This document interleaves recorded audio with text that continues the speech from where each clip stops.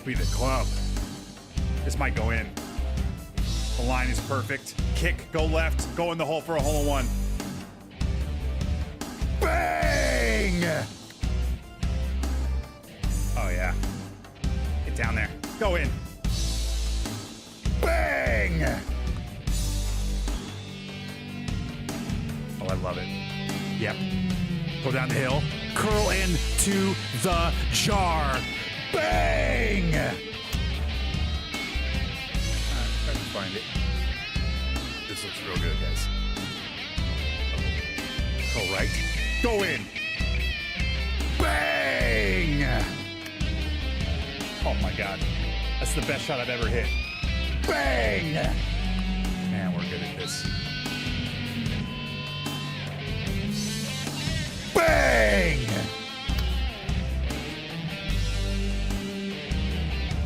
This is so good. Oh yeah, go in. Go in the hole. Bang! Oh, it's perfect. Watch this thing go in. Get in! Bang! Come on. Come on. Oh, curl in. Bang! Well, Deacon, very good. Go in. Bang! Oh, I love this. Go in for eagle. Drink. Bang! Oh, yeah, go in. Bang! Baby pole should kick right. Get real close. Yep, look at this thing. Roll in. Go in for eagle. Go in! Bang! Oh, I love it. Yes. Come on back in. Find the jar. Bang! Oh, yeah. Oh, yeah. Go in. Bang! Oh, yeah. Not even a question, you guys. Not even a fucking question. Bang! Right in the mouth. Oh, that's a golf shot right there. Should kick left. Oh my goodness, what a shot. Go in. Albatross. Bang!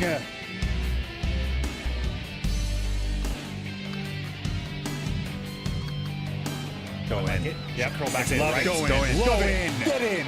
Bang! Leave the club, guys. Could be a hole-in-one. Oh, it's trending. Go in. Bang! Come on. Curl. Go in. Bang! Come on. Love it. I love it. Yes. Oh, yeah, yeah. Come on back in. Yeah, go in. Right in the center. Go in. Bang! I love it. Oh, it has a real chance, you guys. Go in. Go in. Bang! Go in, you asshole. Bang! I like it a lot. Oh, yeah. Yeah, yeah, keep going. Go in. Bang!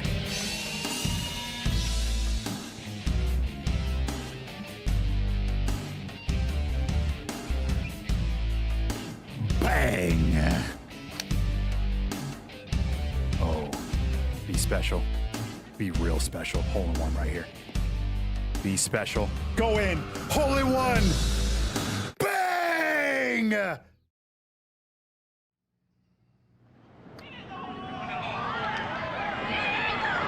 Johnny, that's better than most. How about in? That is better than most.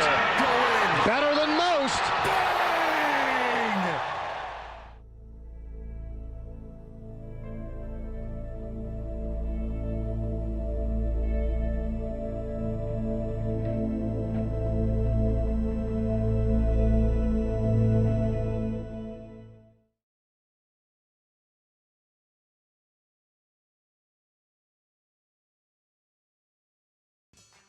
What is up, everybody? Welcome back to the channel. Happy Saturday, second stream of the new year. It's great to see everybody. Look at the Noti crew here, bringing the energy. What's up, Willie Top? Brandon Riddick. Rascal is here as well. Steel City Trucka, lack of a name. Bajanski rolling in. Rascal with 15 straight streams. That is insanity, my buddy. Thank you so much for the continued support. Appreciate all of you. Hope you guys had a great week. Looking forward to hanging out, playing some games, and you know what the drill is on Saturday. We got S4L Tour started off, then we got Happy Happy Joy Joy, then G-Dog back in action with me, SeaDogs, match play, ranked duos, and then we're gonna hop in. We have a Zipper Rippers football game to play and to win, and then we'll hop off and probably watch some NFL playoff football. So that's the game plan today. So thank you guys for hanging. Cheers. Whew. As always, the bet is up. It is a birdie bet here as we kick off the stream. Get the bets in on the purple channel. And as I said, we are playing our S4L Tour rounds. We are in week number 46. We're getting close to that 52 mark, right? We're about a month and a half away from 1 year of tournaments. Remember, every single society is the same in terms of courses and conditions. The only difference is the difficulty that you choose to play on. You can choose the Master TDC Tours difficulty, which is S4L Tour Kraken. You can also do Pro difficulty, which is Captain, and then Pro-Am difficulty, Soda. So hop on in, play what you'd like, and enjoy. And we have, I want to say it's close to like 1,600 or so, 1,700 or so members across all three. So that's cool. And last week we had close to 50 active players who posted a score on S4L Tour Kraken, which is pretty cool. So, Pack versus Bears, who you got? I think Packers win. But the Bears should win, but I feel like the Packers are going to win. We'll see. I think Packers win. But I won't be shocked if the Bears win, because like I said, they probably should. They're home field, they're second seed. They've played the Packers well, even though I think they've split, or have they lost both the Packers games? But yeah, they're kind of one of my TBD teams in the playoffs, the Bears. So I think it just boils down to like their defense needs to turn the ball over to win, and you just at some point it's real hard to do that against good teams. So we'll see what happens. But the Packers are obviously ailing. No Parsons. They're beat up too. So I think the Bears should win, but I do think the Packers are going to win. And if the Packers win, they actually go to Seattle as a 7th seed. And then in the nightcap game, or I'm sorry, that is the night game. During the day game, I want the Panthers to win, but I am about 99% certain that the Rams are going to win, but I'd like to be wrong. Yeah, a lot of coaching vacancies. What's up, Stando? How are you? KB Grinds, welcome back, brother. Hope you had a good stream. Thank you, Brian. KB Grinds, appreciate that. Good to see you. All right, let's get in. Let's play some golf. I'm already running a touch late today, so sorry about that. I got up a little late, grabbed some breakfast, we're kind of just chilling, doing some stuff, and then I looked up and I was like, oh, I better shower.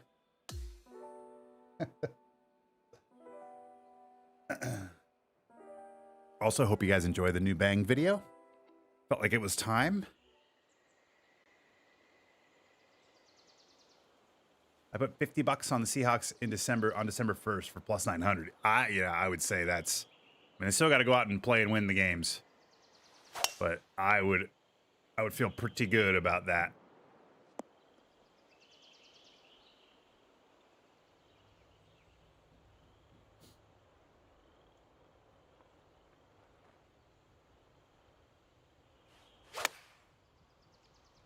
A little open here. Of course, right? All right. First putt of the day is for birdie.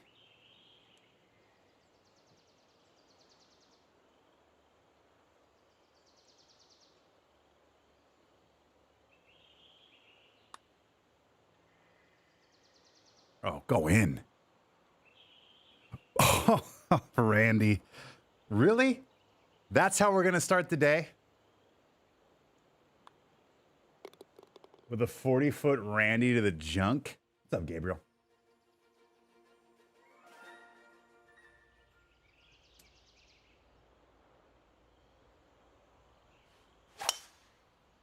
Ooh. Well, it always feels a little better washing it down with them steak. Perfect. 25 bucks on the Bears when they were 2,900. Nice. How was your day? Yeah, so far so good. I slept in and kind of was chilling on my phone. Finally peeled myself out of bed, grabbed some breakfast. It's just running a touch late. I think we started the stream about maybe 10 minutes late. So.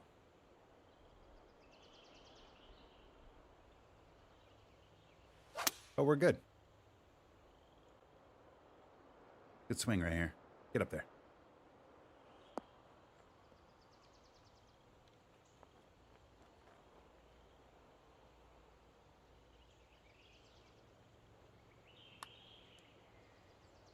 That should curl in, huh? If they have the right pace.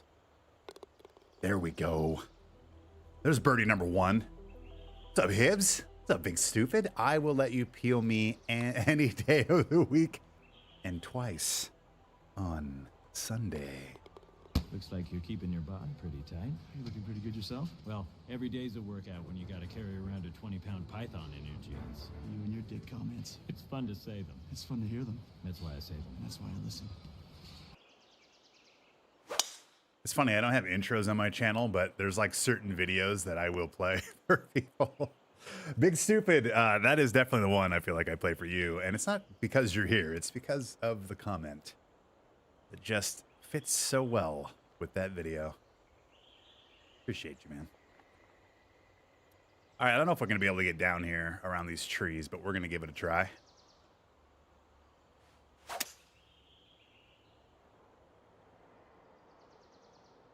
How does this kick? Is it going to go left or right? Oh, it goes right. Hell yes.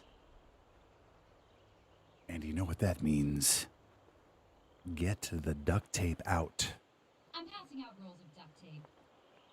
Gents, I'm gonna need you to tape down your hogs. This is guaranteed to give you all monster boners that literally rip through your pants, and I can't have that interruption. Okay. 58 feet. It's uphill 2 feet, so very much got to slam this putt up the hill. It's going to break left in the first third, and then it's going to break pretty heavily back to that right side in the back third.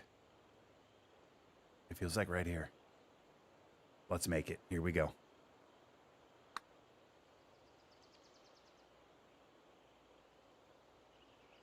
Oh, man.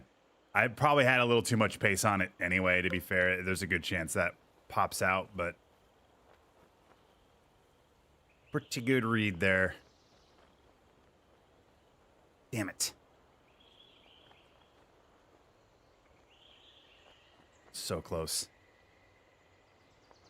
I always look forward to and appreciate it. Perfect. Washington got their new OC. Oh, did they hire someone? I saw that they did fire Kiffin, which... Or not Kiffin. Who's the other guy? Guy used to coach Arizona. I can like see his face. Kingsbury, thank you. Cliff Kingsbury. What is it about that guy? Why can't... It's weird. Why would they fire him? The NFL is really weird. Is this just because somebody has to get fired and it's not Dan Quinn yet?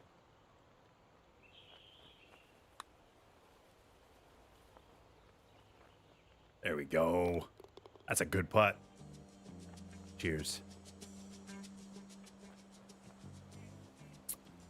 Oh, got it. It was mutual parting ways. Okay, that makes sense. If Cliff wanted out, maybe he wants to go to maybe he has head coaching opportunities. That makes sense. Hired the quarterback coach who was getting other OC ups. Okay. What's up, Blue Shadow? Yeah, okay, that makes more sense. I know, it sounds like the Seahawks are going to lose Kubiak, too. It sounds most likely like the Falcons, which I just, I just hate when, your team plays well and then you just get poached. Just, it's the nature of it. I get it, but. So we'll see what happens. Hopefully he leaves a Super Bowl champion. And then we'll just go get Mike McDaniel. That'd be crazy.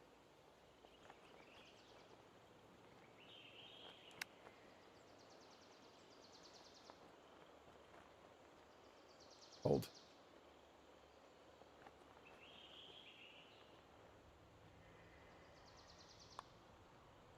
Okay, not a bad start. 2 birdies. 2 birdies, 2 pars here early. Hey, what's up, Respawn? How are you, man?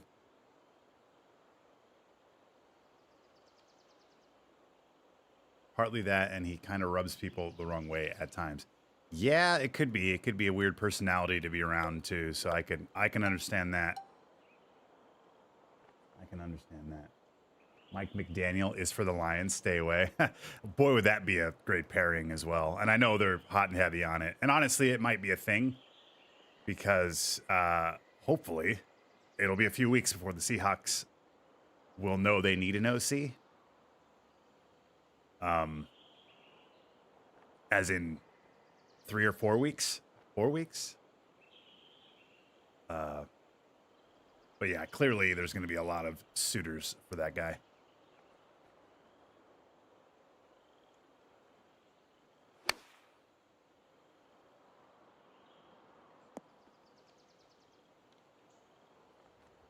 Think he's going to head coach somewhere? I mean, possibly. Didn't exactly crush it in Miami. I mean, yeah, the first year was really good, and then after that, it's just like slowly been degrading. Now, again, the Tua thing may have caused most of that, but you're not wrong, at least to the point where the OC head coach is such a coveted and sought after thing in the NFL that it wouldn't shock me if he was offered or got a head coaching job. But it definitely feels like someone that could take just a quick step back, do a couple of years of OC, and then get back into the swing. He's a younger guy too, so maybe he just needs a breath, you know what I mean? But clearly a very good football mind, so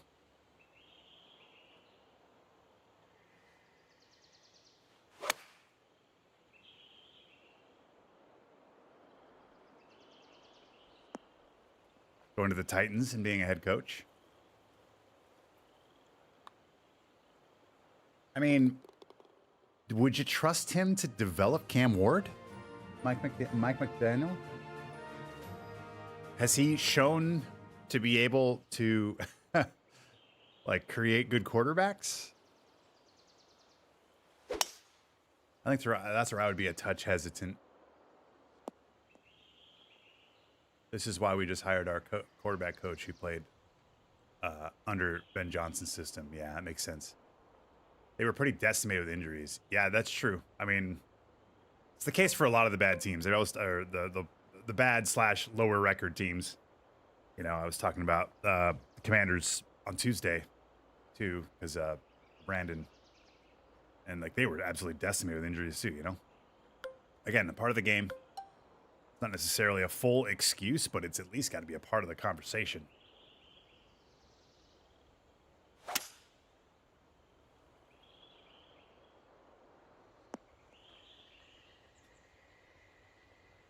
What's up, Scotty Scheffler?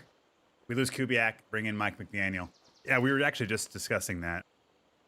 I think it's a pipe dream. I would love it, but I don't. I think we would be pretty low on not only his list, but I think we'll be hopefully late to that conversation.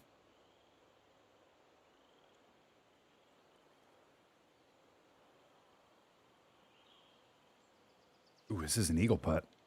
Did you guys take your boners up or down? I take my shit down, man. You should try it. All right, what exactly is happening on the back side of this putt? Looks like it's going to be out here. All right, here we go.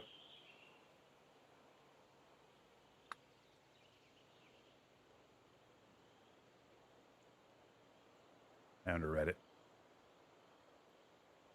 Oh, we had the speed too.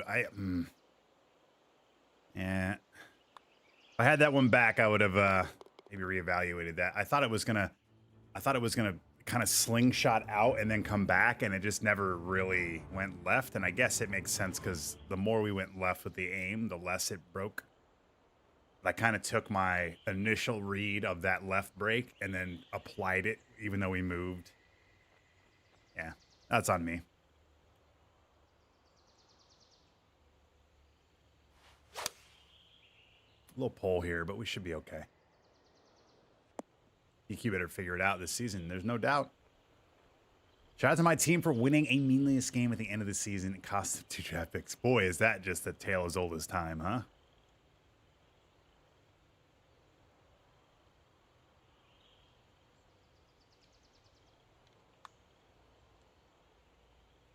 That's in. That's a great putt. Cheers. That is 6 birdies here on this front 9 with another hole to play. Why do you think the Mariners are being such pushes this offseason? All we've done is avoid arbitration. Yeah, I think they have a lot of confidence in their farm system. But I also think that they have been in on a few players, but hesitant to give away play. Like, I'm sure that they were in on the Ketel Marte thing, but it sounds like the D-backs were asking way too much for him, clearly, as nobody traded. And now he's awkwardly back on the D-backs, or like, you know, they're not trading him anymore. The Mariners still may make a move on that Donovan player. Forgot his first name, but he's the mainly second baseman, but he plays third in outfield as well for St. Louis. But I think a lot of it boils down to, I think teams are asking for players that we don't want to give up. And while I'm not the biggest Dipoto fan, I mean, it's clear at this point he's got a pretty good gauge on our farm system and the value of them. I mean, I feel like he has won pretty much almost every trade. Where he's failed has been in free agency. And, you know, projecting current major league players and what they'll be on the team and on, you know what I mean? So, but if it were me, I would rather have the owner just open his pocketbook and we can just go hot and heavy after Bichette and hot and heavy after these guys. And then there's one way to not, you know, have to use your farm system to get players, and that's to fucking spend money. So it's frustrating, but I feel like from my perspective, I at least kind of understand the thought. But who knows? There could just be a game of chicken being played too, and I'm guessing what we have another month right now. The next month, we're going to know for sure. But there's a chance they have a deal or two on the table that they're just waiting for people's prices to go down.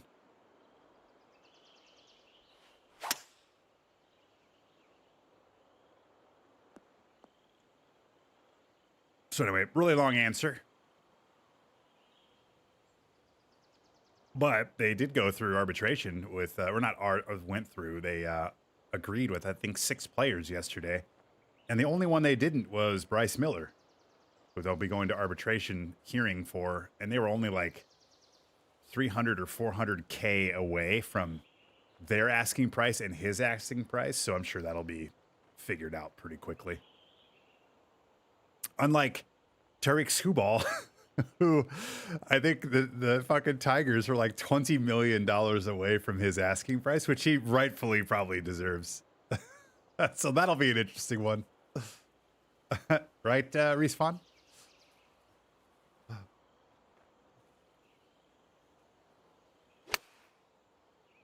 Go.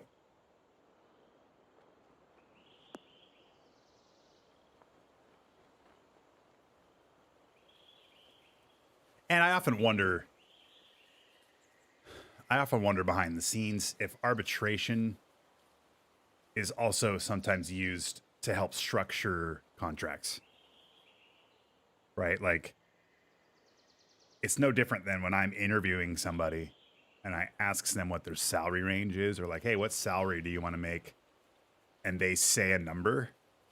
It's a lot easier to work with that than just like give them a number, because then you never know. Are you lowballing? Are you paying? Are you highballing what they think they're? You know what I mean? So it's.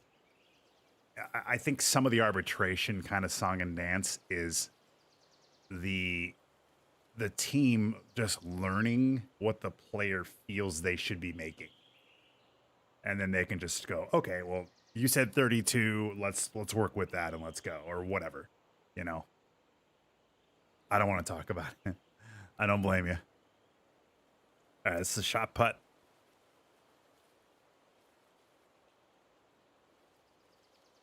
Uphill.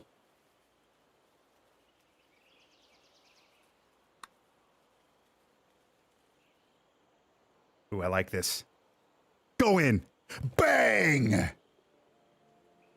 Get the shot glasses out.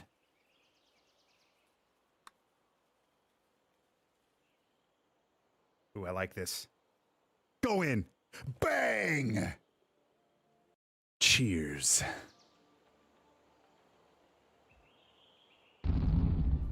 Was the first zipper explosion of the day, ladies and gentlemen.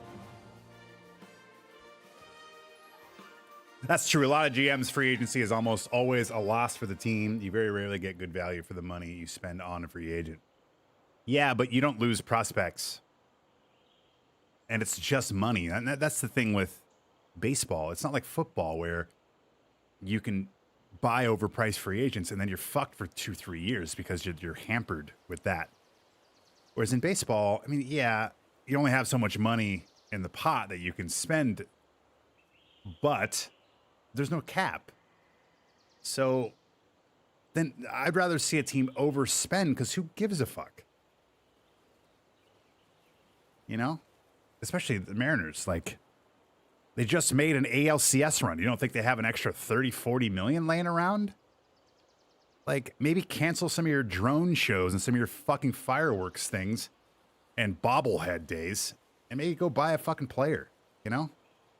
Go win a World Series.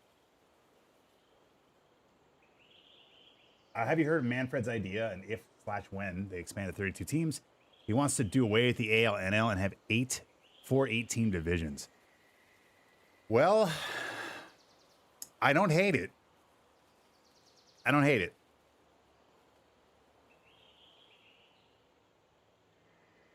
Because the AL, NL,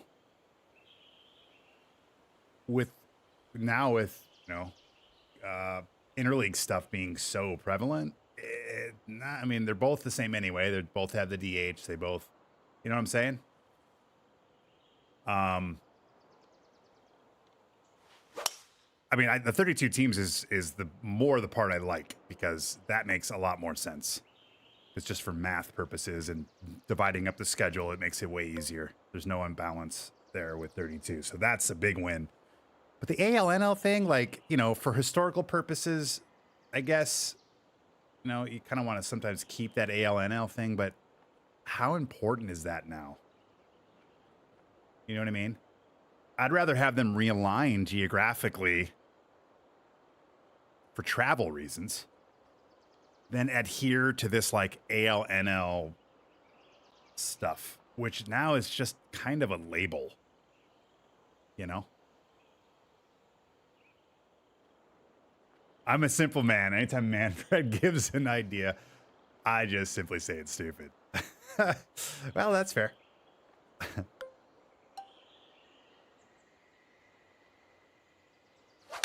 Yeah, he's kind of a dipshit.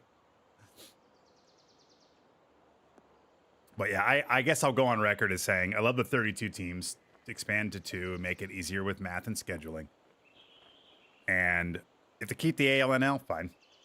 But if they decide to realign and or maybe get rid of it altogether, then I don't think it's that big of a deal anymore because everything is the same anyway. What's up, Mello, by the way? It's good to see you. Are you allowed to win a World Series if you don't have a bobblehead day? That's also fair, actually. I mean, the world needs more big dumper bobbleheads. So I guess that's a really good argument against my case. Shot putt. Let's see if we can bury another one of these. Ooh, this is interesting.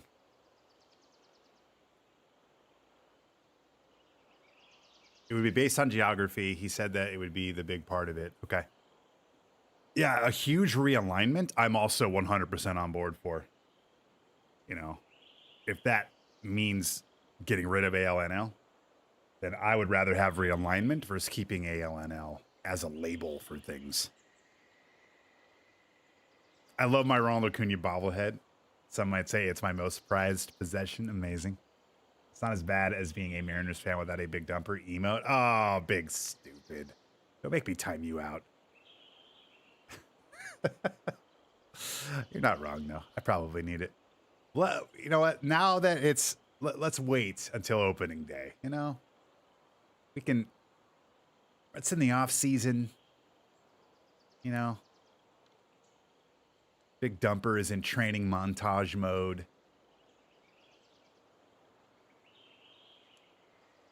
All right. It's going to break a little bit right, and then it's going to come back a little bit left. It's going to mainly be a left to right putt. Kind of feels like it's right here somewhere. I like right here, guys. It really just depends on when it gets to this red uphill slope and how much of this left to right it catches on the way up. Here we go.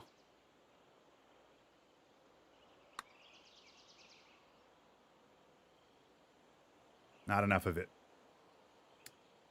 Not enough.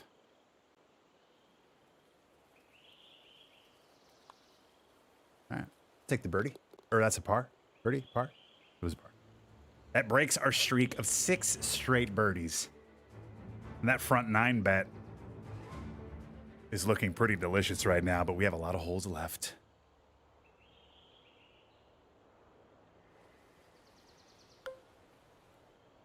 I love it. Here we are, January 10th, talking about Mariners baseball. This is the world I want to live in, ladies and gentlemen. And that is in the midst of the Seahawks being the #1 seed.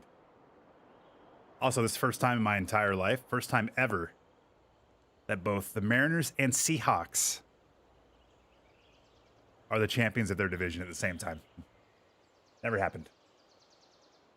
AL West champs, NFC West champs. First time ever. At the same time.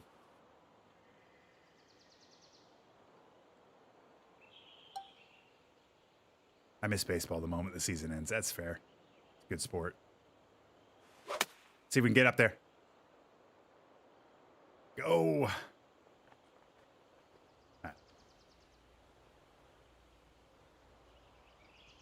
What's up, Graham?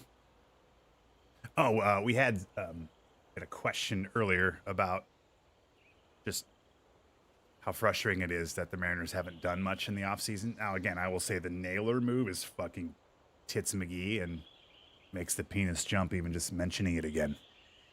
But yeah, we're kind of waiting on the next shoe to fall, you know, the next step, the next whatever that is. Donovan, the Cattell Marte thing was rumored, but now that's kiboshed.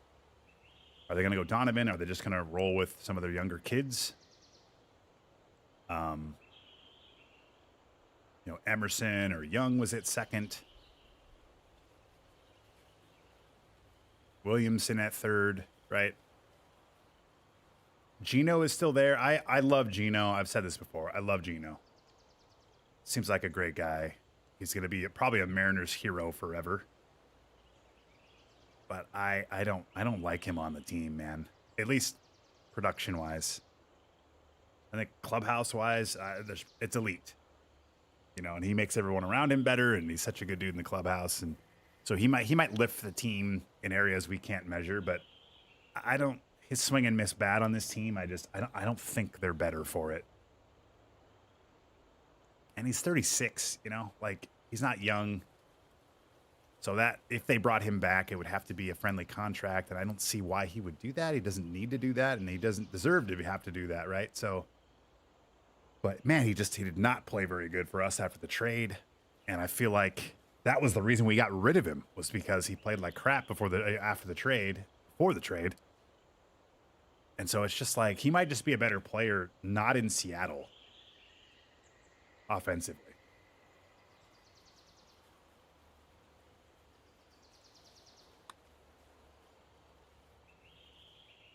Curl.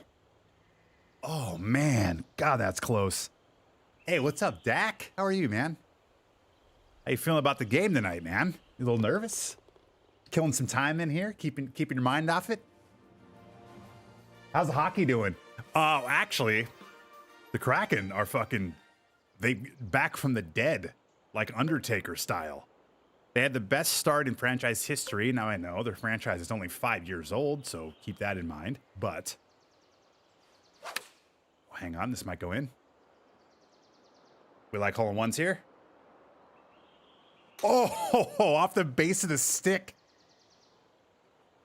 Anyway, they had the best start in franchise history, and then they went ahead and just lost 10 of 11 games. And then now they've won, I think, 8 of 10, and those 2 losses were overtime losses. One was a shootout loss. So now they're just back in the mix again.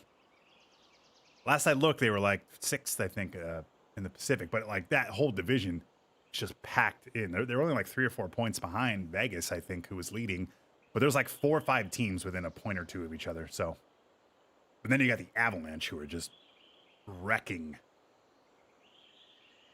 ready to run through a wall. Hell yeah. We're waiting on the next hammer to fall. What's up, Rodenbo? How are you? I think Young and Williamson make it out of spring training. Emerson is up after a month. I think you're probably right. Barring injury. Boy, this is a crazy putt.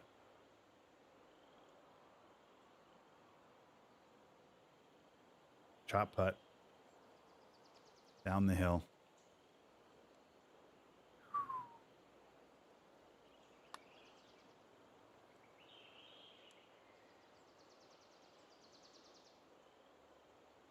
Yeah, I don't know what else we do with that putt. I'm not sure that's even makeable. Oh my goodness, and then USN just comes meandering in. Take it. Ain't like you got shit to do tomorrow. You don't have to go to work. Don't take it. Got a drink. Crazy. That stimulate your mind. You ain't got shit to do. Put it in your mouth. Shut up. I got it, USN. Tape me up. If the shit ain't.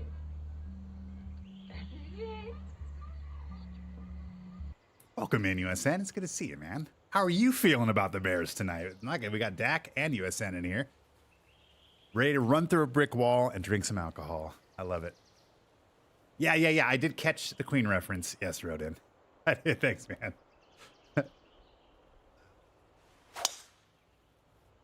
I love it. We always allow anything that will funnel into any sort of music or rock band is allowed on the channel.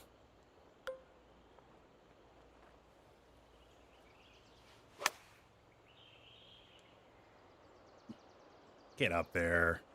Oh, no. I thought we'd get a better kick there. All right. Chip it in. Go in. Bang.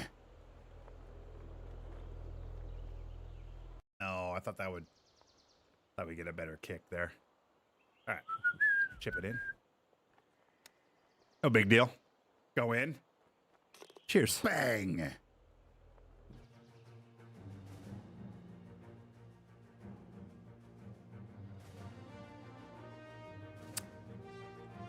The Blackhawks keep giving you hope, and then they play games like last night. They did get what's his name back though, Connor Bedard, didn't they? And that kid's good. Him and Celebrini are just the real deal, man. Bedard is back. That's good.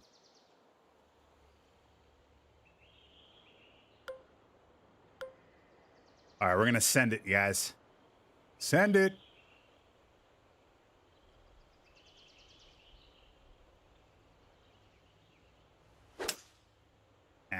I pulled it. It didn't matter. It wouldn't have done anything anyway.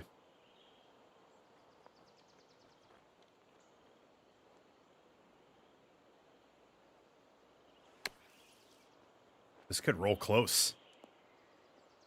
Ooh, kicked a little more left. I was expecting more of like a 1 o'clock bounce, and we got like, or I'm sorry, more of like an 11 o'clock bounce, and we got like a 9:30, 10 o'clock bounce.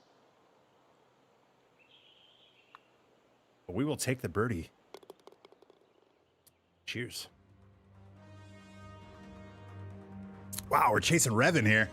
12 under from Revan, you guys.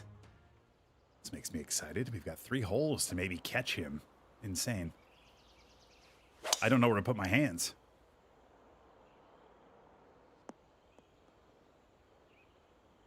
Wait. Bedard isn't on Team Canada? Are you kidding me? Is that just because they're so stacked? Or was he hurt or something? And so they didn't put him on?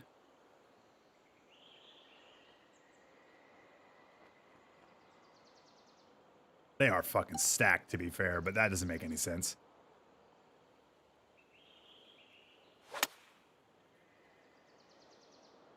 Ooh, this is nice, too.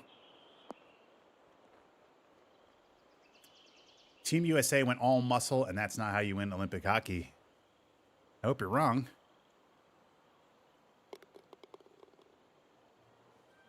But I know you know more than me, so we'll see. He was hurt, but they said that he wasn't even close before the injury. Oh, interesting. Huh, that's crazy. Cheers.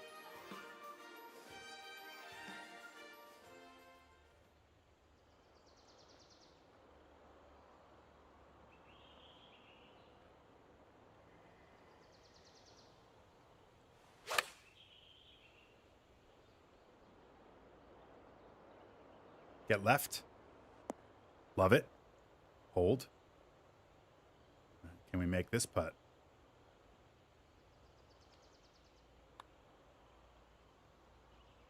Abso-fucking-lutely we can. It's another birdie to tie Revan here in round 1. I don't even... this is insane. It's like the Twilight Zone.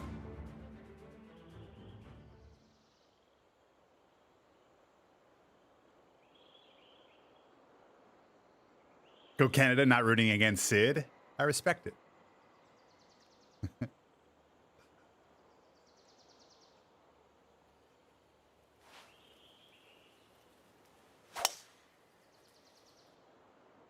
It's a good drive here. I still fade into that wind. Okay. How do we do this? We got 196. It's playing 206. 200 might be the call here. And the one, see, that's going to take some of that wind away. It's uphill, so I don't like the choked.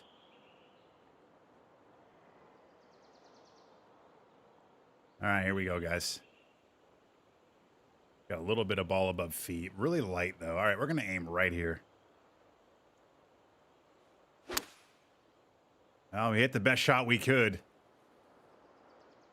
Oh, it's going to be too long. I guess the choked was the call there. Damn it. Well, we can chip this in to have the lead in the first round, which would be unprecedented. Can we do it? The flop heard round the world, guys.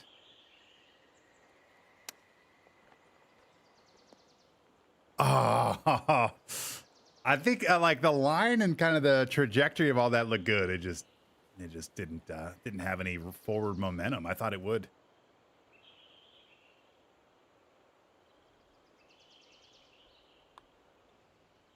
Okay, what a round. That is a hell of a round of golf that you guys just witnessed there. Tied with Revit over on the PC, but we're still a few strokes behind Gunshy and Joel Marston across the crossplay. Take a look at the scorecard. 7 under front, 5 under back. Clearly the 7 under front wins the bet. All right. Round 1 in the books. Here we go to round number 2. Ladies and gentlemen, remember, this is the S4L Tour. Join it, play with me. Friday to Friday, 2 rounds a week.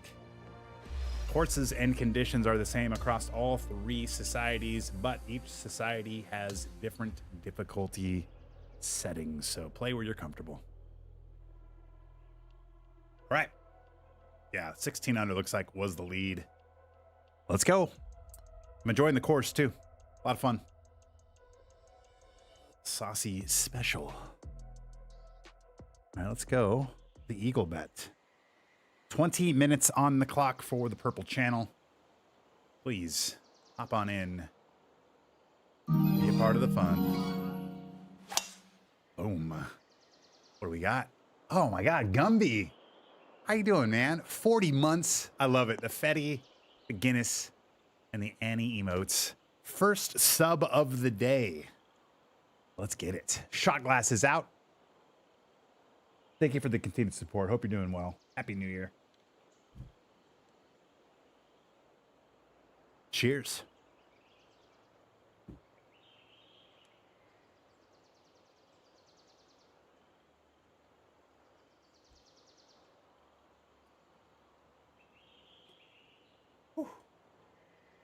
Picks for today's game. I think it's going to be Rams. And I want the Bears to win, but I do think the Packers win today. But I really want the Bears to win that game.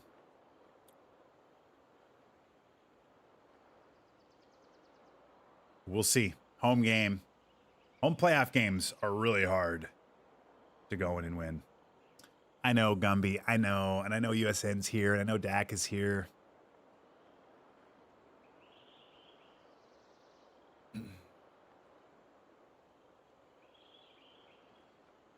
Blocked. I deserve it. Dak, I deserve it. I didn't say I'm rooting for the Packers, just to be clear.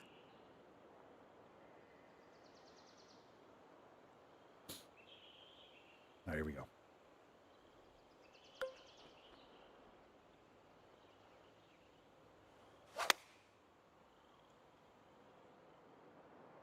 Get down. Go left. Hold.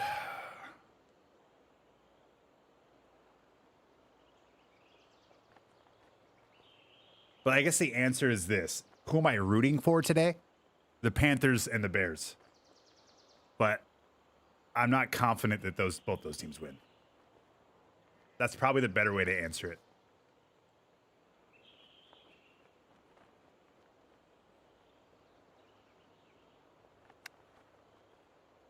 Hold.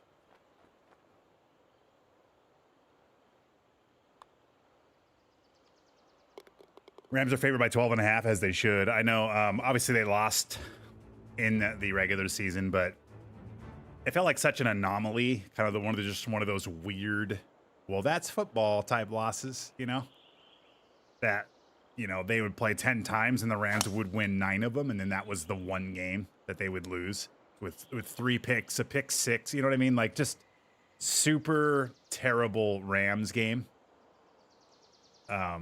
And I just don't feel like the Rams are too good to have that happen twice.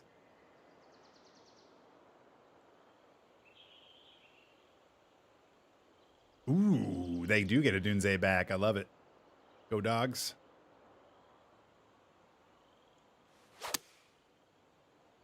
A little bit of a push here.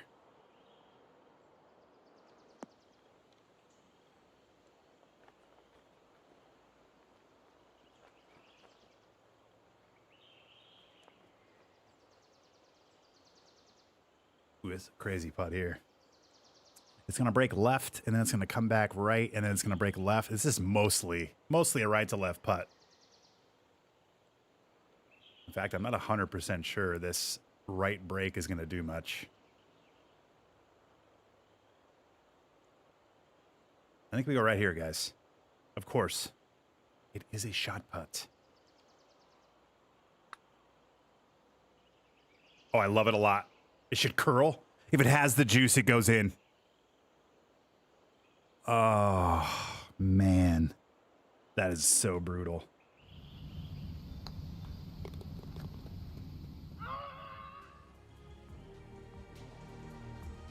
It's already hard enough to beat the same team twice. I don't see the Panthers doing that, sadly. Yeah, and I just think the Rams are too good to let it happen again like that. Again, would love to be wrong. We'll be rooting for the Panthers. But especially with how the Panthers over their last 3 games, like, you know, they got thumped by the Seahawks in the second half especially. You know, they have 2 winning in games. They can't do it against the Seahawks and then against the Bucks. Right? Did they win the game against the Bucks? Or am I... Maybe they did. And then it came down... No, because it came down to the Falcons game, right? How did that all go? I know that obviously I know the Panthers are in, but it's not because they won, was it?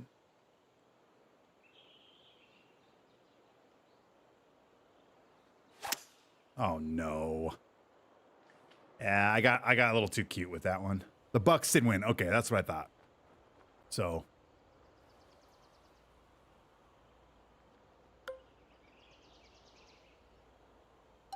I think we're gonna get a little silly here.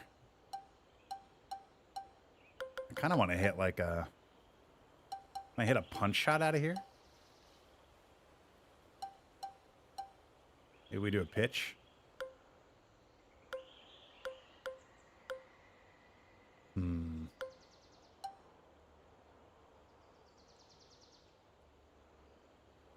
Good for Carolina getting back into the playoffs. I'll bet they just won 8 wins. They had 8 wins. True. It's already hard enough to beat this. I already read that. Definitely thought Tampa would be the NFC South champs. Yeah. Especially after week like 5 or 6. I mean, the first 5 weeks, 6 weeks, Baker Mayfield was the MVP. Hands down MVP was Baker Mayfield. And then that team just fell apart. Like, what in the fuck happened there? I know they had some injuries. They lost Mike Evans for a bit. So that doesn't help. But, like, holy shit. And Bucky Irving. Because he was on my fantasy team. But holy shit, did that team just disintegrate. I mean, not quite like the Colts. But I'd say the Colts and the Bucks are probably the 2, like, teams that just fell apart down the stretch.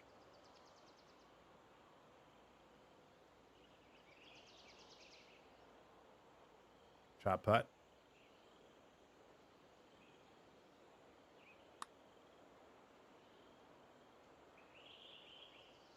Go in. Ah. Oh. We have the line and not quite the speed on the previous putt. On that one, we have the speed, but not quite the line. Your Seahawks through the damn Super Bowl bound. I hope so. I mean, they're the favorite to get there. They are extremely good. But you got to win the games, man. You got to win the games.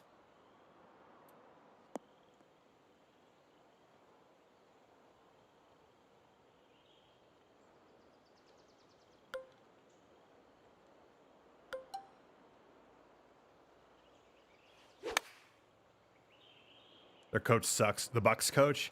Yeah, I mean, I'm not the biggest fan of his, but they also won, what, 2 or 3 straight divisions and then lost this year. So it's...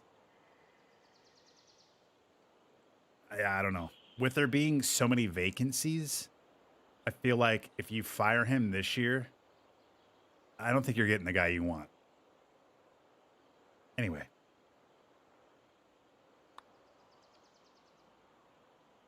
Now, did Tampa Bay know that Harbaugh was going to be on the market? Maybe not. I don't know if they made that decision before or after. And maybe they could have enticed him. But the thought process may have been, at some point, you have to have some loyalty, right? Like, you can't just fucking pull the cord on somebody because they lost in a year where they were injured and some shit happened. And you know what I'm saying? Like,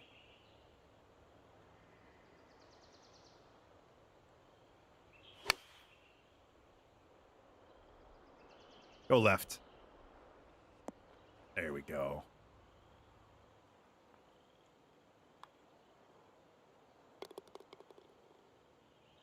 Well, I don't disagree with you that in terms of his coaching skills, I'm not a big fan of him as a coach. I don't think he's, in my opinion, shown enough to warrant probably staying. But I can understand I can understand the viewpoint of the owner and like the GM going, well, I mean, we like him here. He's done pretty solid. We've won 3 division titles in a row. We just lost our first one in 4 years. Like, let's revamp and go, and hopefully we stay healthy next year. Let's have a good draft, blah, blah, blah.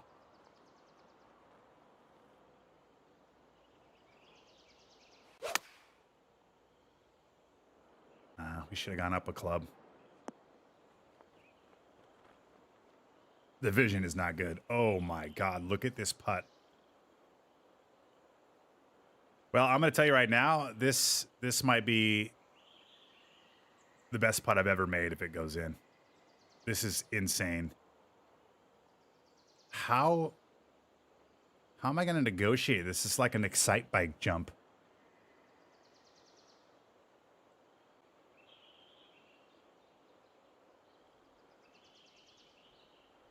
I think we go right here.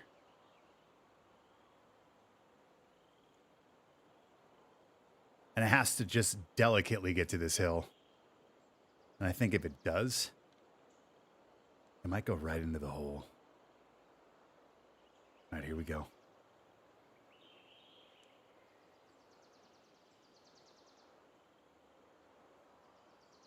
Gotta hit this like maybe 12 feet, 13 feet.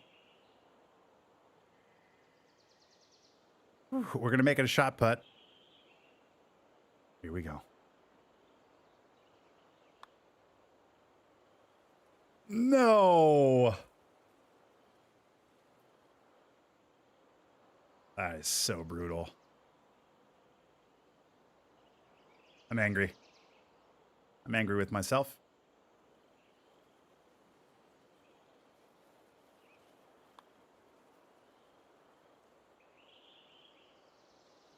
How did it go that way?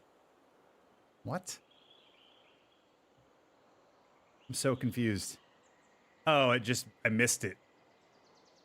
Apparently I missed it and it went to the left. I missed the ridge. Brutal.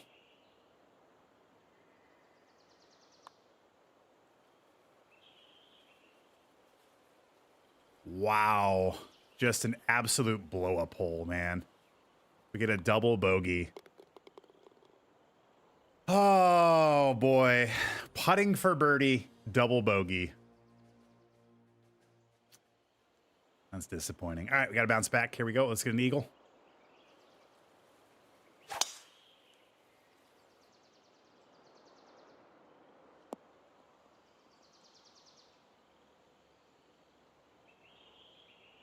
Ball above feet. Downhill. Send it.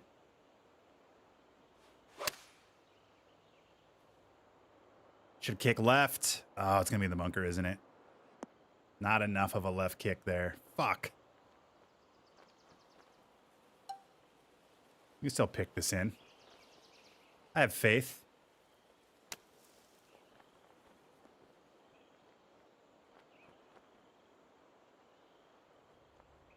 Weird. I don't know why that rolled out so much. Take the birdie. Cheers. Well, now we got to crawl back into this.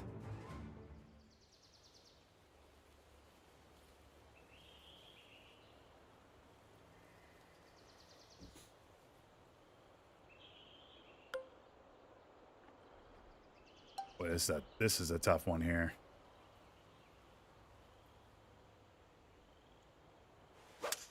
Pushed it. Oh, we had the club we needed to for it. It just did not hit the shot. Ugh. And we gotta hit this over here.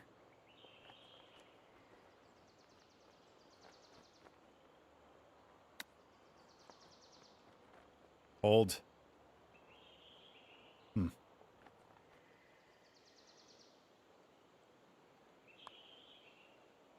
Stay. Stay. Not a bad up and down, considering our softball swing we had on that second shot.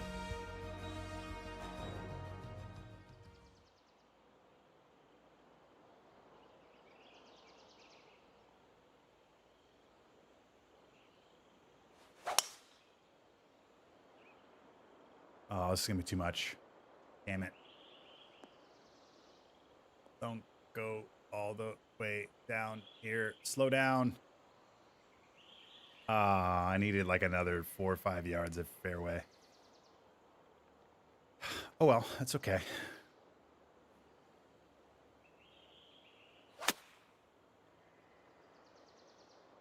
But done without the open, but I think it's going to run and kind of trickle up there pretty well. Yeah, that's not bad. That's not bad at all. I think we just go about a cup left here. That's in. Cheers. Okay. It wasn't a bad front nine minus that 6th hole where we quad putted for a fucking double.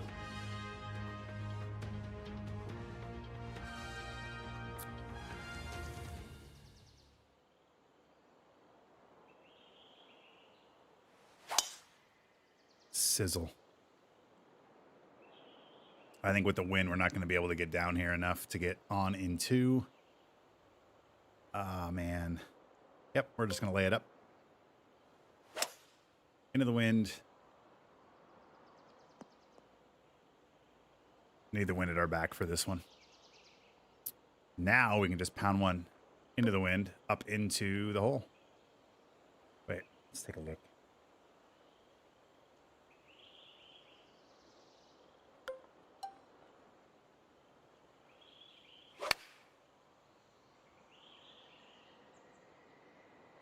Yeah, it's better distance there.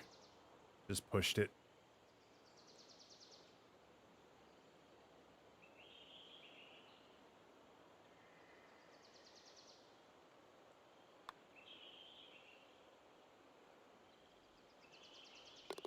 Bang.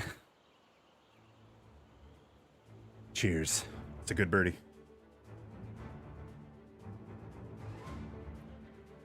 All right, let's get on a birdie run. It's 2 birdies in a row, I think. We want to be on this side. I pulled it, though. Come on, get right.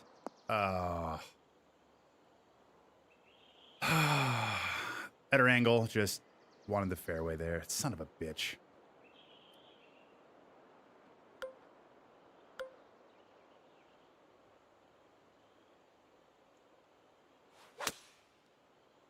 Wind should help. Could be close. Ooh, I thought at some point it would kick right and kind of run a little bit. Now, what? Oh my God. That is such a tough break. Like, look how close. All that had to do was roll forward like another foot. All right, well, we got another putt here. I have $5 left on FanDuel for a crazy NFL parlay today. Are there any players you think might have a big game today? Ooh.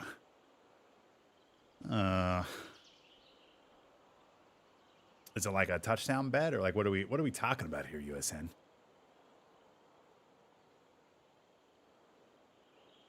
Or is it like you're picking your FanDuel players? Oh, I got you. So you're picking the pool of players from those 4 teams. Yeah, I think Puka has a massive night. I think Stafford has a big night. I don't know. What's the weather like? Like, that's another question I haven't paid attention to. Is the weather okay in Carolina? Or unless it's like pouring rain or something.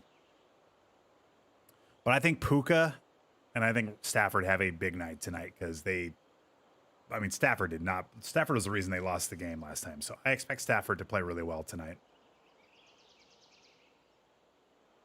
I know that, but the Panthers beat them, but Stafford had like 3 picks and a fumble. I don't know what Puka did in that game. I think he had a crazy catch, but I don't know what his stats were. All I'm saying is I think Stafford has a big game because he's going to be a little overly motivated. It's playoffs. And he played like fucking garbage against the Panthers. And he's probably the reason they're on the road right now in this game, or at least one of them. So, any players that you like in the Bears-Packers game? I like Jacobs in that game.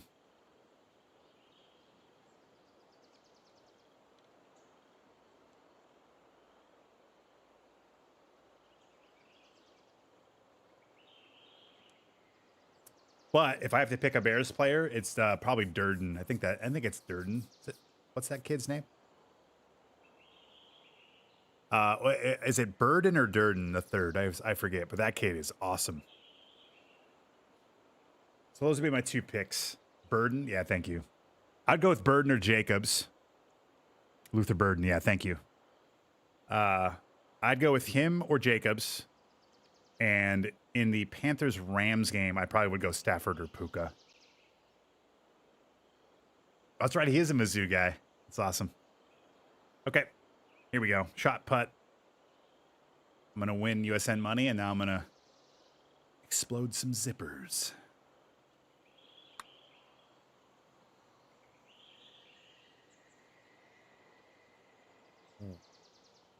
Okay.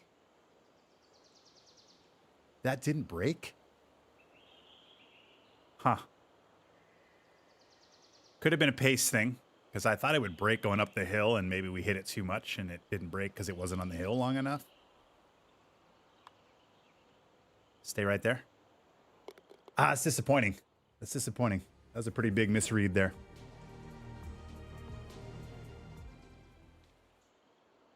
Let me know what the cut is for your services. I'll DM you.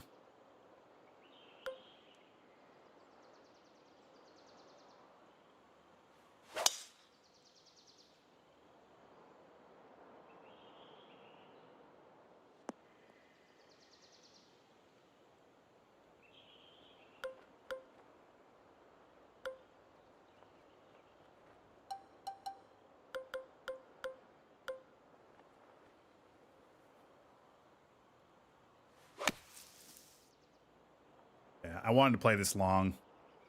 I didn't think it would be this long, but I did not want to be short. Okay, another shot putt.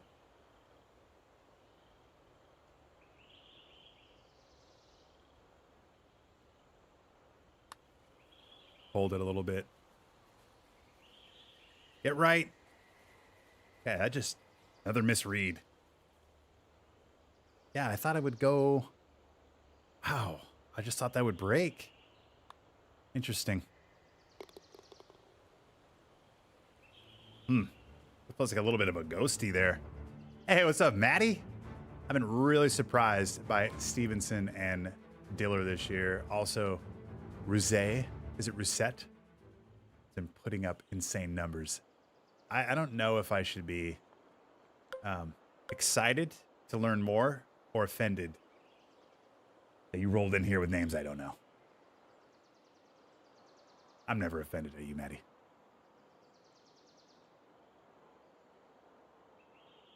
I'm just trying to feel included. It's funny. Well, are those, is that soccer? Is that hockey? What is that?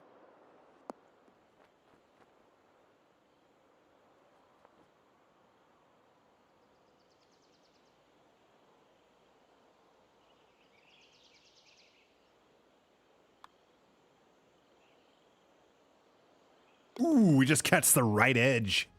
Right side, strong side. Cheers. Birdie time.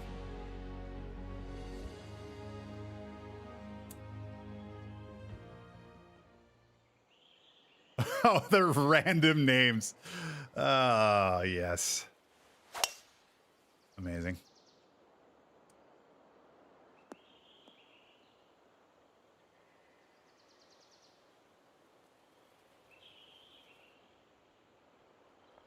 How you doing, Maddie? How's life, buddy? A little partial here. Ah, hit the green. Thank you. Spin. Diller is that dude, actually.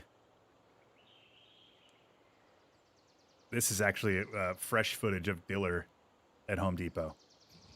Hi there. Is there a project you're working on? I know more than you. All right. Classic Diller.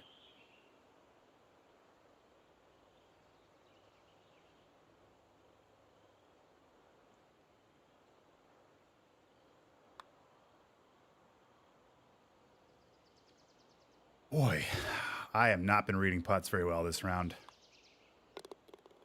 I'm good. I'm actually going to go live and tell people they suck soon. So my favorite thing, oh, hell yeah.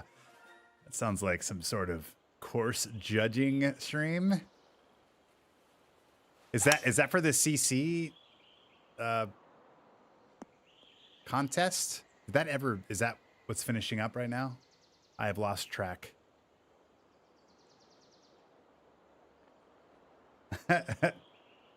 Wait, doesn't Reset play against Yukon Gold this weekend? Oh, man. We'll create just a fake team of something to talk about in this stream. And then we'll just make everybody who doesn't know what we're talking about feel so dumb for not knowing. Maybe that's what we do. This is a great thing we should just create for 2026.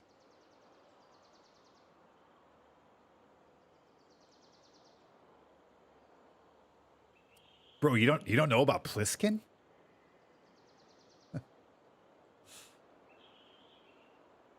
He's easily a 5-tool player.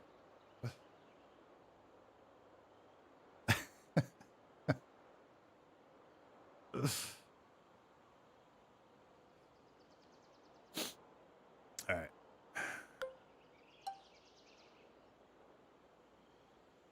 This is going to be a great shot if we can get this on. Oh. Well, the swing was there. I don't mind being long. I did not want to be short. We just wanted a putt. Because where there's a putt, there's duct tape. This is all you need. Allow me to demonstrate. Let's recap. Duct tape, duct tape, duct tape, duct tape, duct tape, duct tape, duct tape. And if it's too late, you know where to find me. Whew.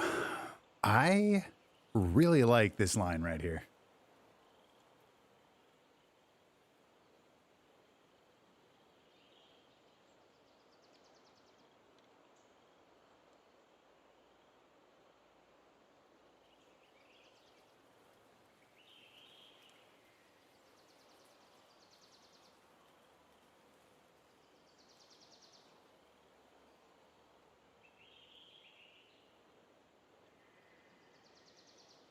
We go right here. How are we feeling in the chat about this putt? 59 feet downhill, eagle to get to 18 under.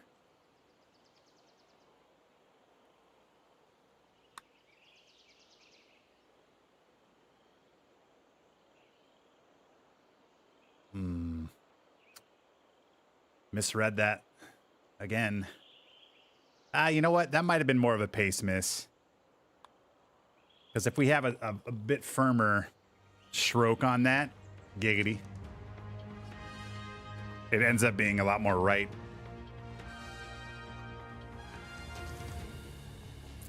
Tater tot versus twice baked. Results are in already, but I'm just providing feedback for the nerds only, so your viewership won't budge. Oh, no worries. I mean, it sounds riveting. What are you talking about? That sounds better than listening to me just meander and just talk nonsense about nothing and zippers exploding and duct taping crotches and, you know.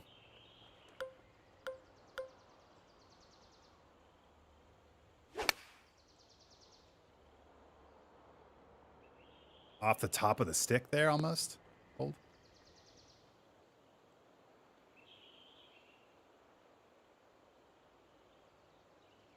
I'm just a feather in the wind in here, buddy. Just a feather in the wind, waiting to land next to Forrest Gump.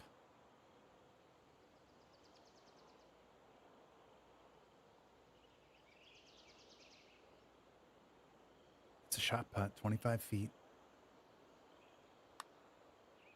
Be nice to get one of these to fall, huh? Boy, I'm just overreading everything. Oh, man. It's crazy. The yin and yang. Oh. This fucking game. The yin and yang of rounds from round 1 to 2. Like, we're seeing it all. We're burying it all in round 1. In round 2, we just can't not make a putt.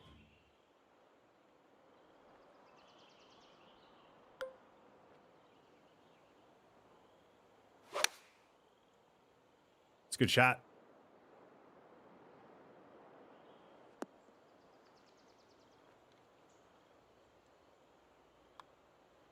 Hey, not even I can miss that one. Cheers.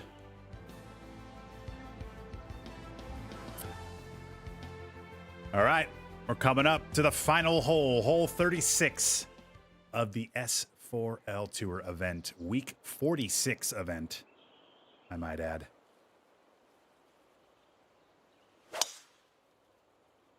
Then we're going to hop over, play some Happy Joy on G-Dog Society for 36. And then G-Dog is going to join the program, and it's ranked duos, SeaDogs style. We're going to hit a tasty fade right here.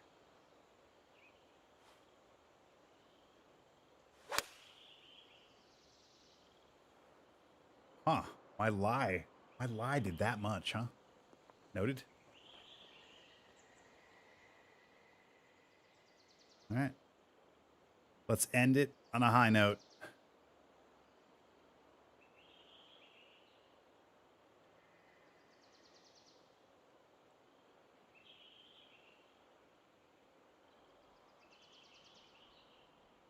I like right here.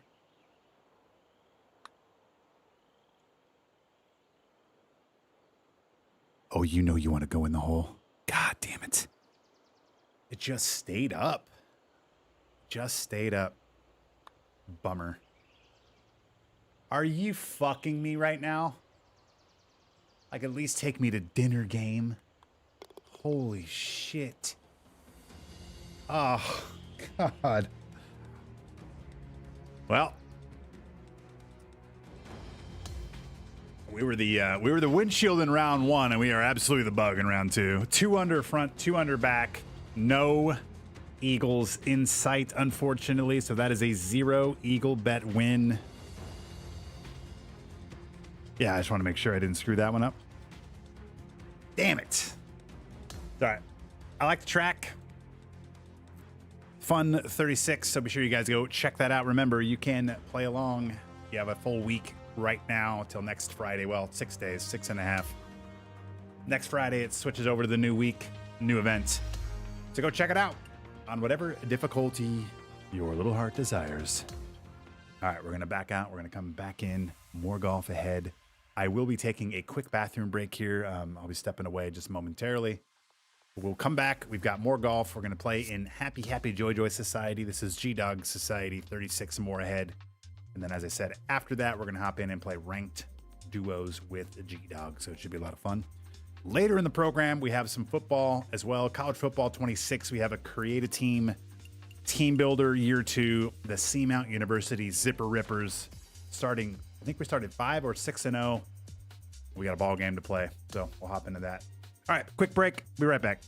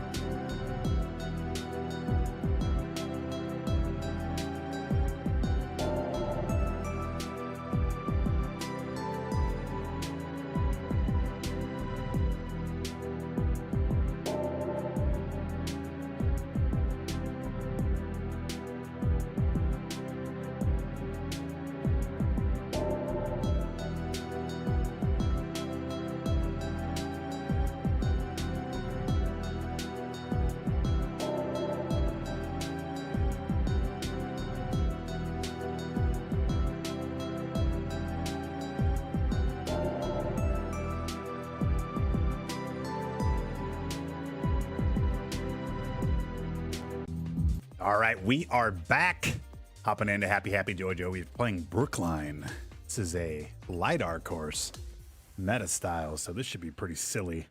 We're going to kick it off with an eagle bet once again. We're going to try to bounce back from that 0 eagle round or get at least 1 here, maybe 2, maybe 5. I mean, who knows? Maybe 18 eagles. You know what I'm saying? Good to see you guys, though. Appreciate you guys hanging out. If you're here for the first time, welcome on in. Seamount for life here. We primarily play golf, but we do mix in some other stuff, shooters sometimes. We got college football a little bit later. We also play rock band as well. I do have a new guitar we're going to be breaking the cherry on at some point here in probably the next week or 2. So yeah, welcome in. Thank you for the time. Happy Saturday. Cheers. Let's do it.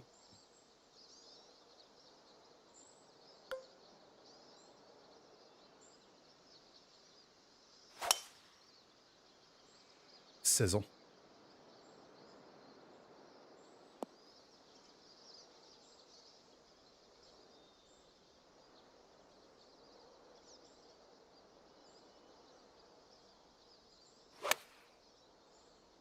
Ah, that open.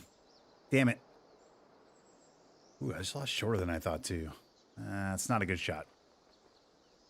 Not a good shot. All right, 167 greens. That is good because we just got done putting on this, so hopefully we can get our eye back.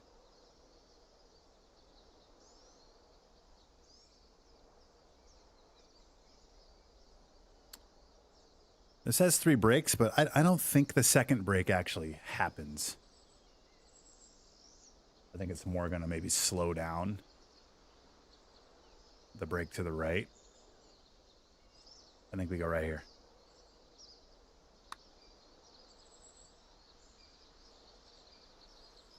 Damn it.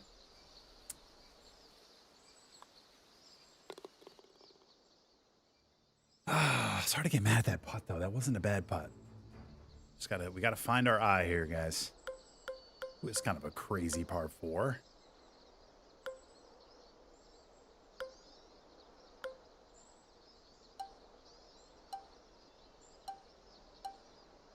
All right, we just hit this and hope for the best.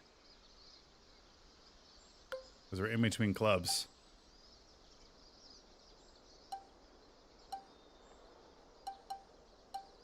Yeah, we're just going to hit this. Might be a little short, but...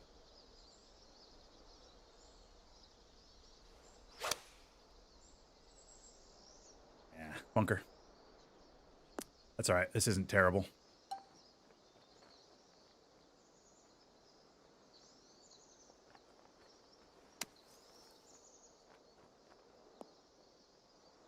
Yeah, that's an easy birdie. That is an easy birdie, ladies and gentlemen. Cheers. Has anybody heard if Devontae Adams is going to play today? Ooh, that's a good question. I think he was questionable, but I never really followed up.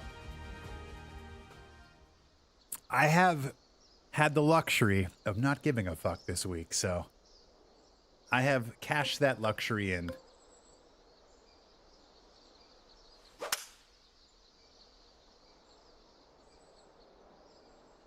Hold.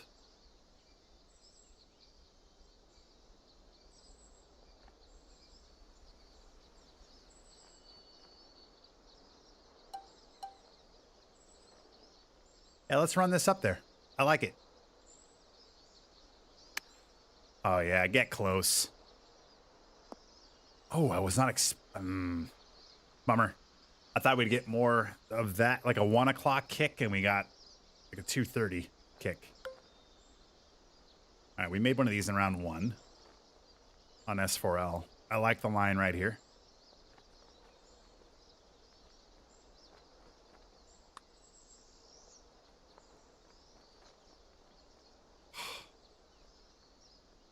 Oh, man. More Randys. Randy went from S4L to Happy, Happy, Joy, Joy.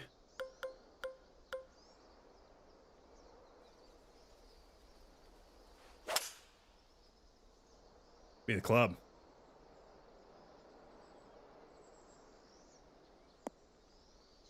Hold. Nice. Duct tape. I'm passing out rolls of duct tape. Gents, I'm gonna need you to tape down your hogs. This is guaranteed to give you all monster boners that literally rip through your pants, and I can't have that interruption. Very delicate. Down the hill, left to right. Let's make it happen.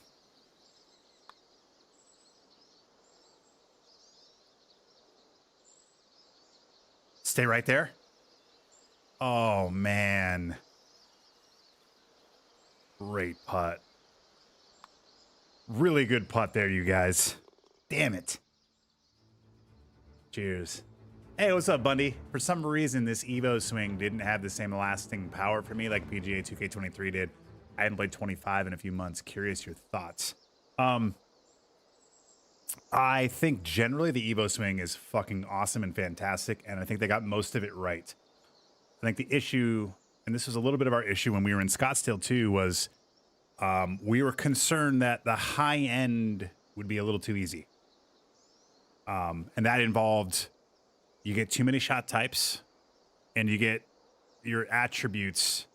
There's no weaknesses in your attributes, and you have too many shot types that offset when you are in trouble.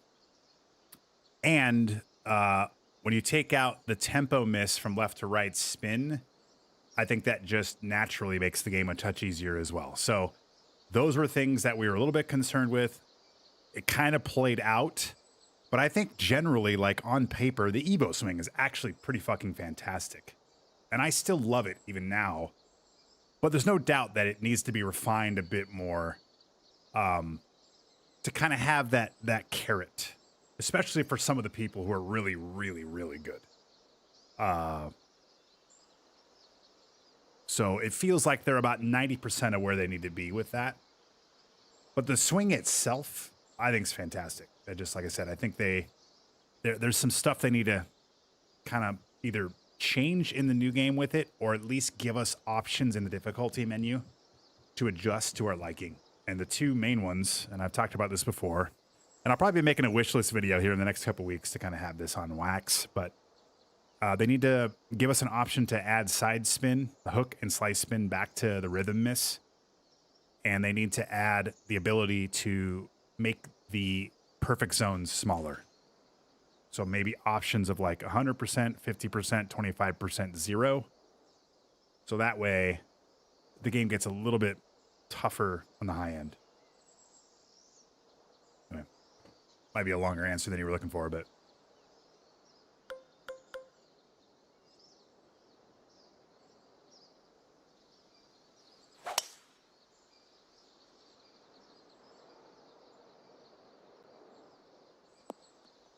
But there's a chance, because they made such a drastic change to the swing and they added the bias, that they erred on the side of making it a little bit too easy.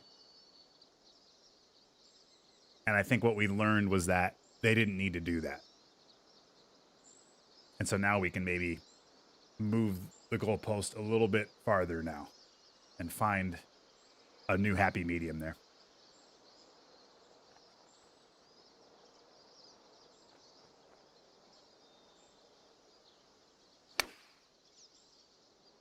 Get down. Ah. Bad partial. But there's also other things too, like my two main things too, not just the attribute stuff, but like there's also stats that don't matter.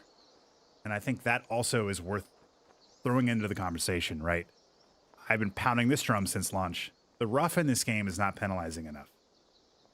It just isn't. Especially in relation to the recovery stat. The recovery stat doesn't mean fucking anything in this game. It's so negligibly different from like 60 to 99 that it's just irrelevant.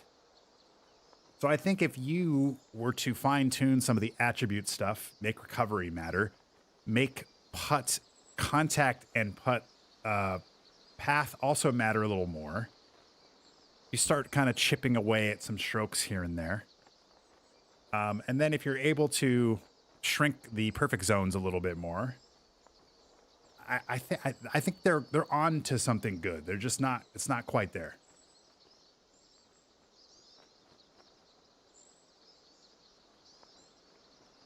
And they have enough of a difficulty option suite to cater to the 1% crazies like me and everybody else that like is still playing this game to this day and like super competitive and wants the golf grind, but also to the people that play once a month, twice a month, and they don't give a fuck. They just want to have Tiger Woods and they want to make every shot. They want to shoot 20 under, blah, blah, blah. Like I understand that it's real hard to kind of a one size fit all, which is impossible for those two things, especially when the latter is a massively large part of the buying customer base.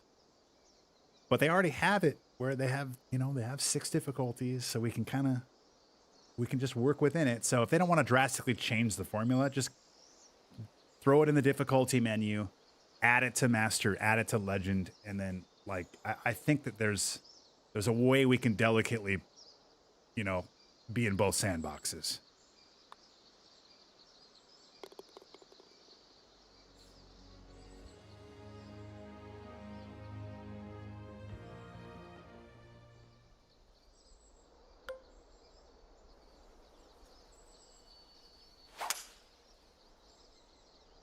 Come on, baby.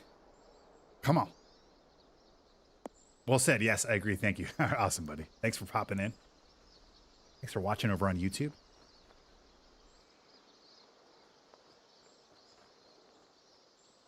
All right, we got to be careful with this one because we cannot be long. Cannot be long, guys. So we're going to err on the side of being a little short here. Oh, it's perfect. Oh, no, no, no. It's going to... Never mind. I did not expect that to be that fast. I thought we'd have a little more spin on that with the chip. I know we're on the rough, but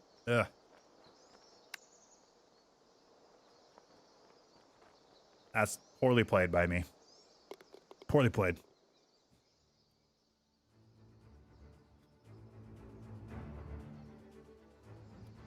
This is the round to score too, because we're on the front tees.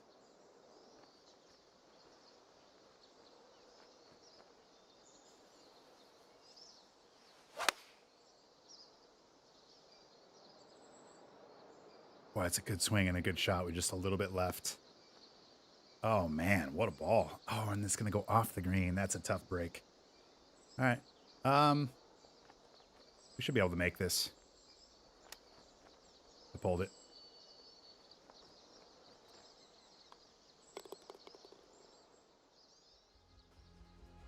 Just that 3-degree pull at the bottom.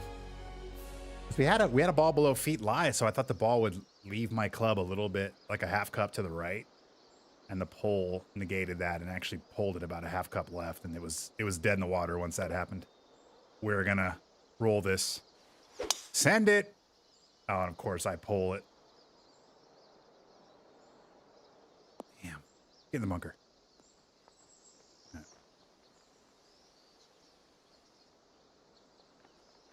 Because one thing I'll say too, Bundy, like if you play this game with like a 65 to 75 overall golfer, in my opinion, it plays way better. Some of that's because your misses are more amplified and your guy is not as good. So that helps with that. But also, you don't have access to as many shot types, mainly your pick shot, which I think kind of negates a lot of the difficulty. Because it's just a get out of jail free card constantly. Like I can pick this up here and no big deal, you know? Like this should be a much more difficult shot to hit.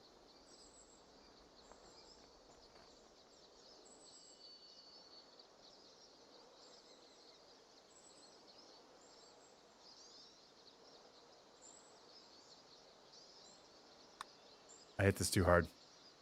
We got lucky. Good birdie.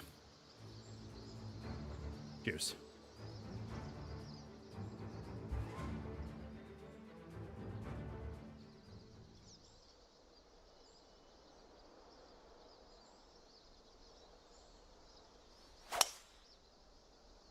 God damn that pole. We get a bounce here to the right though. Looks like we might.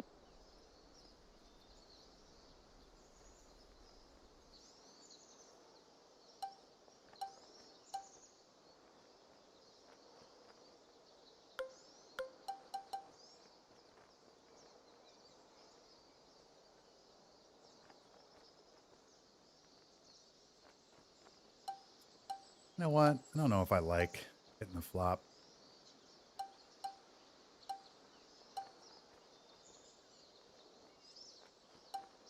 Do we just hit the baby lob shot here? I think we do. Like a partial lob. We land it like right here. What's the full swing? Okay.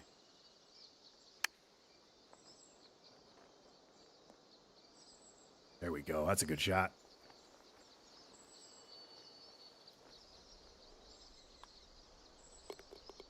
And I don't think there's too many shots in the game necessarily, because golf has a lot of different stuff, a lot of creativity.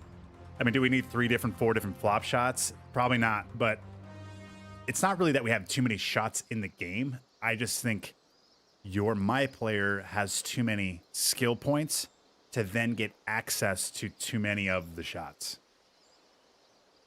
I also think some of those shot types should be archetype-specific shot types. And or should cost more to equip if you're off archetype. So like these are some of the things I'll probably talk about in my video. But I think there's a better golf game within the golf game we have without even changing anything other than just a few little wrinkles. Yeah, there's that too, lack of a name. There's not enough penalty, there's not enough risk in some of the shot types. Like, you have a shot and you're like, again, the pick shot. Worst case scenario is you have a 5-foot putt instead of a 3-foot putt or a 2-foot putt. There's not a, like, I'm going to blade this over the fucking green if I hit this. So maybe I'll hit the splash instead, which is a little more forgiving. You know what I'm saying? There's no, like, oh, fuck part of the risk in a lot of the shot types. And I get it's game, and you also don't want to, like, discourage people and be like, wow, well, golf's easier, you know, this game's harder than real life, and blah, blah, blah. But, you know, all you got to do is just turn the screws on the higher difficulty stuff and make it closer. Because the people that feel that way are just going to play on Pro-Am and Pro, or lower. And the people that really want a more realistic golf experience with risk reward and like want to think through and go, well, I want to hit this shot, but it's real risky. You know, and then have that elation when you execute, but also that, oh, fuck, dread when you don't and you leave it in the bunker or whatever. And maybe just leave that for the people that want it on the higher difficulties or in the difficulty menu where we can toggle shit. You know what I'm saying? I'm with you, lack of a name. I don't trust me, dude. You are preaching to the choir.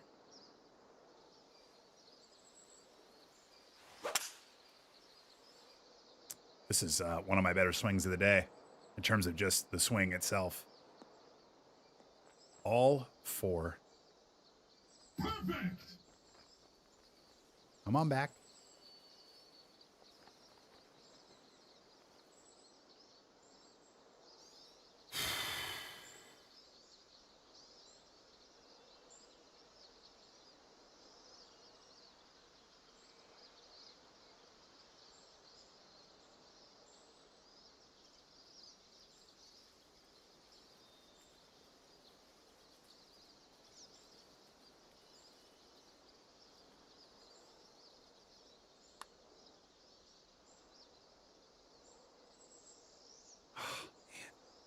Boy, it's just I haven't found it again. We had the putter the first round of the day today, and now we're in round 3, and we haven't had it. We haven't had it in round 2. We still don't have it in round 3. It was like 18 holes of putter, and now 28 holes of misses. Oh no, this is in the water, I think. Get up. Okay, we're okay. We're okay. Whew.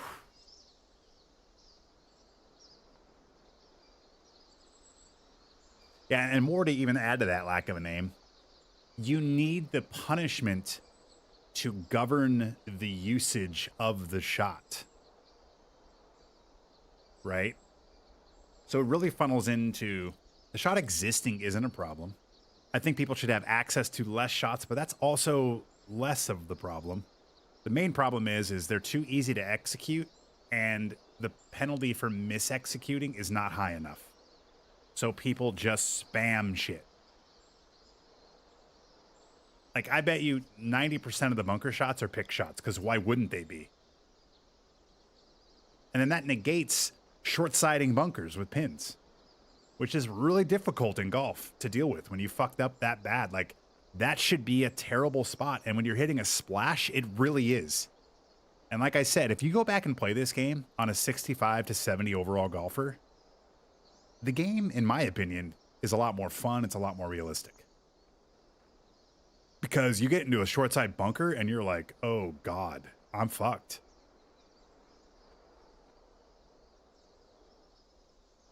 And this is probably music to Maddie from Canada's ears. Because that's what the designers want too. And then what ends up happening is the designers are then forced to make a bunch of fucking Mickey Mouse nonsense courses and holes to make things difficult.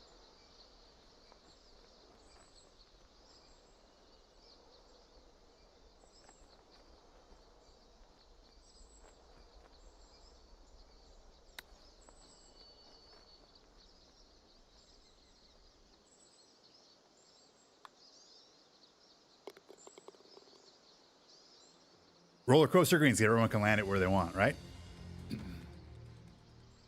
So it seems like a simple question that was asked, you know, how do I feel about the Evo swing?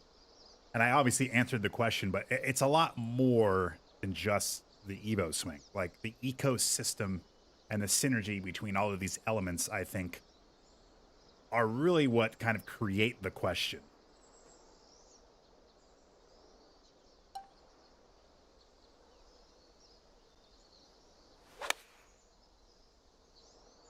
I love the shot. Yes.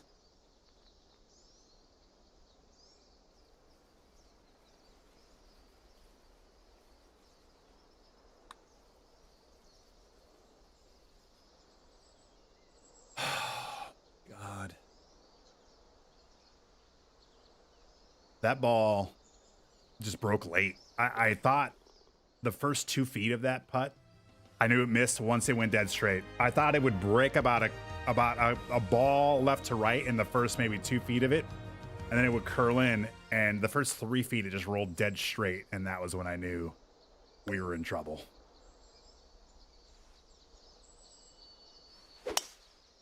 God damn, dude. Get over there.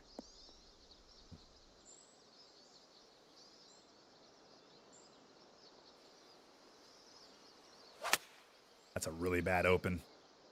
I actually felt my thumb do like a little like roll almost at the top.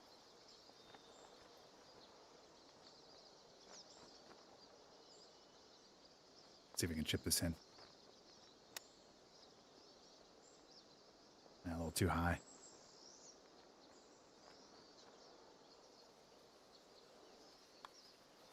Stay up.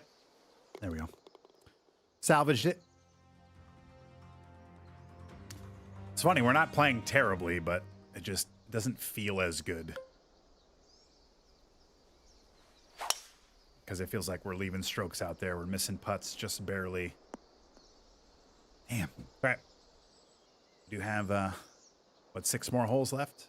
14, 15, 16, 17, 18. 5 more holes.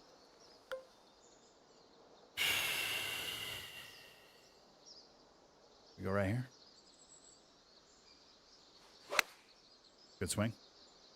Little open, but not too bad. Get up there. A little short.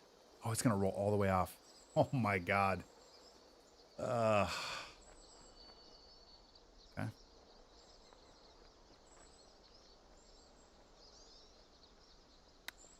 Ooh, that was a bad pull.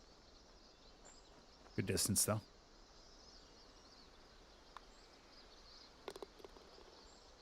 Playing par golf right now.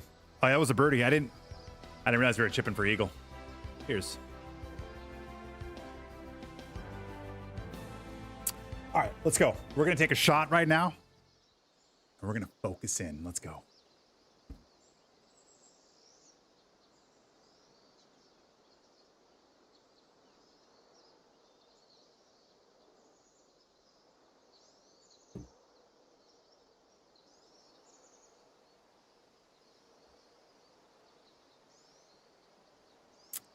Let's do it.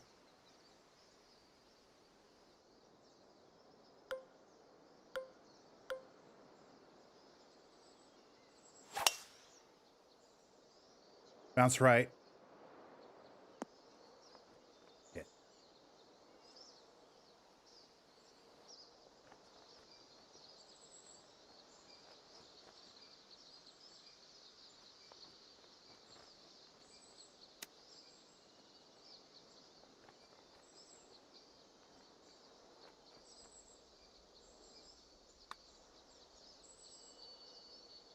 Okay. Got the left edge. I love it. There we go. Powered by Captain.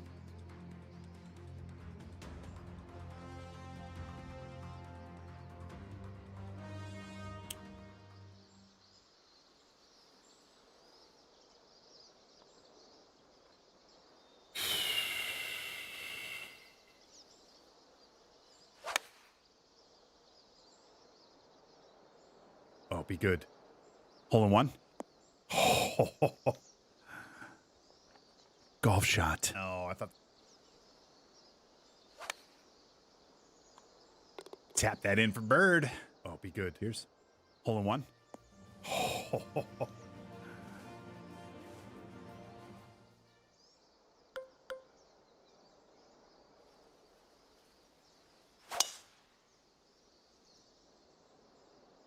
Just kick left. Nice.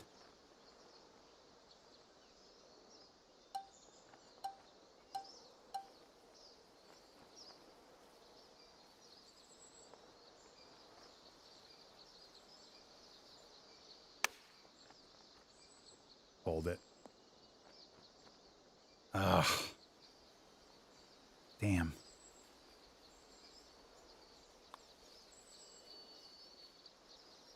Good hole, though. That's 3 straight birds, 4 straight birds. Cheers. This next round is going to be real tough when we go back to the back tees. I can already feel it. I can already feel that shit. That's going to be brutal. All right, 18th. Not a good swing. Probably get away with it, though. Nope, we don't.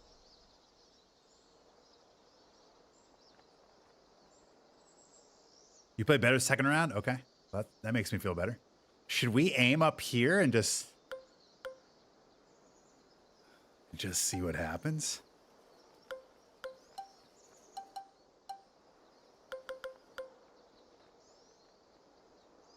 Aim up there and just like let it run down to the hole. I'm kind of feeling like we should, just to be silly with it. Like right here. Just pitch it up there. I'm a little worried about it being short though. It's uphill as well. I wish we had another club.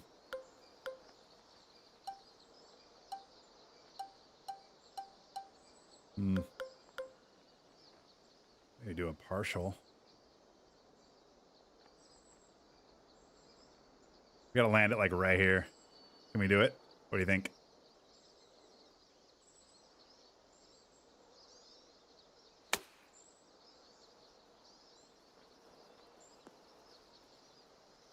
Okay, here we go. I thought that would run down a lot more.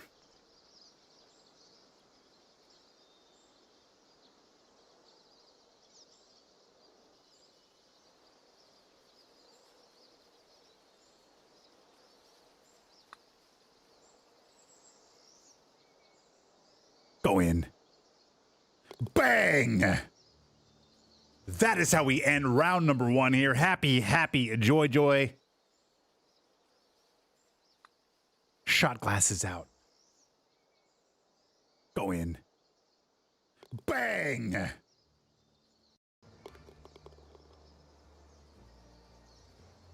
Cheers.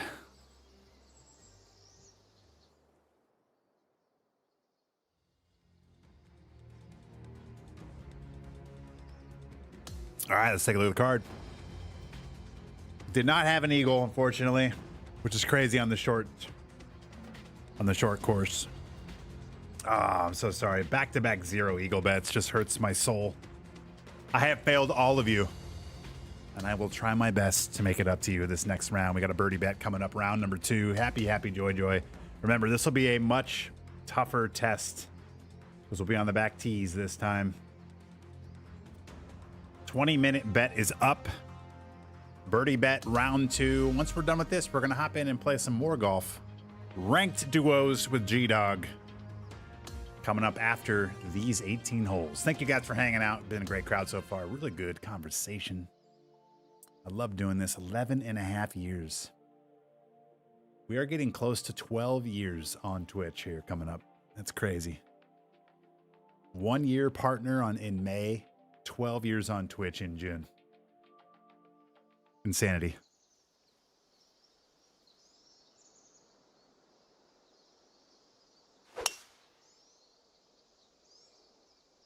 And a little steak to celebrate.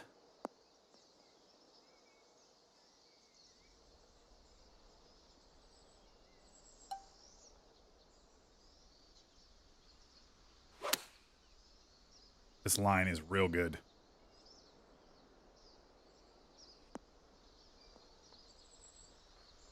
What's up, Real Coffee? Okay. Great start to round 2. Cheers. Always appreciate you hosting. Thank you, Brandon. What's up, Real Coffee? How are you? I know we're about, 50 minutes away from kickoff of the first playoff game, so. Oh, wait, we can drive this.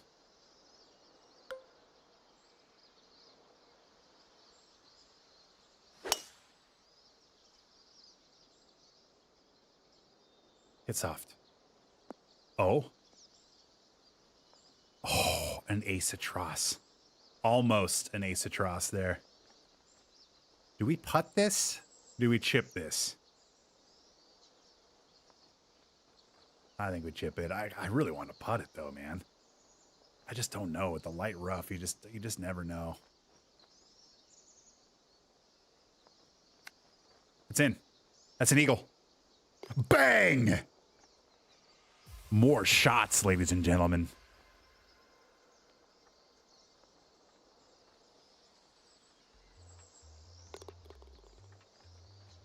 Cheers.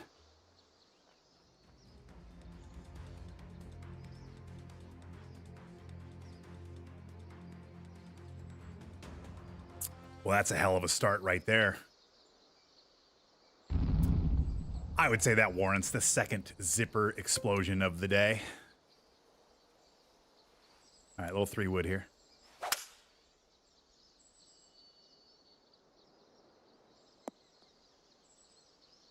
Happy New Year to you, Real Coffee. Good to see you.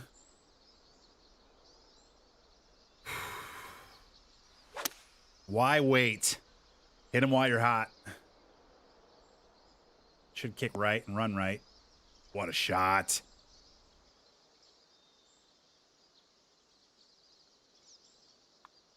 No, Mark. It's just a pace miss, man. Ugh. How would have chat responded if you had aced that last hole? Well, they would have had to wring out the sponge they were sitting on. They would have had to sweep up all of the zipper shrapnel in their vicinity. They would have had to also put together all the pieces of the desk that just completely shattered that they were sitting at. And they'd have to get up and go buy a morning after pill because they would be pregnant.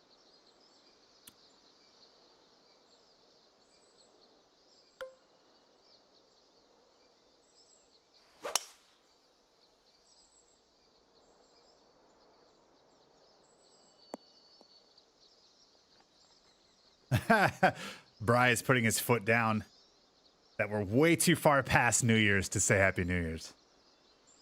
But I haven't seen this person. That's funny.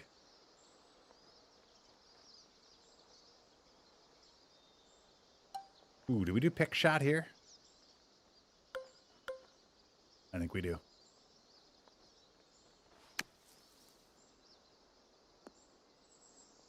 Maybe the splash shot was the play.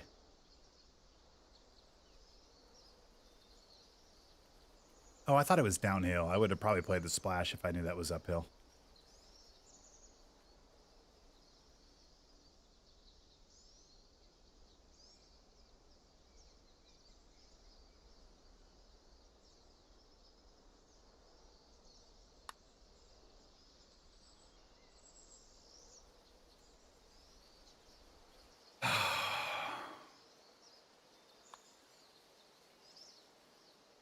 I had a little bit of a feeling that that was going to not break much because it was uphill, but I kept talking to myself. I kept talking myself out of it because I've had too many situations where I'm like, this is uphill. It's not going to break. And then it fucking breaks. I should have trusted my gut. Oops. Oh, no. Well, you know the rules. I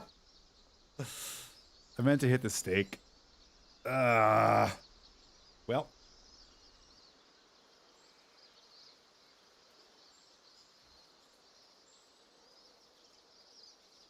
Cheers.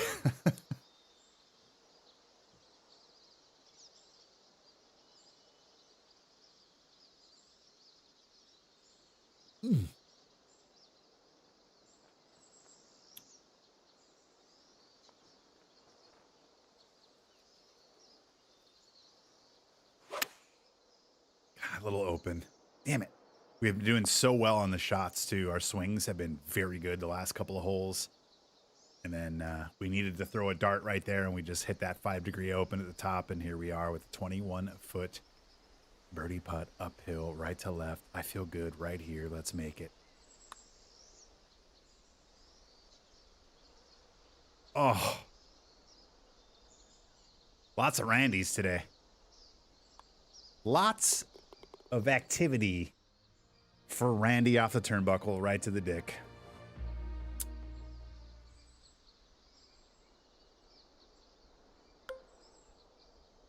Damn, I was kind of hoping we had wind at our back. We could have gone for this. Do we do it anyway? Do we just lean on this, knowing that if we get into the bunker, it doesn't really matter? I think we do. Here we go.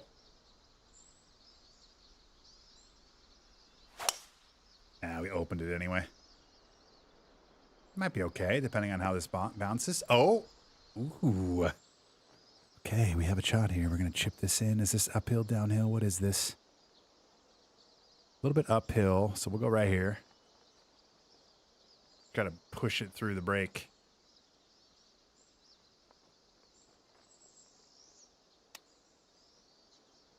Eagle.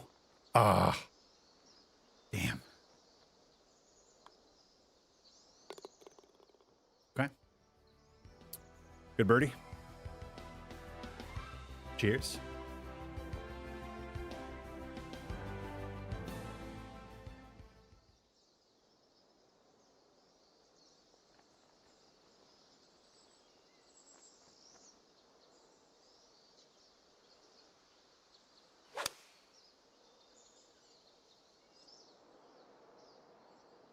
Come on. That close to a hole-in-one. That close. So, how much do you drink? I'd say I'm good for about 10 or 12. Okay. 10 or 12 a week? That's not bad. About a week. Well, You drink 10 or 12 beers a day? you counting beers too? We follow that amazing shot up with this wet noodle drive.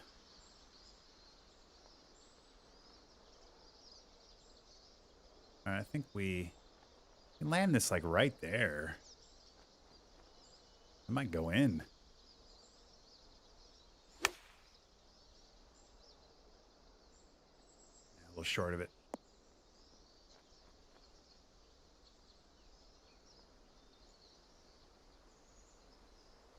Power it up the hill, guys. Center cut.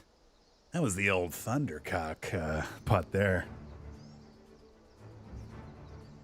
Sometimes you just gotta power through the little micro breaks.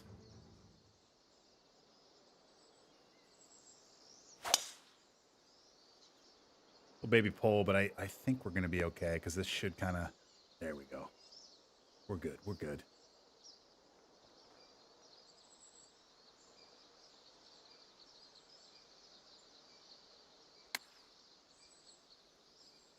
Should kick left and run.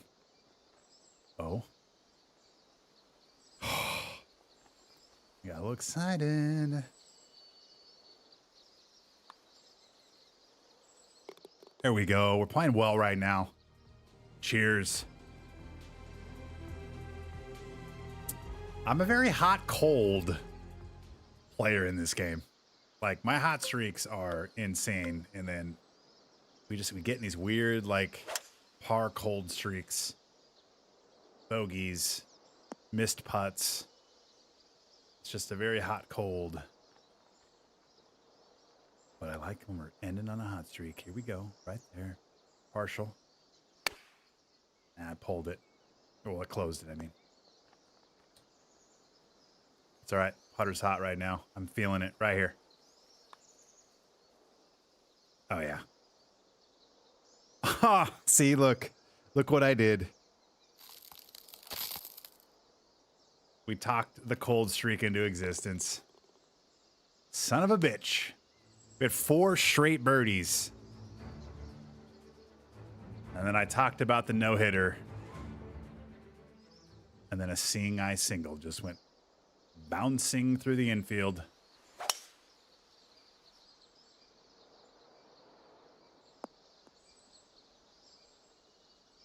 I deserve it. Okay. I love this. Oh. Don't mind the pull. Because it should kind of rattle around and come back to the hole here, guys. Come back. Come back to the hole. Ooh, I thought we'd have a... Okay, that's actually about what I was expecting. But I thought it would be a little more of this and a little less of that. But that's okay. Because here we are putting for eagle. Did you guys tape your boners up or down? I take my shit down, man. You should try it.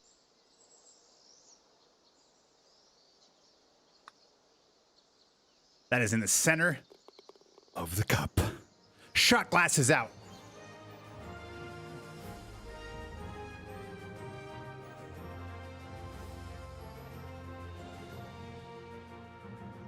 Cheers.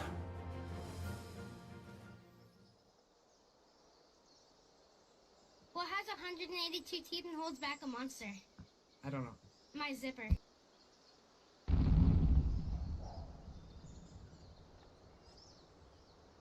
Ooh, maybe. Maybe. All right, 127. Into the wind. Kind of in between clubs. I think we hit this, and I think it goes right in the hole. Be sure to tip your waitress. Ah, we're gonna be short. Damn.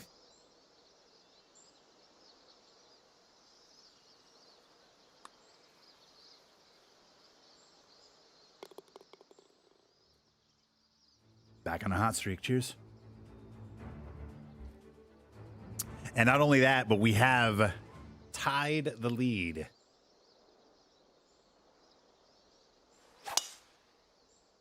Whew, baby. Perfect.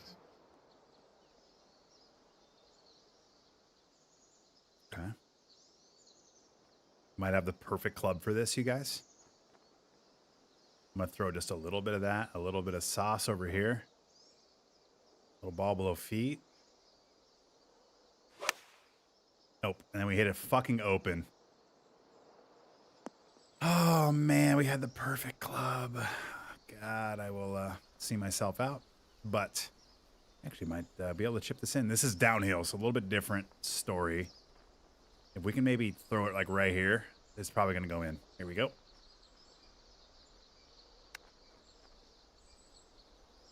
Nope. That really turned left. Damn. God, it's switching my brain, man. I just can't quite gauge that. I was expecting the chip to land and kick a little more forward and then go left. And it landed and went dead left, so. Like, I thought it would chip up, bounce like 11, 12, 11:30, 11 o'clock-ish. And then curl, and it landed and like kicked to like 9:30.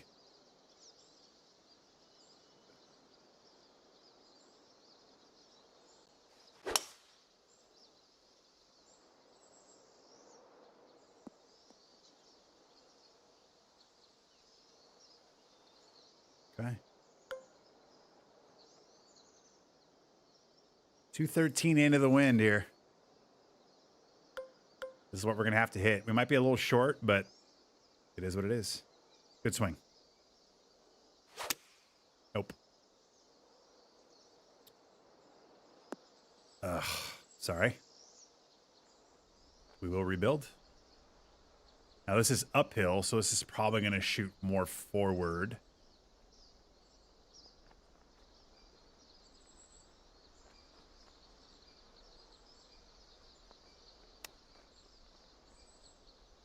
Hold. I pulled that, so that wasn't ideal. Do you believe the leaked steam machine prices of it being $1,000? I mean, based on the specs that we've seen, I think that would be a terrible, terrible decision on their part.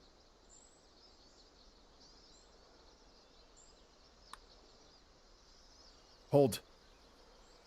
Under red. There was another one of those uphill that I thought would break less. Yeah, based on the fact that it seems like it's a lot closer to a PS5 than even a PS5 Pro, I think that's Like even at 800, I think it's probably borderline worth it. And I know for me personally, I probably wouldn't get one for 800. The $499 price point, I think, feels a little more like to match the specs. And if that got pushed up to like, you know, $549 or something because of tariffs or RAM or, you know, I'm not sure how that would all work. Maybe it's up a little higher because of RAM. But yeah, there's no way that thing's worth $1,000. No way.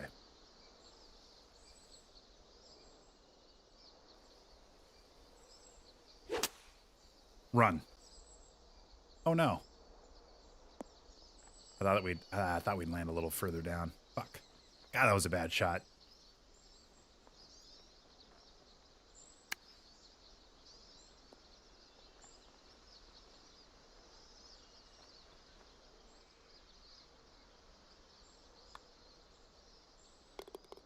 Bears 49, Packers 3. Fatty Beards has spoken. And I'm sure Fatty Beards has also gained a few fans here in the chat. Dak and USN. What's up, Fatty Beards? Who is it for? Yeah, that's a question that gets asked. I usually don't like getting into this who is it for thing as much because I feel like the people who it's not for like to yell at things that aren't for them.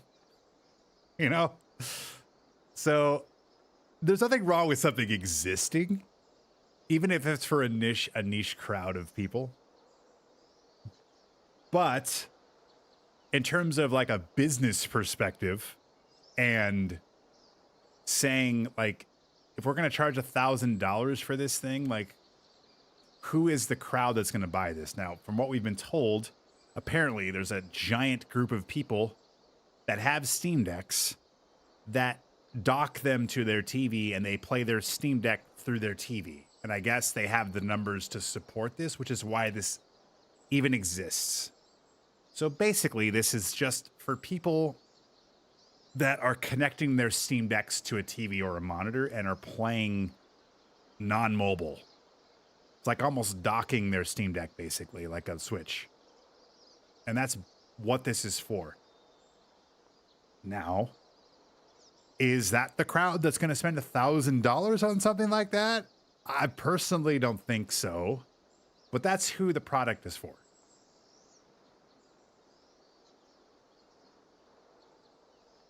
So my brain immediately goes to, okay, well, if they're, like, what's the Steam Deck? $599? You know, anywhere from $499 to, I guess, $699, depending on if that's LCD or OLED or whatever. So why would a Steam Deck that's now docked be $300 more expensive? No, and I haven't compared the specs and shit, so I'm talking a little bit out of my ass, to be fair. But it's just, I don't know. So I'm hoping that that leak stuff isn't true because I don't think the specs match that price. And that doesn't make sense to me for that audience. But who knows, man? Rumors are rumors, and they could just be floating these prices out to gauge the reaction. You know what I mean? Like they could be leaking prices just to see. Did I miss the CFP discussion earlier? IU looks amazing. Yes, you did. I absolutely loved it because I fucking hate Oregon. So watching them absolutely bludgeon the Ducks was, it warmed my heart a little bit. So that was amazing. And they are extremely good. And the Miami story is pretty cool, right? Like they're going to play in their home stadium, complete underdogs, last in the tournament. So I think they're going to have a little bit of juice to them, but I just think IU is too good. And they're going to have to beat themselves to lose that game. There is a path, I think, for Miami to win, but it's going to be, again, kind of a situation I talked about earlier where it's like, if you play this game 100 times, Indiana wins like 90 to 95 of the games. But there's a small percentage chance of things weird happening where Miami can win, right? A few turnovers, a few breaks Miami's way. Miami is able to hold the ball, control the clock, use their run game, which they're very good at. And like they both have really good trenches. So I think that's going to be interesting. But yeah, I think it's clear that Indiana's the better team. They just have to win now.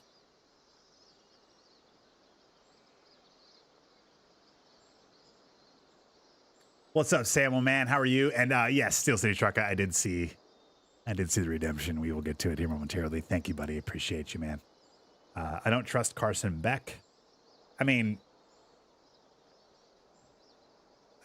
can you really trust any college quarterback? Let's just get down to the nitty gritty on this. Carson Beck seemed to look pretty fucking good in the crunch time of the games I've watched. I know that. And at the end of the day, it's like, this is what's weird. I honestly think that comment, and I'm not targeting you at all on this, but also some of the Darnold comments are similar. What more does Darnold have to do to at least give a little more confidence in the fact that he's played better in some of these moments? I am a fan, and I know there's still a little bit of me that's not like 100% like bought in to Sam Darnold, coming through in the clutch. But it's just crazy how sports fans and just the media that like Darnold had 2 bad games on the Vikings in his entire career. He had won 14 games on the Vikings. He shit himself in the final game of the season and then didn't have a very good playoff game. Sacked 9 times, which I guess is his fault somehow. And it doesn't matter what he does. This is literally what everybody points at. This guy was down 7 against the Rams, drove down the field with 2 amazing throws, won the game with a 2-point conversion. He played really well against the Niners to win that game, which, if people were wondering, was a high leverage, big game moment. It's like he's had a number of drives in games. A few they didn't win. He had a huge drive against the Bucs. That game they ended up losing. He had, there was another drive he had. Anyway, my point is I'm not saying we should forget what he did in the Vikings. But like at some point, can't these players like reinvent themselves and come through and now start to change the narrative? And maybe he just ends up winning the Super Bowl and he has a Super Bowl winning drive and then everybody shuts the fuck up.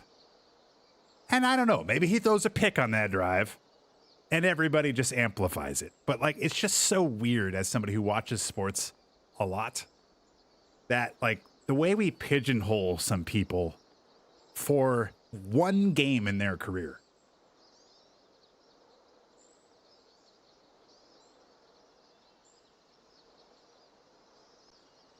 So I don't know, man. It's just weird. So anyway, to go back to the Carson Beck thing, I mean, I don't know. I feel like he's played really well. I mean, watching the last couple Miami games, Carson Beck has made plays and he has driven them down the field to win games. So it's like, could he shit his pants the next time it happens? Of course. But like, I don't know. Let's let it play out. Isn't it crazy how some quarterbacks need good coaching? I mean, every team needs that. When you have better players, better coaching, you're going to perform better. I mean, especially in football. I mean, it's not basketball. It's the quintessential team game, right? So it's like, all it takes is 2 players to be shitty, and all 9 or the rest of the 9 aren't going to play well either. You were done with him early 4th quarter. Yeah, I wasn't. And this is my point. I'm not saying that we should all shut up about Sam Darnold. I'm just saying, let's start adding in some of the things he's done well to the conversation as well. That's it. Yeah, I mean, look, they were down fucking 16 points, and he threw an almost pick 6. Like, I was wondering what his cap hit number was. But look what happened. He won the game. Shaheed runs the ball back, runs the kick back, and then he throws 2 touchdown he has a touchdown drive to tie the game. And then in overtime, they're down 7, and he drives down the field with 2 insanely good throws and wins the game. You know what I'm saying? Like, it's just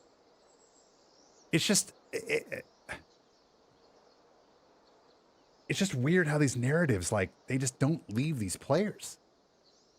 And like I said, he's got hopefully 2 to 3 playoff games this year to rewrite that book, and then nobody says anything moving forward. So I understand, but it's just, I still, even now, people are like, how do we feel about the Seahawks? I don't know if I could trust Sam Darnold. It's like, okay, I get that at least a little bit, because I also have like 5 to 10% of me. I'm like, well, you can't turn the ball over. But he's at least shown in moments this season that he can come through and make plays, make throws, and not screw up. And nobody says it. They all just go, well, back with the Vikings. Anyway. Now I'm fucking ranting about this. What's up, Dustin? How are you? Beautiful day at the bar. Have a great stream. Hey, thank you, man. Hope you make a lot of tips. Big playoff day today and tomorrow. Hopefully there's a lot of NFL fans and their teams win, so they drink more and they spend more and they tip more. I'm a firm believer, as long as the good outweighs the bad, you've got something. Yeah, I mean, at this point, I think he's made enough plays to feel at least more confident in him. Is it gone? Do I think he's fucking Tom Brady or Patrick Mahomes or, Josh Allen? No, of course not. But I feel better about him today than I did after the Rams game when he threw 4 picks.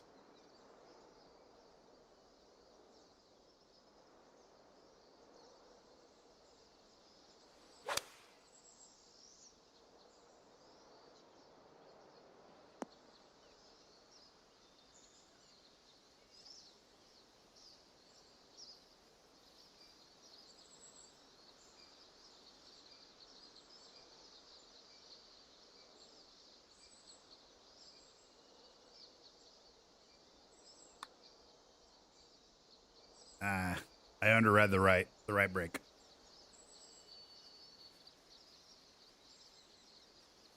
At least you're honest.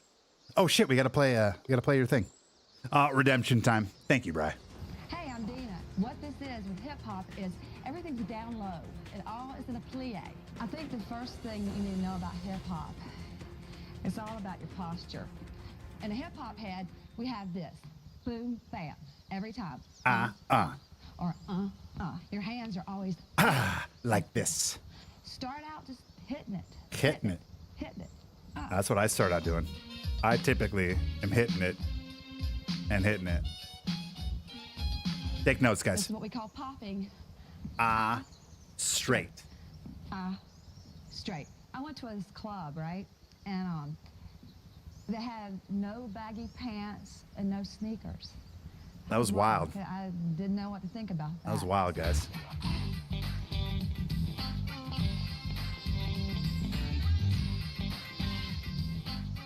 This is me. This is how I am. This is a lifestyle. This is it. This is a lifestyle, Bri. This is it. Thank you for that redemption. Remember, you can also redeem your zipper shrapnel for a lot of fun items, including other videos. And you can buy me a drink and you can buy me a shot, courtesy of your friend Dustin, who will pour those drinks and shots and present them accordingly.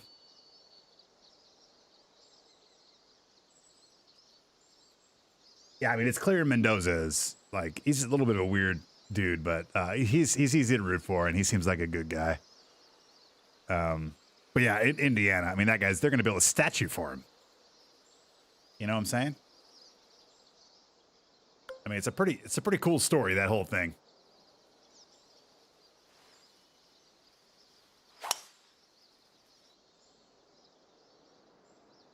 And honestly, I think college football can thank Indiana, especially if they end up winning it, because that story is going to hide all the other fucking garbage nonsense that is happening in college football right now. It's completely ruining the sport.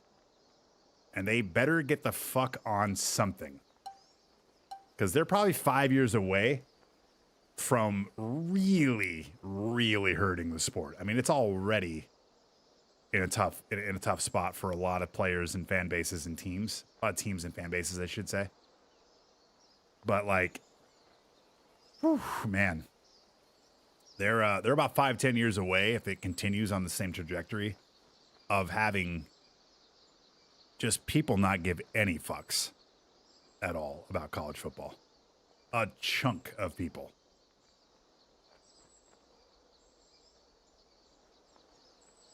And it kind of losing what makes college football special. Pride, the loyalty, all that shit, man. It's the special sauce of college football is in danger right now with the current system, with the transfer portal, the NIL, with the mercenary style of how everything's happening. It's they're gonna have to figure something out.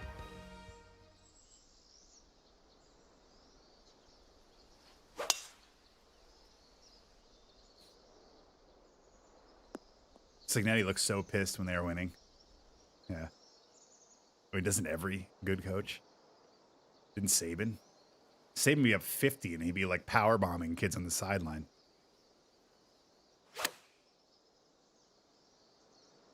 That's just a fucking horrid swing.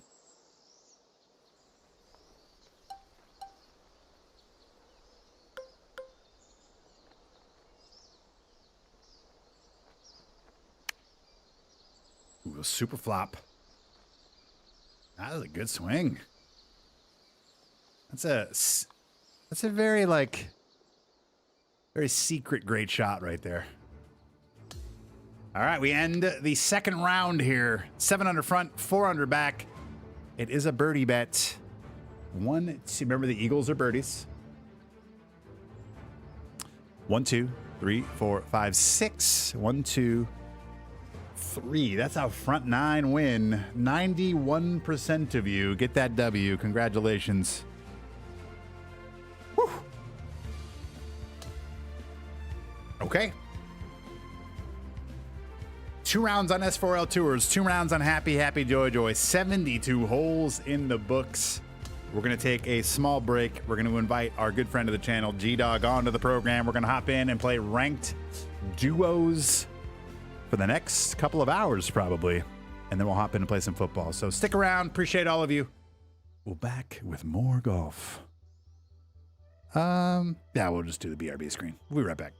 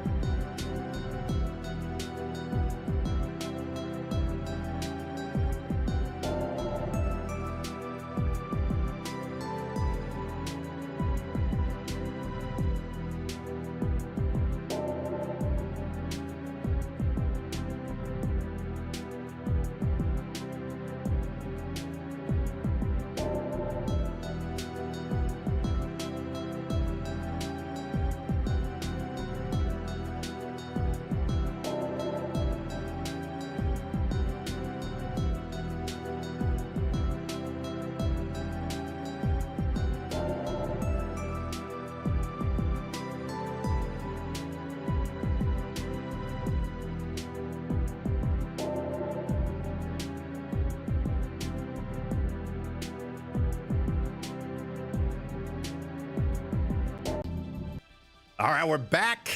It's time for the SeaDogs portion of today's program. We are in right now. Ranked duos. G-Dog, welcome to the program. How you doing, man? Yeah, man, I'm good.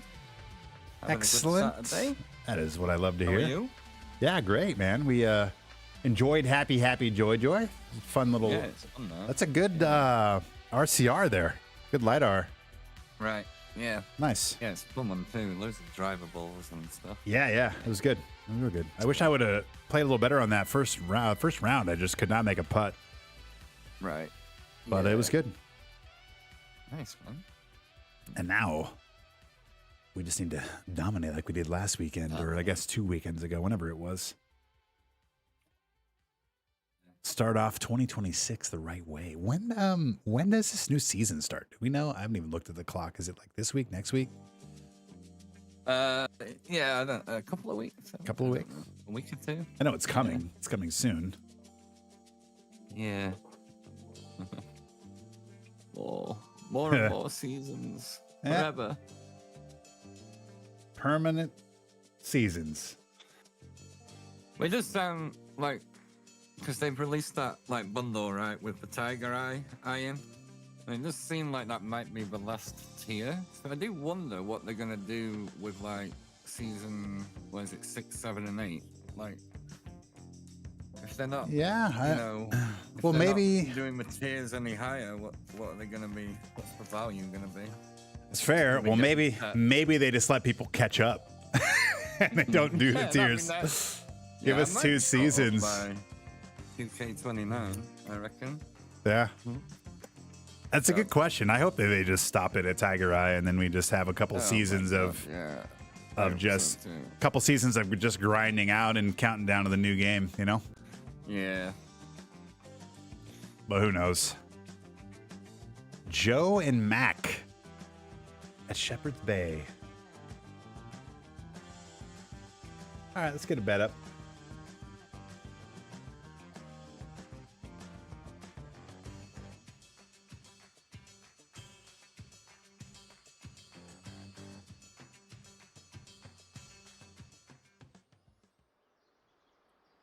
All right, we have a prediction up. How many holes will the SeaDogs win? 4 or more? 3, 2, 1 or less.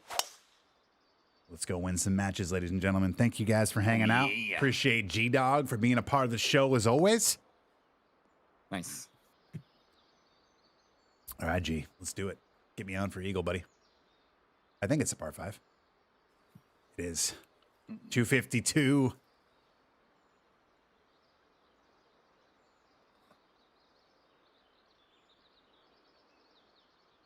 Yeah, sometime we're going to have to figure out a day to play some Arc Raiders together, man.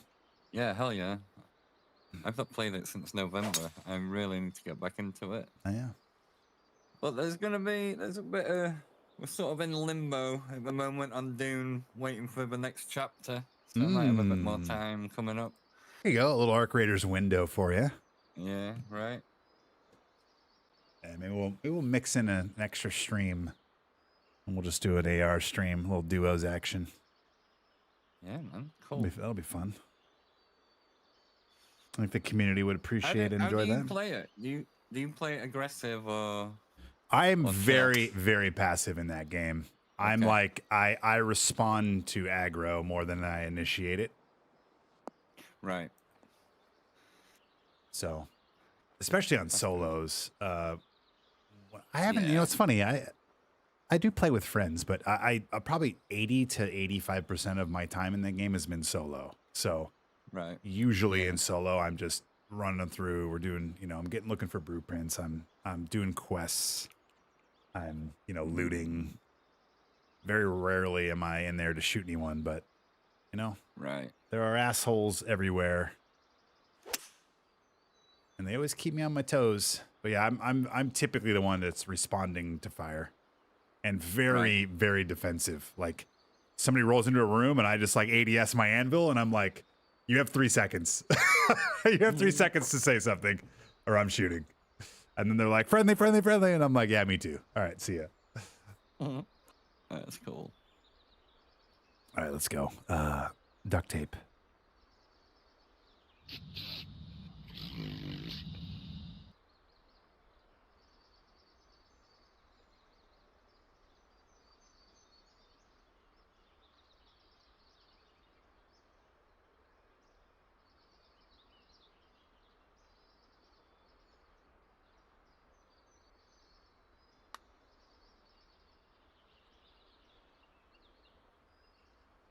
Ah. Good roll, man. It just didn't break, man. I guess it was a pace thing, but I just broke real late. I shoot first and ask questions later.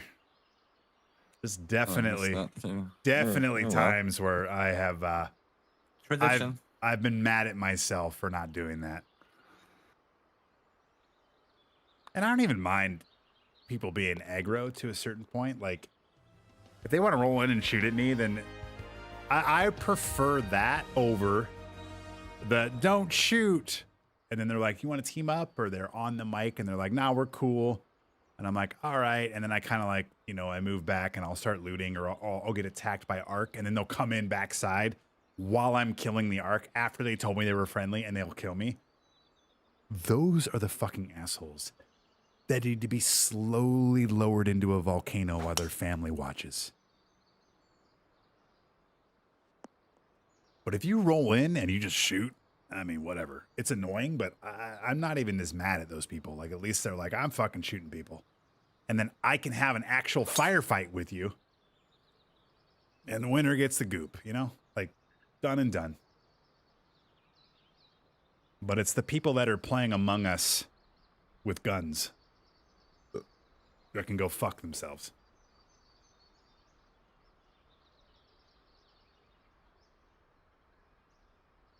Yeah, right, real coffee. And it's like, you know, I think that's some of the charm of the game is there's always danger. You know what I'm saying? Like, if everyone was friendly, I think the game would lose a little bit of what makes it special. But you also don't want everyone to be assholes and aggro, because I think it really loses the will to want to play it. So there is a balance there.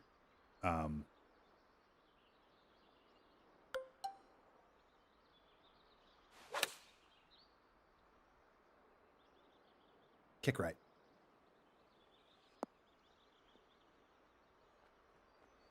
Sorry, G. I thought that was going to fly a little more and bounce and run a little more. I thought you'd have like a 15-footer instead of a 30. I like it, man. I like it. But the proxy chat and just the community really, really make that game cool, man. The amount of just fun interactions I've had and just very organic, cool shit that has happened, both with myself and Ark, or with myself, Ark, and another person. It's there's a reason that game is so popular, and it's just really fucking good. Really good.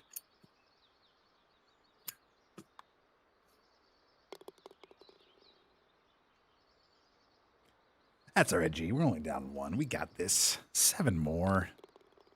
That's a lot of holes to win. Let's get it.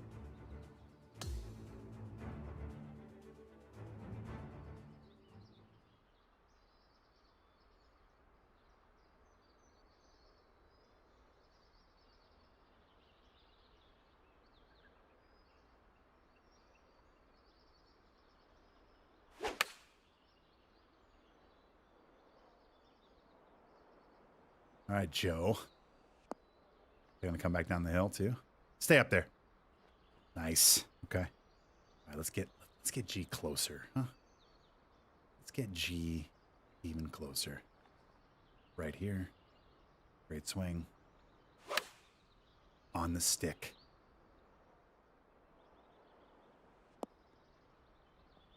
Here we go.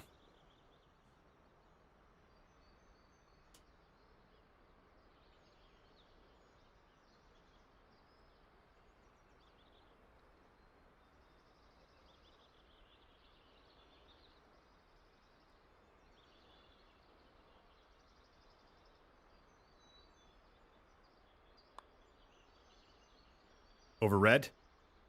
Yes. Ooh, there's our open door there, G. Walk through it, baby. I got it. I got it. I think. Oh, yeah. Oh, no doubts. Great putt. Cheers. Cheers, man. Mm.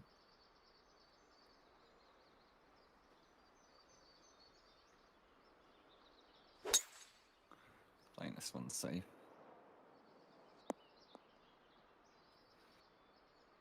Maybe I could have got there. I don't know. What's up, Gabe?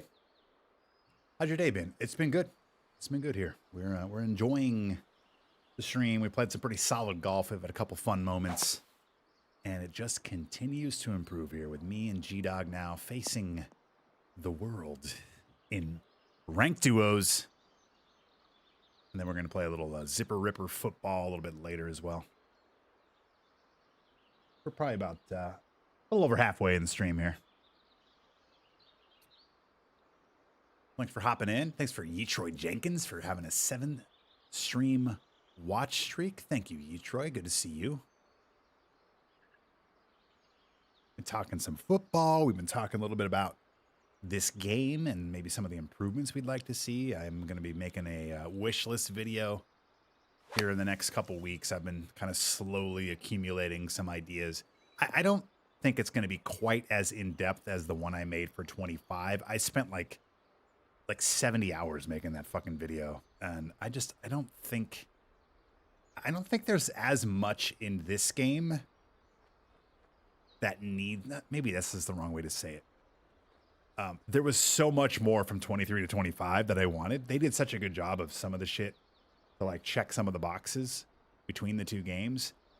That's not that there's just less stuff to talk about, I think, in this game, but there is some important things to go over that might be longer conversations. So the length of the video might be the same, but the amount of stuff to go over is probably less.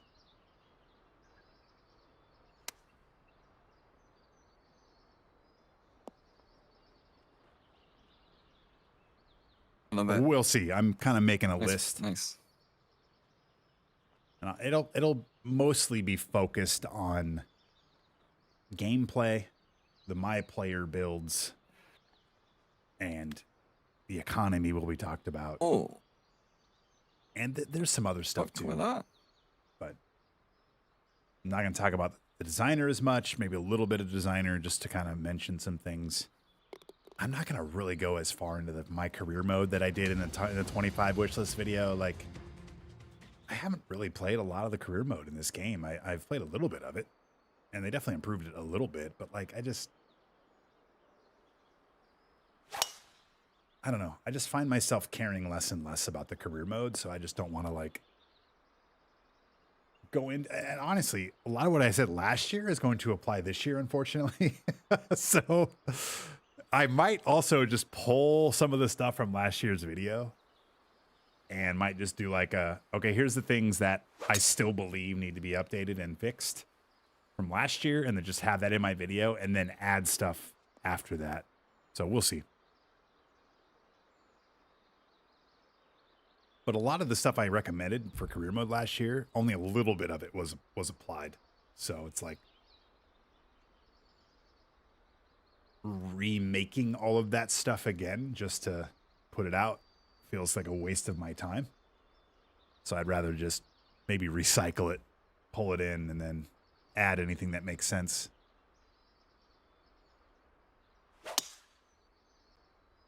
What are the odds that GTA 6 releases in 2026, especially hearing they are not content complete? I'm at the point where I would not bet on it. It's probably like, for me, it's like a 70-30. I think it's 30% it gets released in November, and it's like a 70% that it gets delayed to the following spring, like spring of 2027.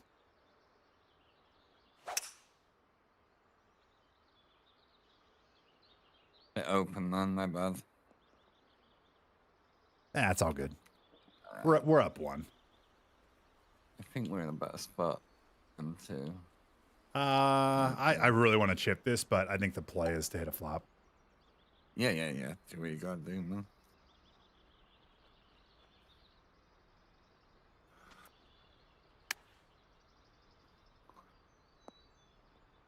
Oh, I thought that would run a little more.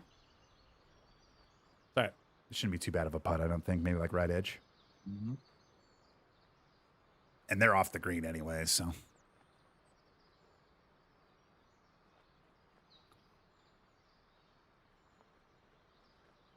You think it's holiday 2027? Oh, shit. Okay. Push it back for PS6. I don't think so, because the track record of Rockstar is to release games separately to make more money. Why would you release it on PS5 and PS6 at the same time? That's just not their MO. That's not what they do. They're gonna release it on PS5, and we don't even know when PS6 is coming out with all the RAM shit. And honestly, I don't think they need the PS6 to come out. I think it's actually beneficial if they push it back. But we still don't have a lot of like what I would consider to be kind of generational games this gen. And who knows, maybe those come in the next 2-3 years. But like, I feel like this gen needs an extra year anyway. So, and maybe the RAM prices dictate that. But but to go back to Rockstar, that's not their MO. They're going to fucking milk the absolute shit out of GTA 6. And we all know this, right? It's going to come out on consoles first, the current gen. Then a year later, it's going to drop, year and a half, it's going to drop on PC. And then right around there, it might go to then next gen. So people double and triple dip. It's just that's what they've always done. I don't expect anything different than that. Because they know that people will buy multiple copies of it. Maybe the delays will get to the PC version ready to date. I don't believe that one single bit. I do not believe that at all. I wish that were the case, but I do not believe that at all.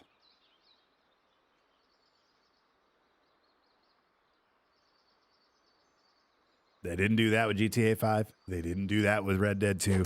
And they're not going to do it with this. There's just too much money to be made to stagger those releases. Because they know people will buy multiple copies of the game. Whereas if you release all of them at once, they buy one copy.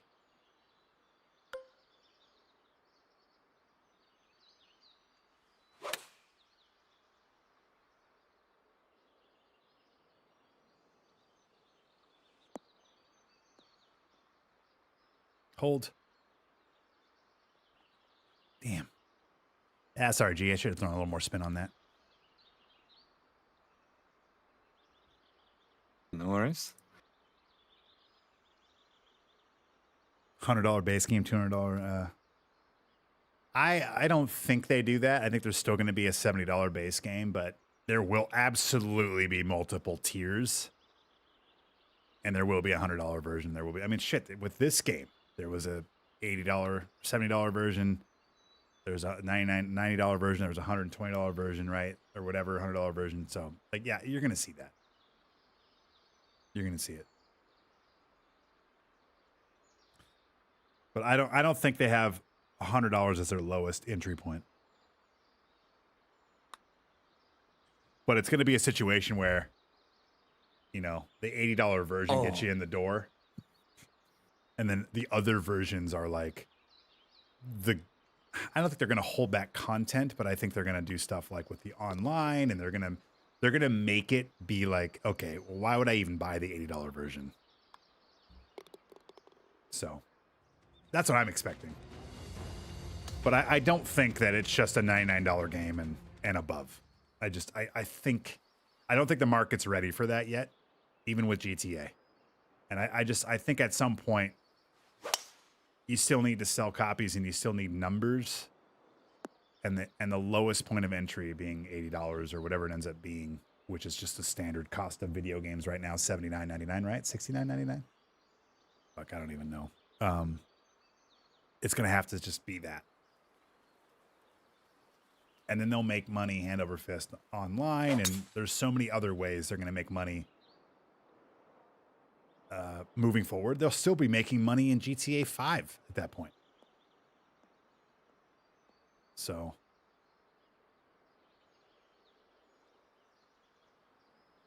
and that game will have a really long cycle too.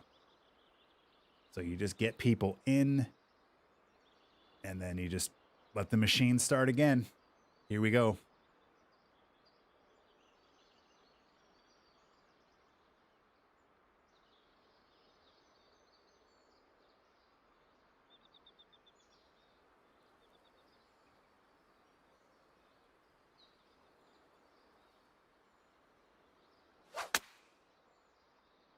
But who knows? I could be wrong too. That's just my feeling towards it. It's a pretty good shot. That was a good shot. All right, G, you got this, buddy. Yeah. Sometimes analytics need to be discarded. Why do you go for it there? Oh, I'm not even. Oh, is the game on? Shit, it is.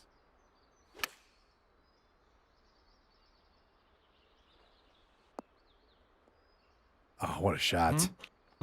Great ball, G. Atta boy. Let's go. Love it. Huge putt there for Joe. Yeah, this is massive.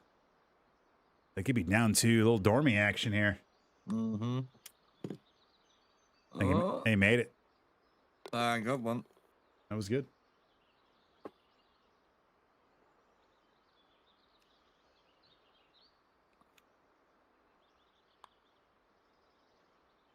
All right. Let's do it. Up 1, 2 to play.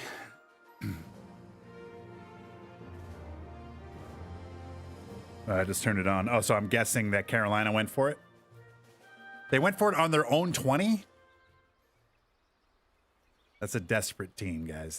This game is probably over right now.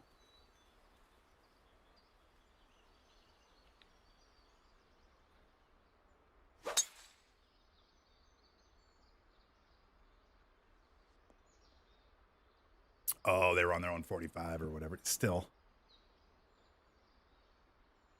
Was it fourth and 1?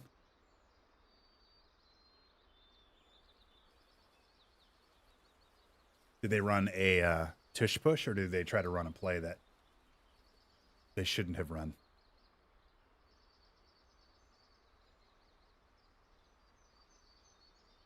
That's a touchdown.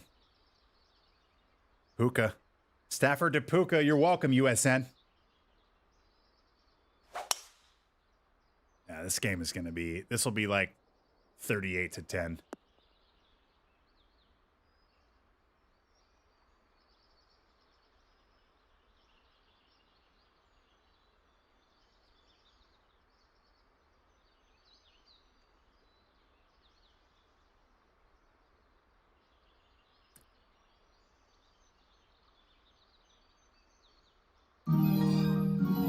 Oh my goodness, literally, Brent is here and back.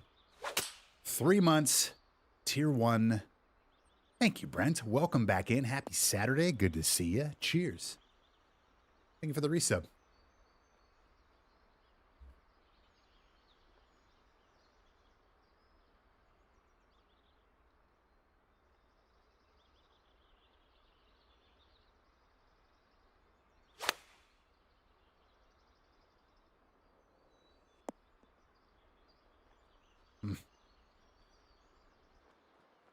Nice. All right, we might have that putt to win it. Pending this chip.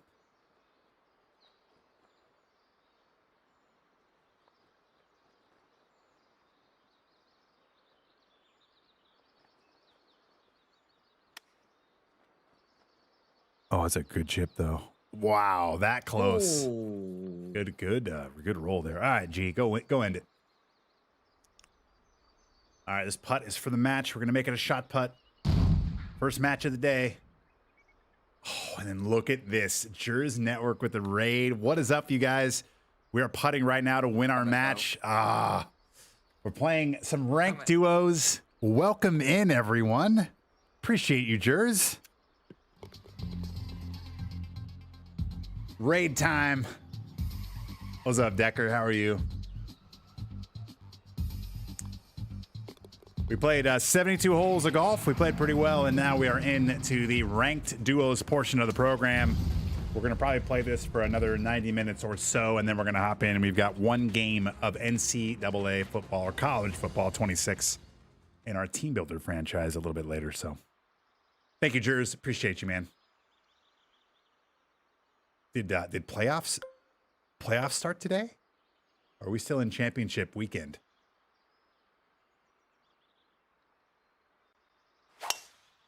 How about this? How about we just drive this on? Yep, kick right. Mm-hmm.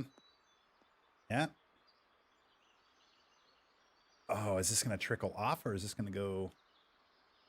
That's okay. Great ball. Wow. Thank you, G. Hell yeah. You blew it. Immediately. I don't think I can read that line, Decker, and not have it be Billy Madison.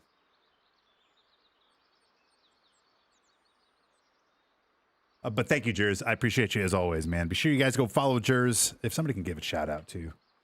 I'm always so bad at this. I gotta fix my Stream Deck button. Boom. Be sure you guys go follow Jers, give him some love. He runs just an amazing 32 user online college football 26 dynasty. It is electric. Commentates over the games. They're in the playoffs right now. User versus user games. It's awesome. It's must watch on Twitch. So be sure you guys go give that some love. Click and follow, and you are welcome. Jers, if you're still around, I know you're a busy guy. How's everybody? How are you feeling about the games? You got Rams Panthers. I'm assuming Rams in that one. But what do you think about Bears Packers? You got who you're rooting for, I guess, and then maybe who do you want to win? For me, I'm rooting for Panthers and Bears, but I think Rams and Packers win the games. So,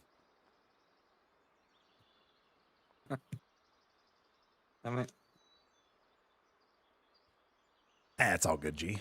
It don't matter, right? Got him. It's over. Yeah. Will be. There it is. There it is. That's a W. Victory shots. I mean, it wasn't even like Nice little comeback there. a landslide victory. First of all. Game. Blouses. Match number 1 is a W. Playing with my good buddy G-Dog. The SeaDogs 1-0 today on this fantastic 10th day of January 2026.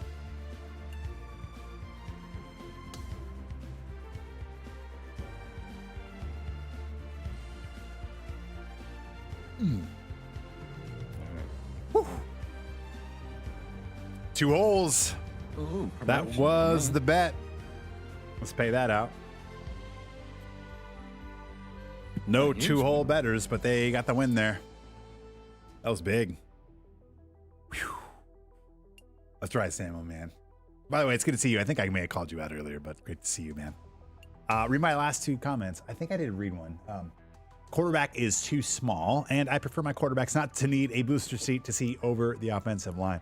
I don't think you're too wrong there. I feel like, you know, Russell Wilson opened this door for smaller quarterbacks.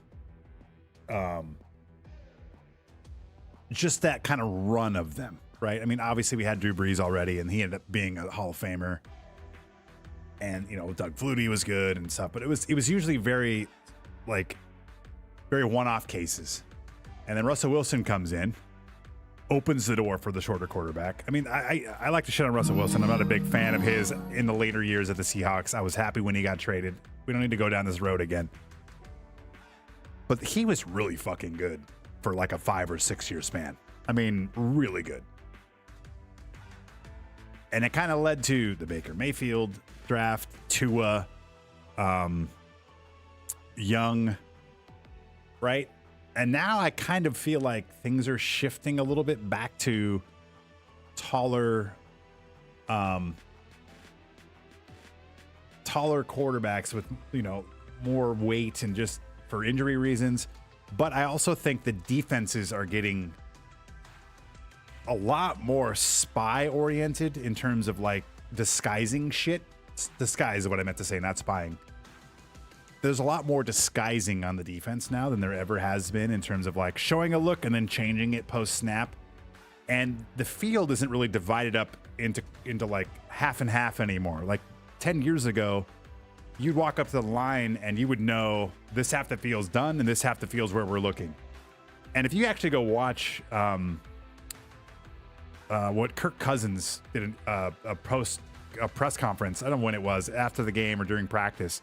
It's like 2-3 weeks ago where he talks pretty in depth about this. It's pretty interesting. But I think because of that, the shorter quarterbacks are having a harder time with the new defenses because they can't see. And so I think you might be right. Look at Kyler Murray, right? You got Kyler Murray. Kyler Murray's another one. They're all struggling. So is it height? Is it because they're athletic and now they're not? I don't know. I don't think we'll ever get that answer. But it is something to consider now, I think, is some of the shorter quarterbacks in the last 5 to 7 years, they're not as efficient as they used to be, and they aren't playing as well as they used to be. And again, age with Wilson a little bit, but he also was, they threw cover 2 at him in 2021, and he was done. He was absolutely done. They threw the cover 2 shell at him. And this is the other part, is a lot of what the defenses are doing, they're disguising, and then they're rolling in like a cover 2 shell, and they're taking away the explosives deep. But that does leave the open field in the middle of the field open. And that's why you're seeing a lot of the shifty, quick receivers.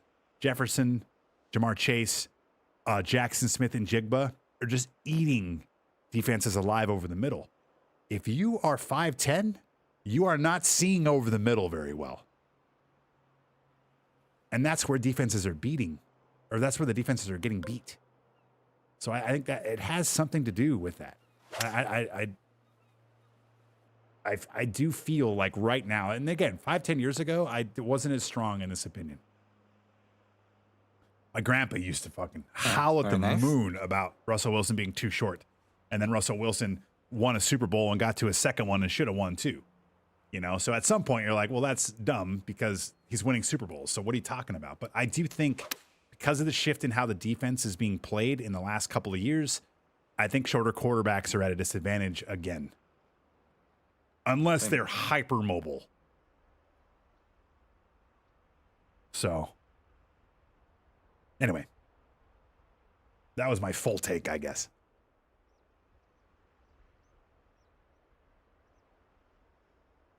But yeah, please go follow Jers. And again, thank you, Samo, man. I appreciate you. Welcome back. 54 months. I got a new credit card. Almost broke the streak. 54 months, man. That is awesome. 40-month streak. Let's go. I like taking shots to celebrate this community, especially when they are long-term supporters. So thank you so much, Samo, man. Be sure you guys go follow him as well, especially over on TikTok. Cheers.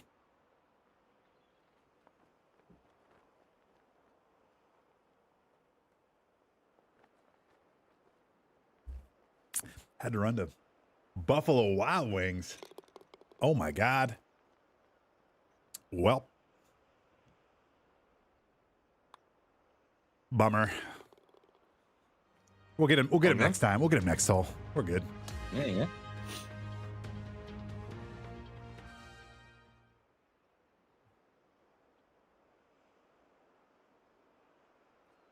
Holy shit, outfall? Also want to give a shout out to G-Dog. One of the best. Good dude. we've known each other for a long time now. It's like close to 10 years. And he's been a part of this program for like 4 years straight, 3 years straight, something like that. We started this this SeaDogs thing. I want to say it was back in maybe the first year of 2K23 when they had ranked. So like July, August of 2K23. So we're coming up on 4 years of SeaDogs. And that's pretty cool. So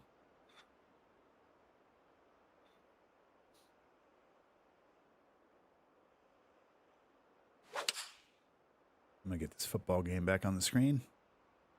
Oh, I just realized I didn't do another bet. Oh, we're doing a real short prediction here, guys. Oh, never mind. We'll do 5 minutes. We're on the second hole. Let's make a putt here.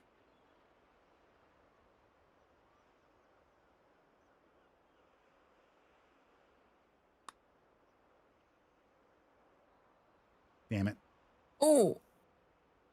I just misread the opening third of that putt, man. I thought it would break more, and it didn't. It broke like a ball instead of a cup. Right.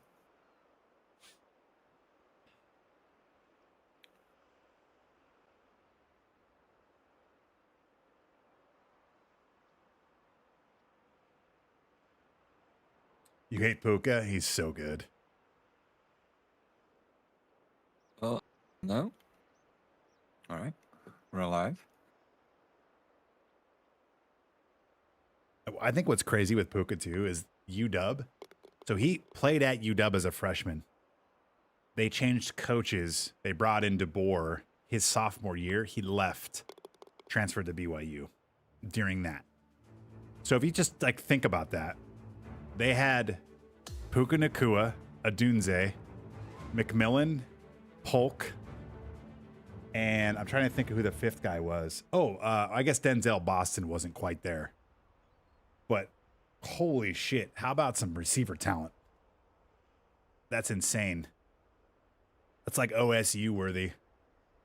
Not quite, because OSU's guys are like first rounders, but either way, that's some serious talent.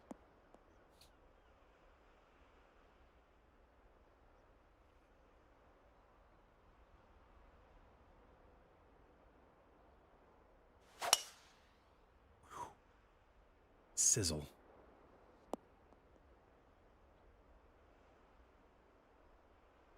All right, at least they forced a punt here. Come on, Carolina, get a drive together here.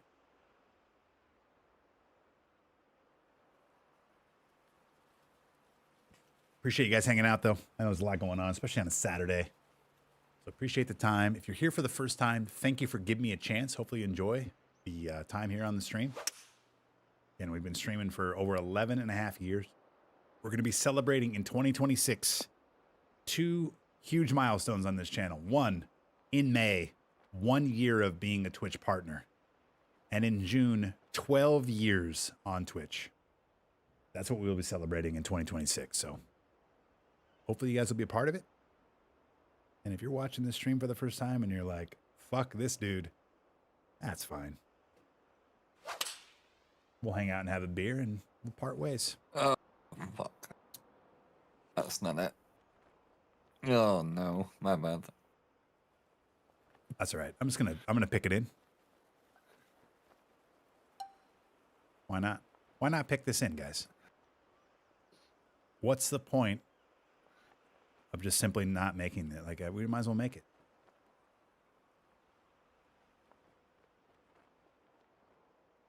I like it. Wait, is it?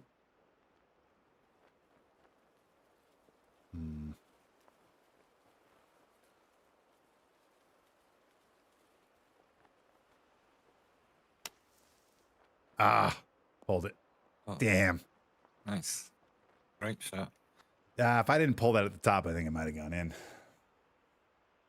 All right, they got this eagle putt to win the hole. Be sure you guys get in on the bet.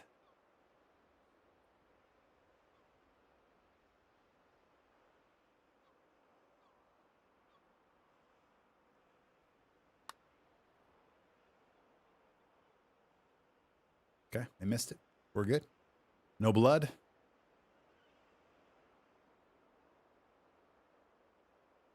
I might, on this next hole, I might step away and use the restroom. See what we got.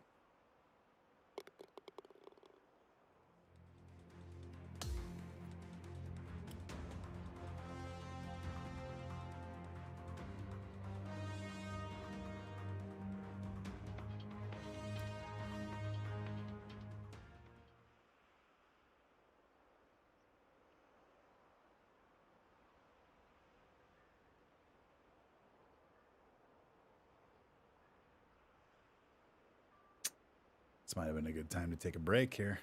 Damn it.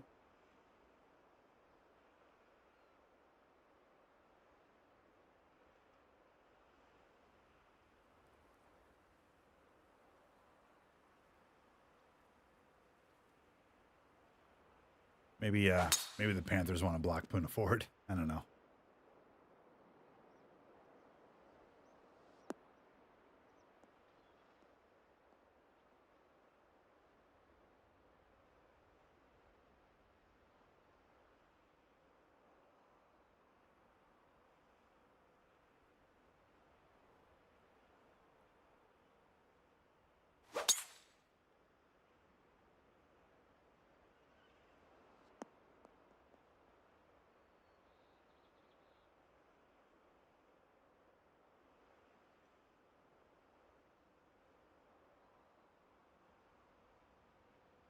I hold off the bathroom break till the next hole. I'll hit my drive and then should give us some time, especially if we win the hole. Will be the lead-off drive.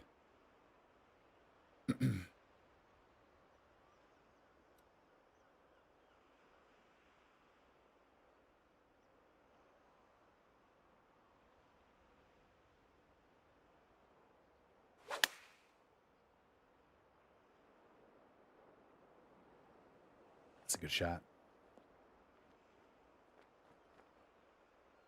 Wow, they got the first down. I love it.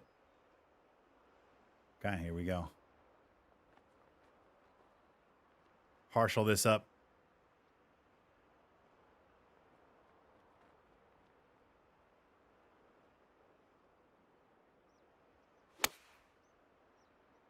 Oh, it's a good shot here, guys. Yeah. Darts. There we go, G. Oh yeah. Great shot. I'm gonna step away. Actually, I'm gonna hit my drive. I'm gonna step away, use the restroom here on the next hole. All right, man. Cool.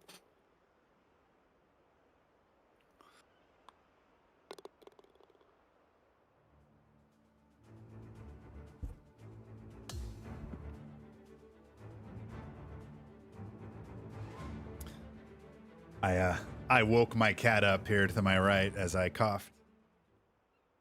Oh, they have the first shot. Fuck. She needs 17 hours of sleep apparently, and I just woke her up, so she's angry.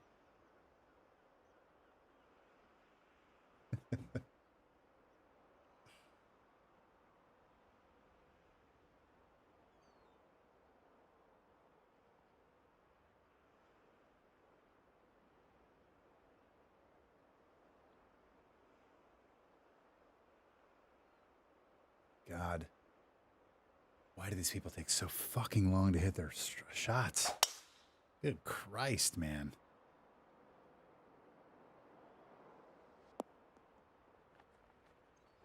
Ooh, Witherspoon's down. That's not good. Yeah, we are 100% going for this, baby. Let's get it. Boom. Be good. Oh, yeah. Oh, yeah. Come on back. Come on back. Duct tape it up. I'll be right back. Yeah, man. Woo. Holy shit.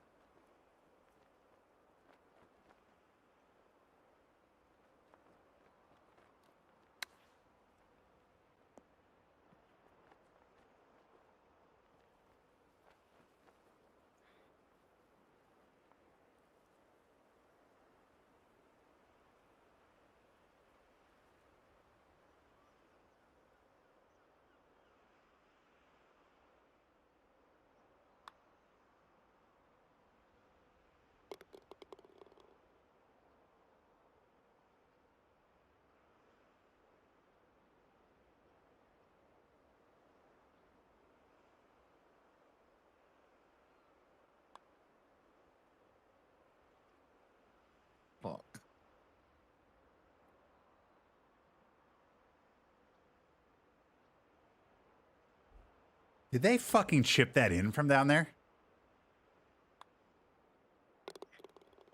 Did they really chip that in from down there?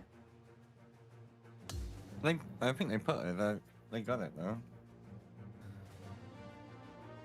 Well, no, they too. I missed my putt. I'm sorry.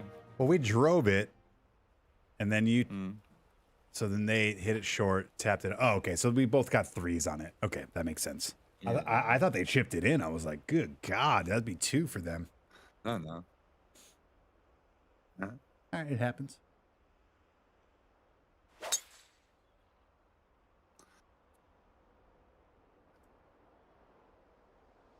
We're good, G. We got this. All square, playing a B101 course, living the dream. Right. Let's get it.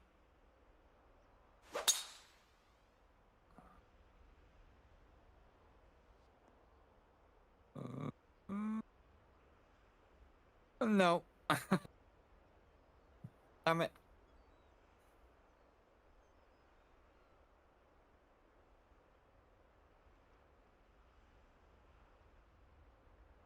All right, I'll get you out of there and up, and then we hopefully can get birdie.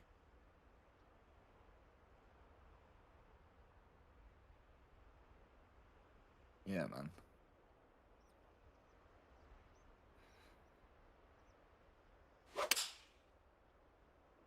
It's a good shot by them. Peel off. Come back. Yeah, that's big. We needed that. That was huge. Nice. That keeps the door open right now. All right, let's get up and close. It may be depending on. Yeah, actually, we might be able to. We might be able to make some ends meet here.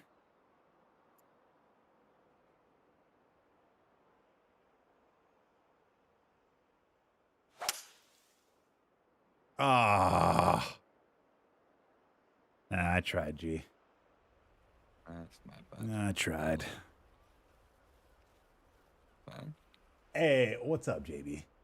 I have one thing I've noticed of late I'd like to address. The floor is yours, JB.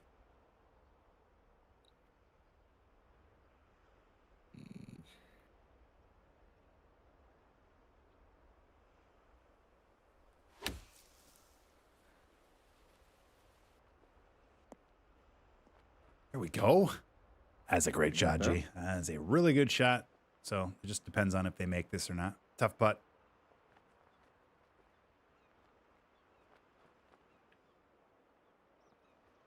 Oh.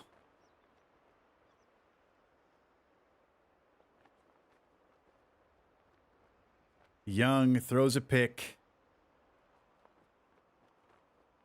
Oh, be a flag on the defense.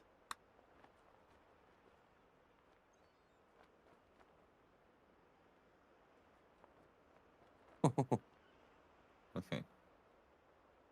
What is Coker doing? I want to see the behind the quarterback view of that. Oh, okay, that wasn't even fucking close.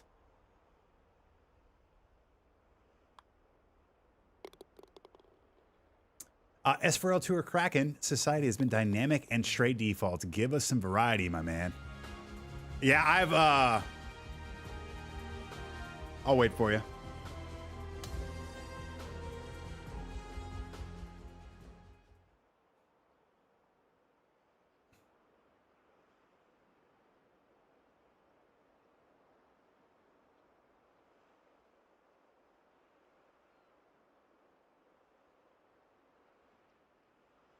Let me know when you're back.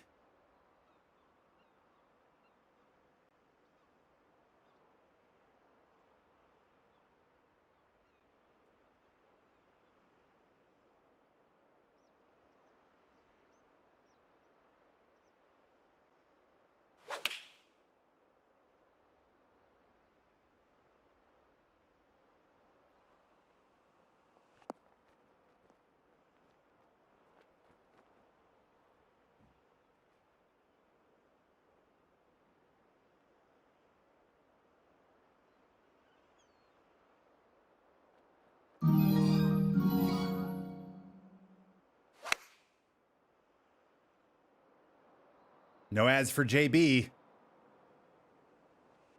I got you, JB.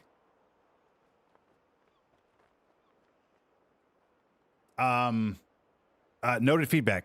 I typically do defaults because I'm maybe lazy is the wrong word, but I don't have the time a lot of times to like play the course I choose extensively to then adjust all the settings. So there's kind of a blind spot. JB, are you here?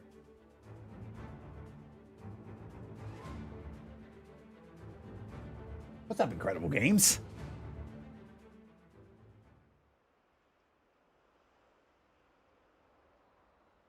Their food is good other than their wings. Like, they got the wings off a skinny-ass chicken. JB, are you here? Post ads and then gifty sub and no ads, I hope. At least 30 days and no ads.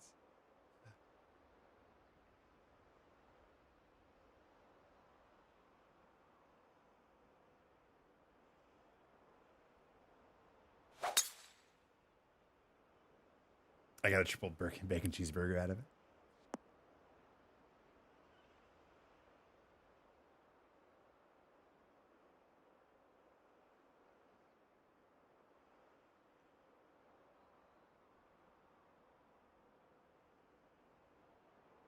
And we're back.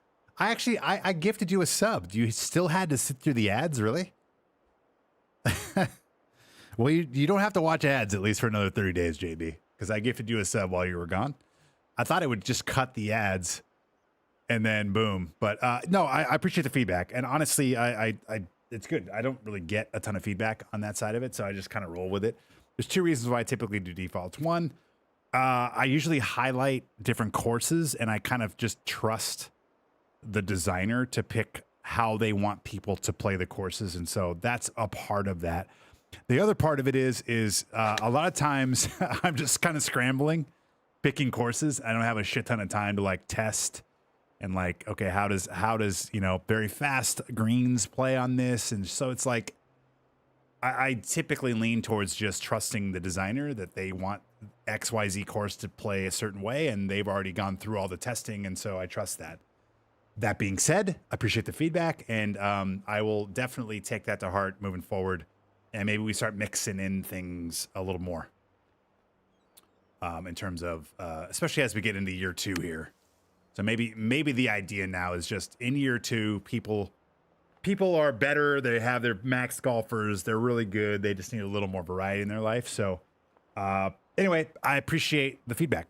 So we'll see what we do moving forward. But those are just to kind of inside baseball you a little bit.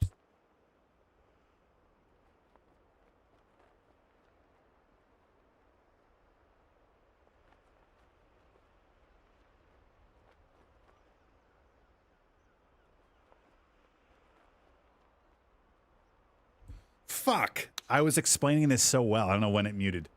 I don't know how much of that you caught, maybe none of it. But there's two reasons I do the defaults. One is because it's kind of to showcase the design of the course and the course designer, and usually I just kind of lean on the fact that they tested it out and this is how they chose to play their course, and so that's why we do that. Number 2 is usually I'm kind of scrambling picking courses in most cases, and I don't have the time to like test certain conditions out to make sure it's not a shit fest.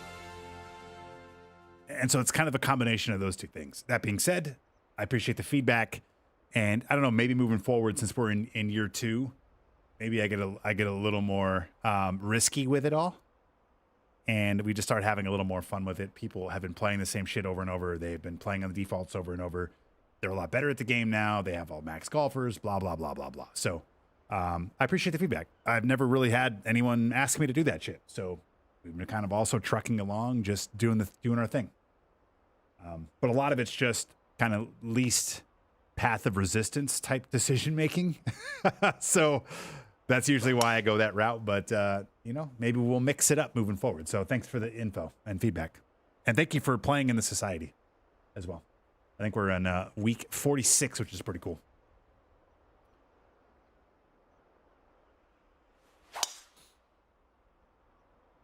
And some of that too is I also have I've always kind of seen my society as I don't want it to be like just grindy, like turning screws on people, because they have that in TGC Tours. My society is kind of like a little bit of a step back from that, and more of like, I'm going to use this for a warm up before I play my rounds, or just something to kind of practice / stay sharp with. But either way, the feedback's great. Thank you. So maybe moving forward as we start getting into close to our second year of S4L tours, maybe I'll start being a little more adventurous with stuff. So thank you. It's a good challenge in your society. Much appreciate the work. Yeah, thank you. Current course gave a lot of folks some headaches, so good choice. Perfect. It gave me some headaches too. Yeah, Saucy likes to kick people in the dick. So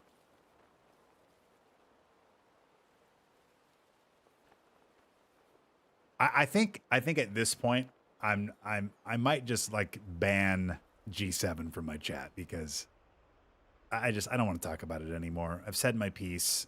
I end up saying stuff that I do mean to a point, but sometimes I get drunk and we get a little too aggro with stuff, and I lean a little too much into things that I probably shouldn't. So I think we might just not talk about G7s ever again on this channel. I had a good chat. Well, not really chat, but some good messaging with Revan as well about it. So.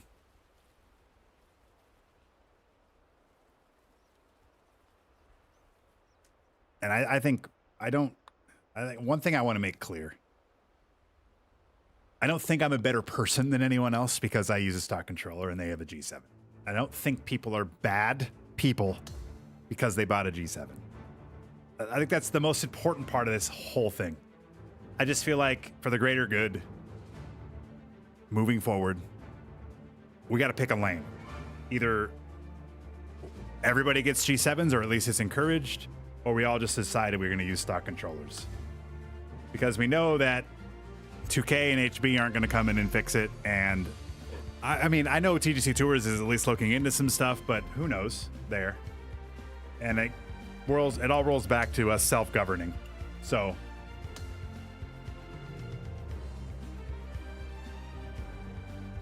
and I also respect the fact that I have an opinion and others have different opinions. And we can have cordial conversations, and we don't necessarily have to agree on anything of that. Like, it's fine for people to be like, no, I don't agree with you, C-Mount, and that's okay. I think it's healthy.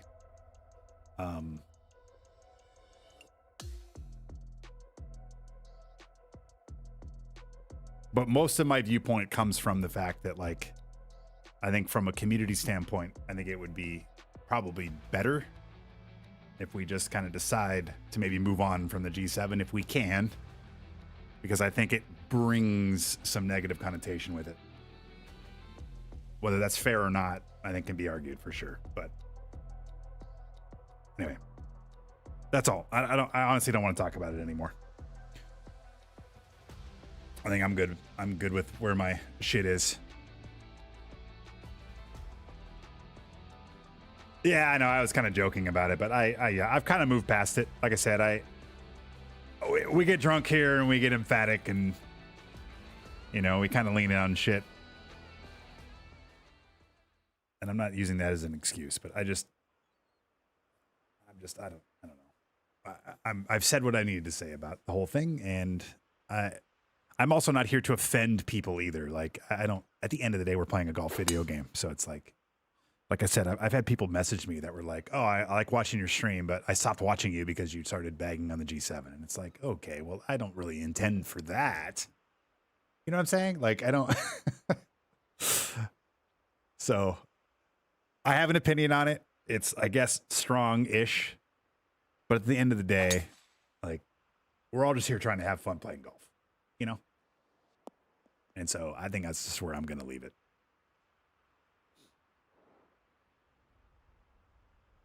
My wife used to have a Pontiac G6. Pontiacs were legit, couple buddies that had Pontiacs. Anyway, that's all. We don't need to go much deeper into it. No, I'm not gonna. It doesn't even really. The last viewers thing. I just more like. I just want to make sure that I communicate the way that I want to. And sometimes I get drunk and we get riled up, and you know what I'm saying? Like, and I'm not going to say that I don't, again, it's not the excuse of, oh, I'm drunk, so don't discard it. I'm just saying that like, there's a part of this that's like, I'm drunk, I'm fucking ranting, and there's some showmanship here because we're streaming. And then I end up just not conveying my message the right way. And that's all. So.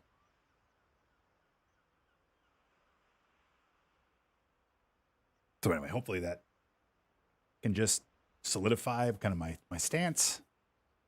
And then, but I'm honestly, it's starting to turn into the Red Fast conversation where I'm so fucking, I'm tired of talking about it. So I'm just going to stop talking about it. People know where I stand, and hopefully we just move to stock controllers and we move on as a community, and then maybe it's addressed in 27, who knows? Or maybe TGC Tours comes out tomorrow and says, hey, we're going to encourage everybody to go buy these G7s because they are, you know, they seem to be the best way to play the game in terms of like equipment. And then we all just move forward that way. But either way, I'm so over the conversation.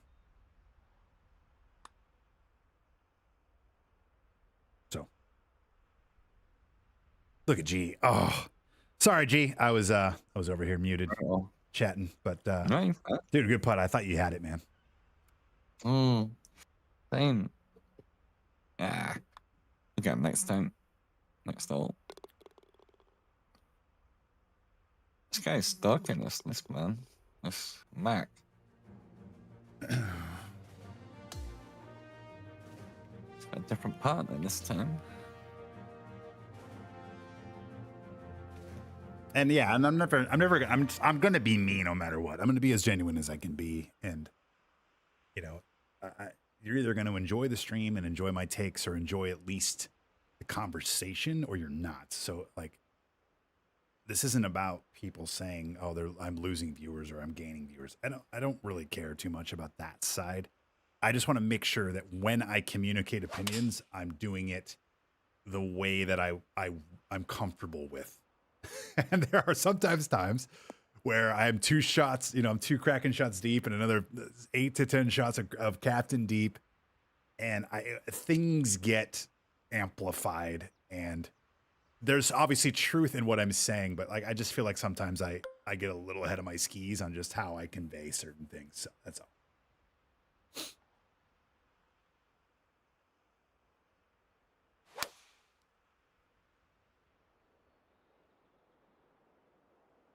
Here we go. Hold it.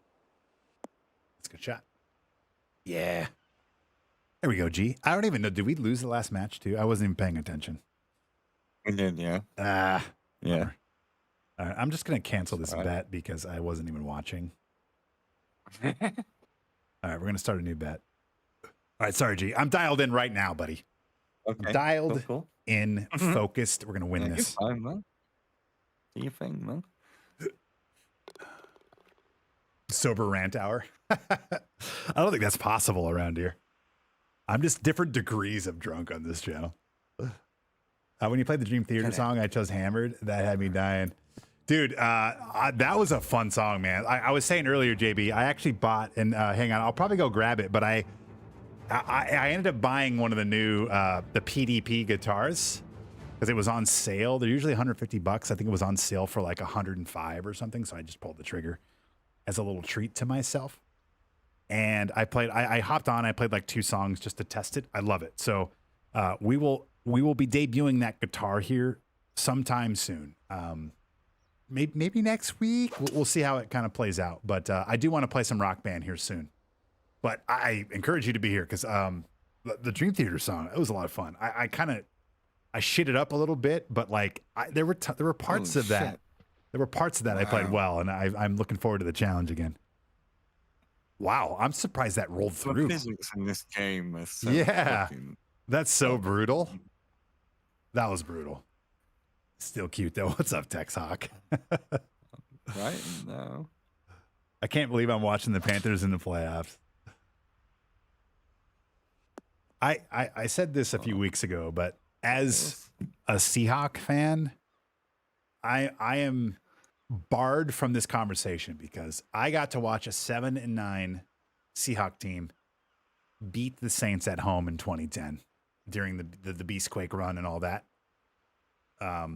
So I'm never gonna get involved in the like, oh, this team's record should bar them from being in the playoffs, blah blah blah.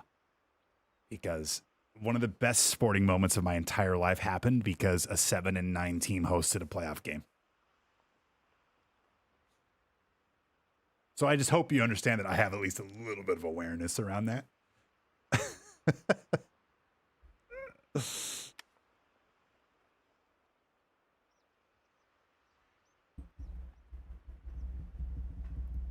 I play IRL at a decently high level, so I know its songs. That is awesome. That is awesome. I one point in the last like maybe 15 years ago, I bought a guitar, and I tried to get into it. My goal was to learn how to play a couple songs like acoustically, and obviously easier songs that you're kind of getting into the flow of it. And I was having a hard time because I had bigger hands of like holding the chords and like doing the chord stuff and all that. And I had a buddy of mine that was like, oh, you should have bought a wide neck guitar to accommodate for your bigger hands. And I was like, oh, well, that's too late. And at that point, I just kind of was like, kind of discouraged, but also didn't quite have the time to put into it. And then I just kind of let it go by the wayside. But I respect people that like follow through and like learn how to play guitars and different instruments and shit. I was always into sports growing up, and I will never take that away from my life because it grew me in a way personally. But also there's so many relationships that I was able to build. There's so many opportunities I was able to be a part of in my life because of sports. But there is like a little part of me that wishes I would have been a little bit more into like playing an instrument growing up. Because I love music and listening to music and all that shit. I just never got into it. So, and I can't sing worth a fucking lick. So that's out. I started in bluegrass. I ended in shred metal, instrumental stuff, high level guitar. That's fucking cool. That's smoked.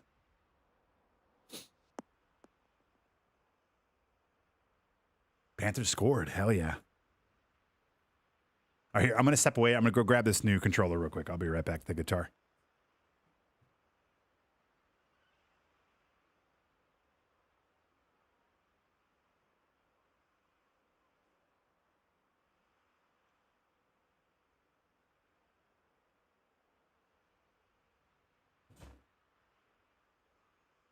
Yeah, so here it is. The new axe, ladies and gentlemen. We'll be debuting this next time we play Rock Band.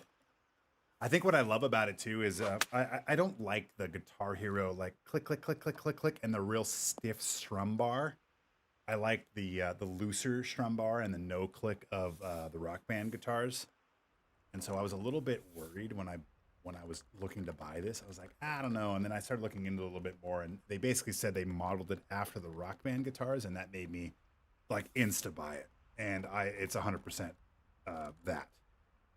And I haven't bought a new guitar in like 10 years, so maybe more, probably closer to 15. But yeah, so we'll be debuting that probably in the next week to 2 weeks. I haven't decided when we're gonna do Rock Band, but sometime in the next week or two.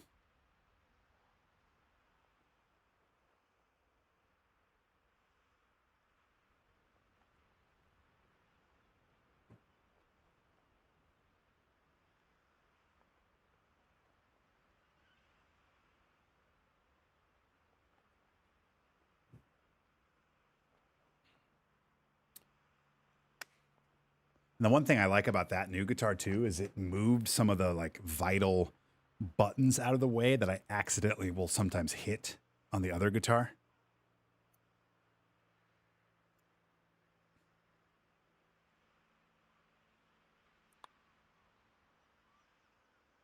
Ooh. Oh, I'm so glad that tucked in there because I was a little worried I overread it. Thank you.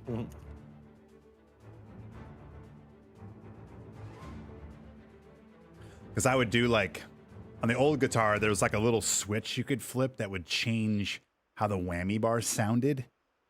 And I never really liked some of the alternate ways. I always wanted the default, but I would always accidentally hit it. And that is not even on the controller. So that's cool. Look at G. Oh, that is delicious, G. Sure. Steve Vai is my favorite.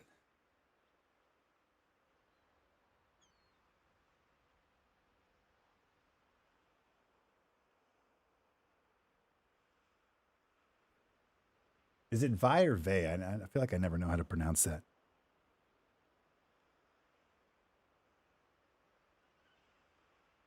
Gilmore's the GOAT.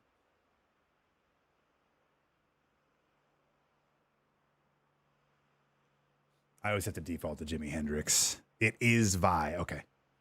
I always have to default to Jimi Hendrix. Seattle, of course, but he's also buried in my hometown, you guys. I don't know if you guys know that, but I grew up in Renton, Washington, which is where Jimi Hendrix is buried.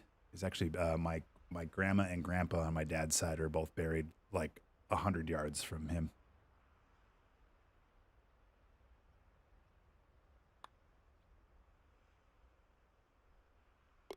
Phew, man, these are like knee knockers here, G. Let's go, baby. All right.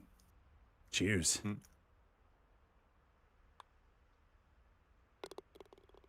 John Mayer is also very good, man. Very good.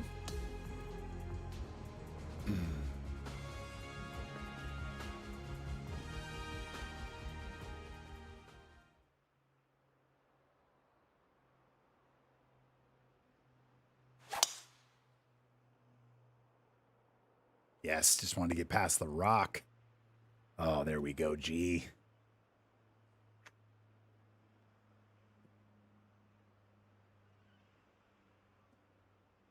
I'll get you on.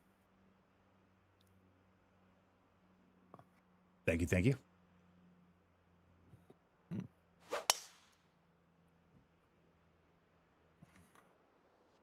Ooh, they're in trouble. Yeah. They are in trouble.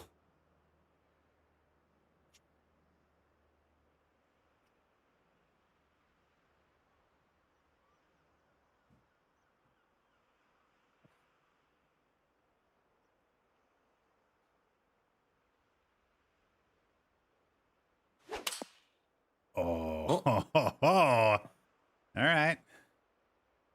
Well, we're on our way going up 2 here.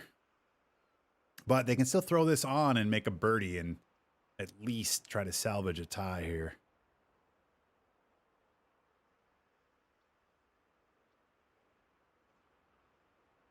But that's a tough ask. This is leaning towards par right now. Oh, boy. Or worse. Oh, yikes. Okay. Buckethead. Yeah. Remember they called the Guitar Hero 2 days of trying to beat that fucking Buckethead song. I think at some point I beat it, but I was like flashing red.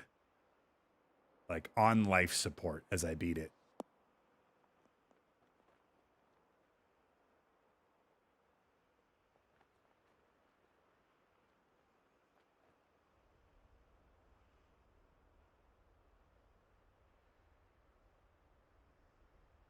That was more when I used to play for like, I'd get home from work and I'd play like hours of Guitar Hero.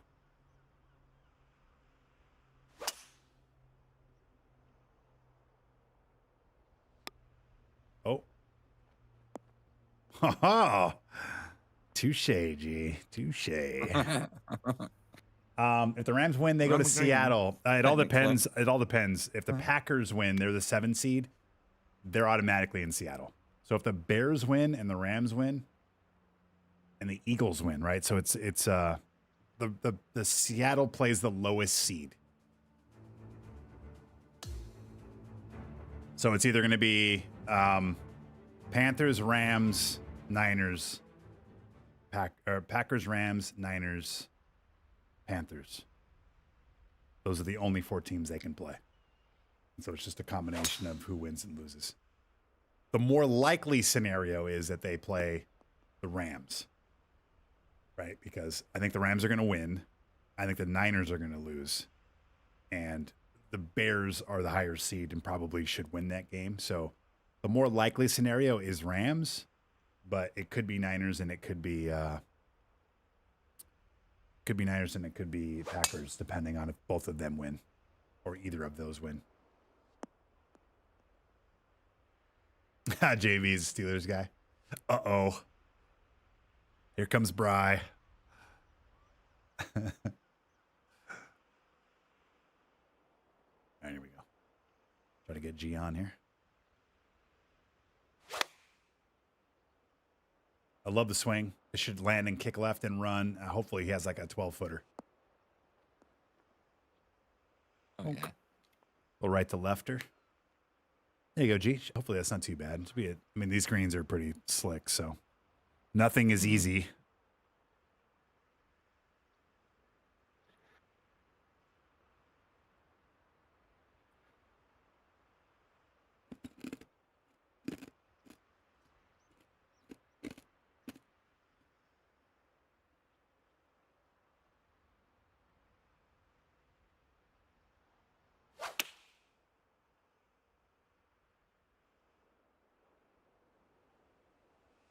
That's a hell of a shot. That might go in. If that had rolled forward instead of checking, I would have rolled right in the hole because it was going to break like a half cup right to left. All right, G. He's got this. To win the match. Or, I'm sorry. To go to Dormy. Oh. Wow. You know what? We haven't taken many shots today, G, so we're going to take one right now for that because that was sexual. Hell yeah. Hell yeah. That made the inseam get a little tighter, you know? Cheers. Cheers, man. You have a massive erection. Really? Yes, I do. All right, let's go win it.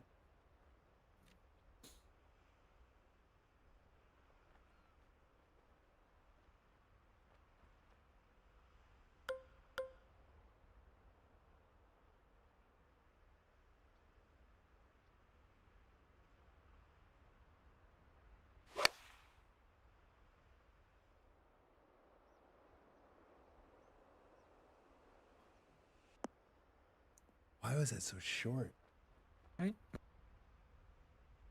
Yeah, sorry about that. I thought I did better math on that one. I clearly didn't. I did not expect that to be that short. I thought it was going to land about 7 or 8 yards short and then bounce and roll and be like a kick in. Yeah. That's good. Huh. Good. I have to look that back up when I'm done.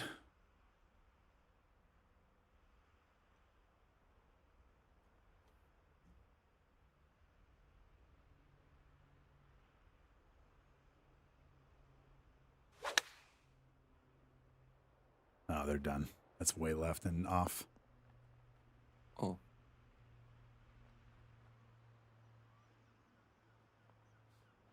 Yeah, I don't expect the Steelers to win that either. But I said this earlier, road playoff games are a whole different beast. They just are. So they're hard to win on the road in the playoffs. So the Texans are going to have to play real well.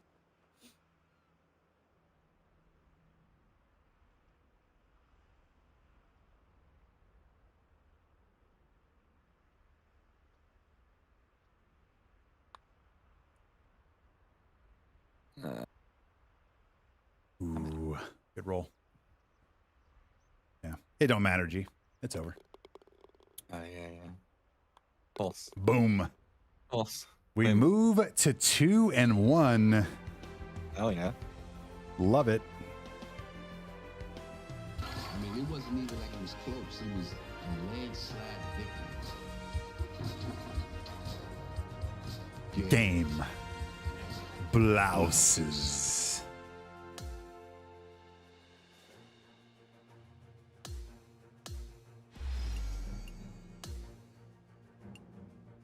All right, what's the... Do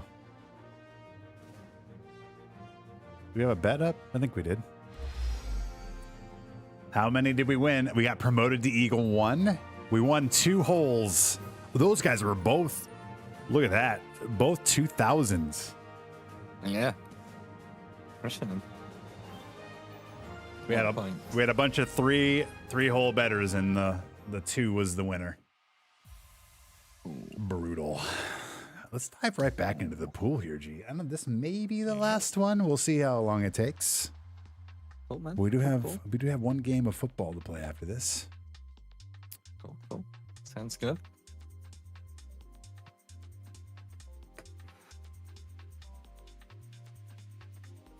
We call them fake condors. We just need to play more. I don't really do ranked much.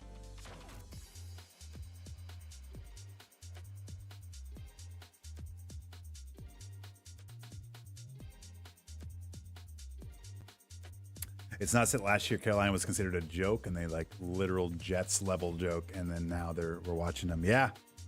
I think that's what's so great about NFL, and I think that's why it's such a fun sport to follow and be a fan of and all that, because it's one of the rare sports where you can see a huge turnaround, because the entire sport is built to pull the good teams down and to raise the bad teams year over year over year. That's why it's so impressive when, you know, teams like the Patriots forever and the Chiefs forever are so good all the time, so consistently, because like the system is not built that way. The system is built for last year, the Commanders, this year, not quite to the extent, but the Panthers, you know, to have a turnaround. The Jags might be the better example. The Patriots, to a certain extent this year. So.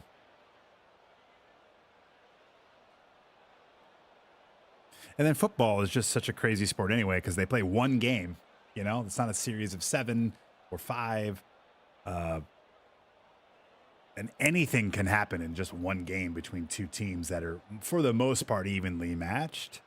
But then with football too, it usually boils down to like 5 plays where it's like a couple turnovers or a couple breaks your way, or even just a few penalties, or, you know, it's like there's always like 3 or 4 plays in a game you can point to where like that was the pivot point.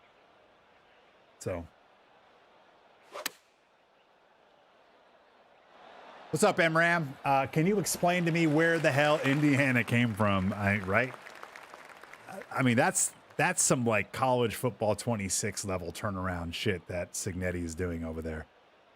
I think it's a combination of just extremely good coaching, the transfer portal, and just getting the right players. And the right mix of players.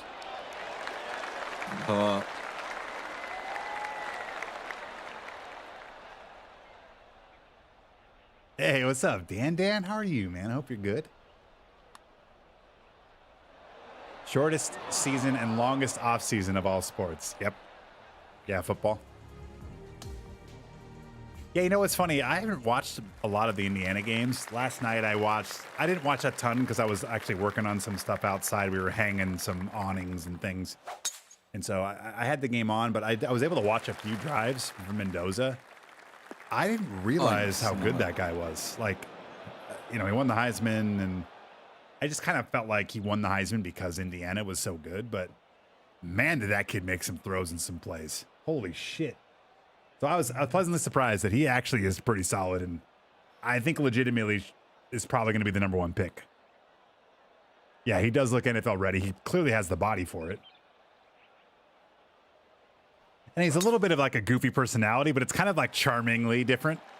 You know, it's not like off-putting, but definitely a little different. But yeah, it seems like some of the throws he made, especially on the first couple of drives, I was like, oh, okay, these are NFL throws this kid's making. So I definitely was a little more sold on him being the number 1 pick after watching it last night.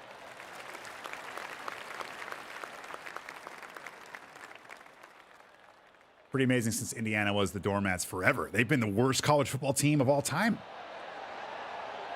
Like, at least high profile team.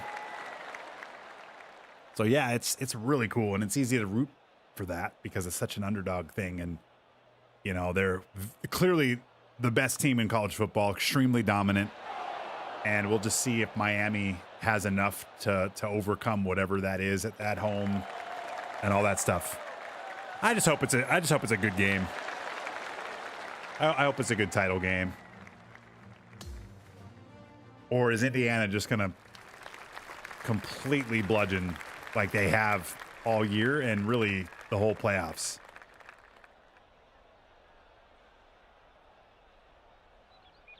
I mean, the Oregon game was what, 56-22 or something, and it wasn't even that close, which is crazy. So, and then they just completely stomped Alabama.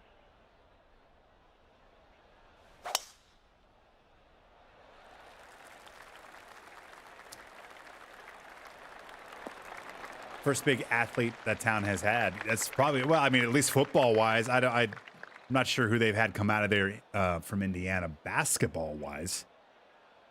Have they had any big, like Oladipo is the one that pops into mind in recent years, but like they've had to have had some pretty big Indiana players that, I mean, Bob Knight obviously was a huge personality and coach, but were there some good players that came out of Indiana basketball?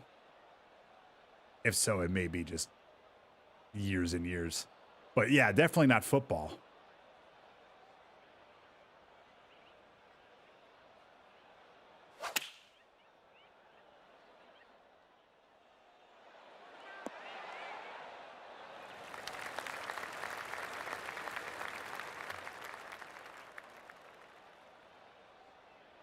I'm a Buckeye, but I'm about 99% of America rooting for the Hoosiers. Yeah, I think it's easy to do that.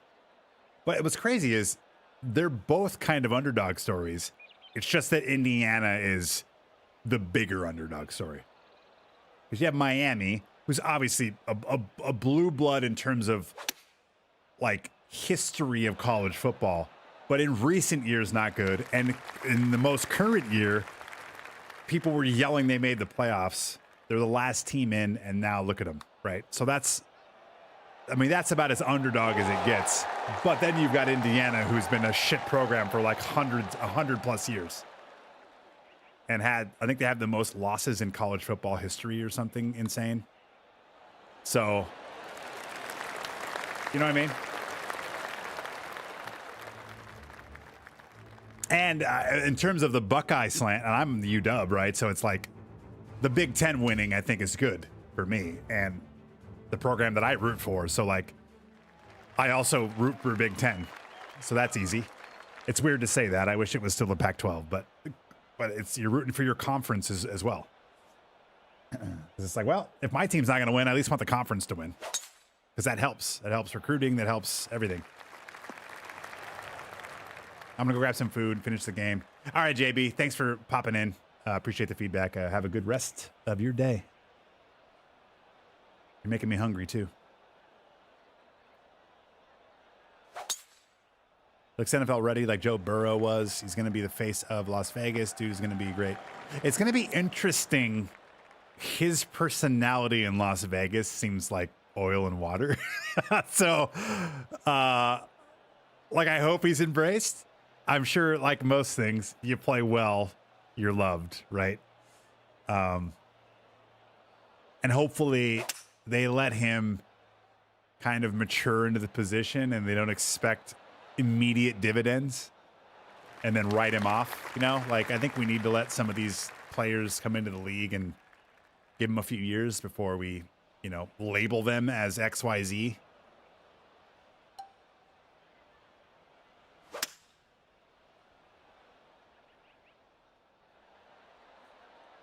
Miami in the finals suck at Notre Dame. Panthers just muffed a punt off the face mask. Oh, God.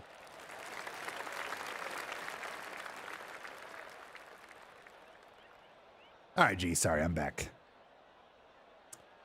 All good. Great shot in. Thank you. Thank you. I'll try and make it.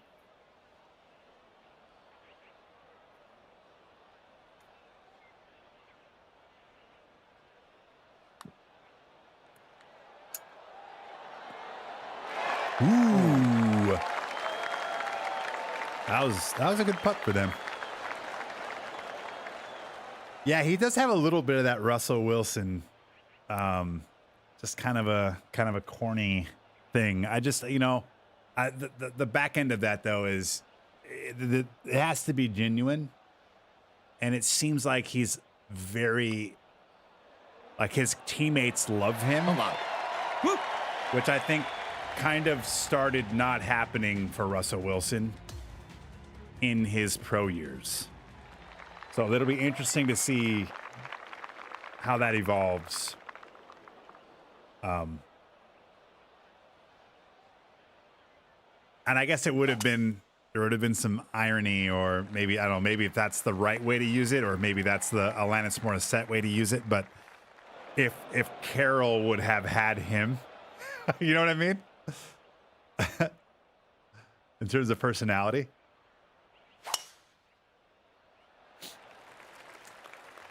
And obviously he got fired, so it doesn't matter. My bad, G. I didn't think we'd get through.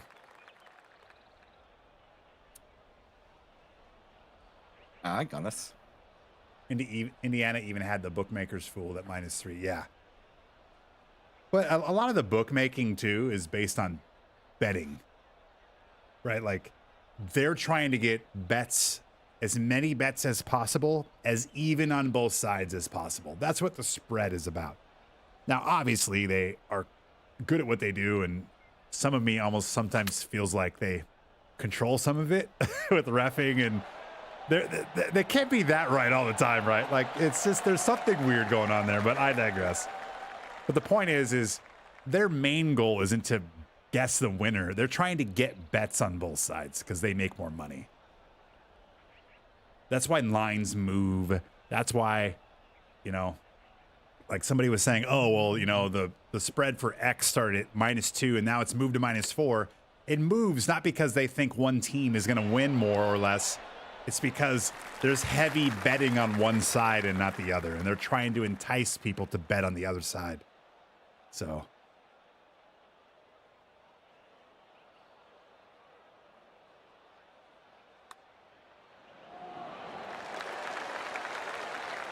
All right, there we go. We're in the cup. Let's see if they miss it. Ooh, we did. Oh. He did. Amazing. All right.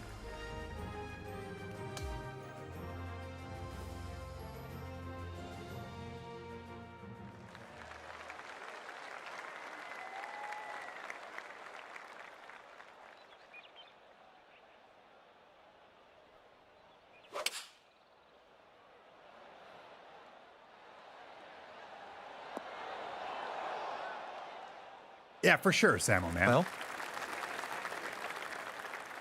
yeah, it's not just black and white because of bettors, but it's such a huge part of why lines move and why lines are initially set too.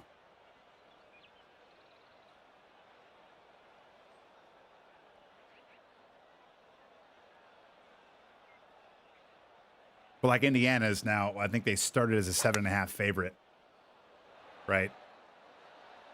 And that probably goes up to 10 or 12 would be my guess.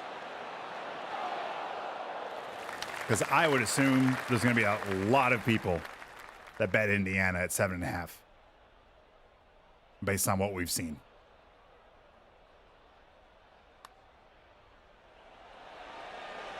No. I'm sorry, G. I thought it was in.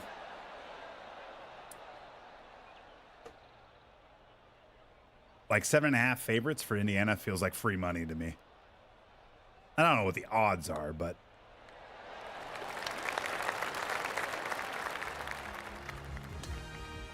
they feel like a double digit situation to me. Roden, I'd bet them at 13.5. And I honestly, with how they've performed, I don't know if there's really an argument against that.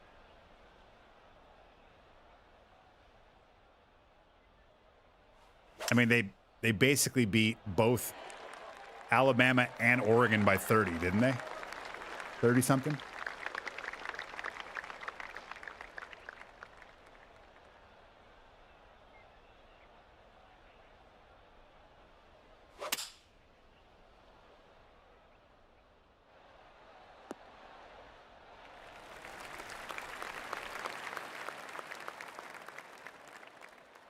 And Miami's going to be interesting because they're a little bit of a different type of team because they're kind of more built towards the current trend in the NFL.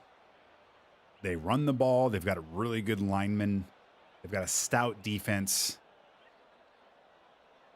And then they make just enough plays through the passing game, usually explosives, to win games. And like I said, Indiana should be able to counter all of that. But they're a different team than Oregon.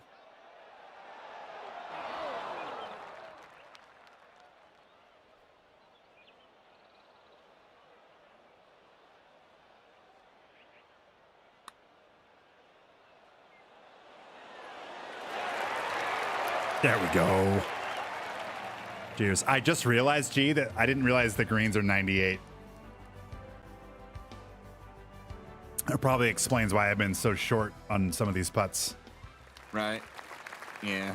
Don't want in it. Yeah. Don't have fast greens here. Stupid. Let's make sure that we're like 5 on the stimp meter. For a course that's usually 13, 14. Right.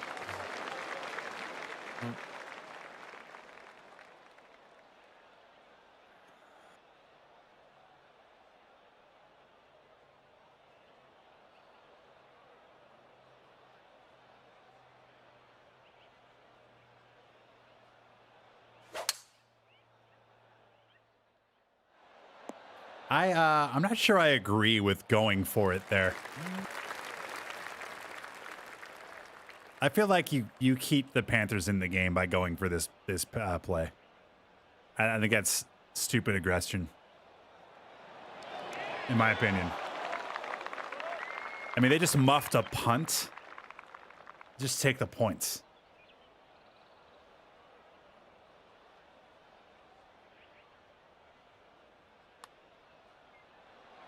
Ugh.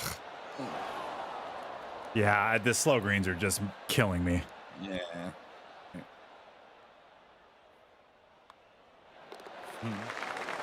The money came in on Oregon, opened Indiana -4. Big dogs were wrong here. Yeah, fair. They're not always right, but they're right a lot.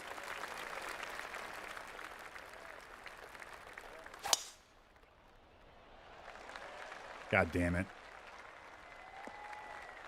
Ugh. My bad, G. Okay.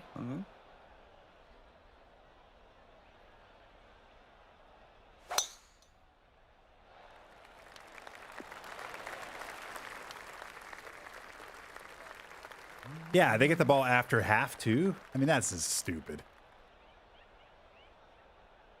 That doesn't make any sense to me.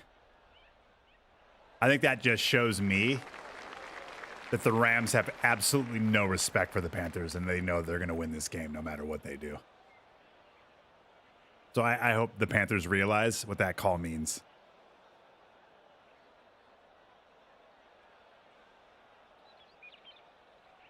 How is that not PI?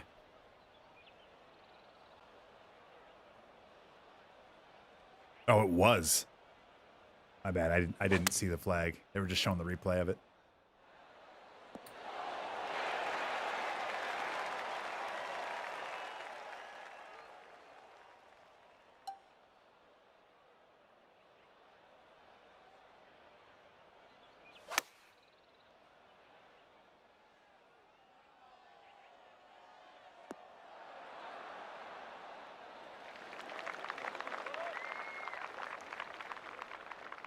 What a throw.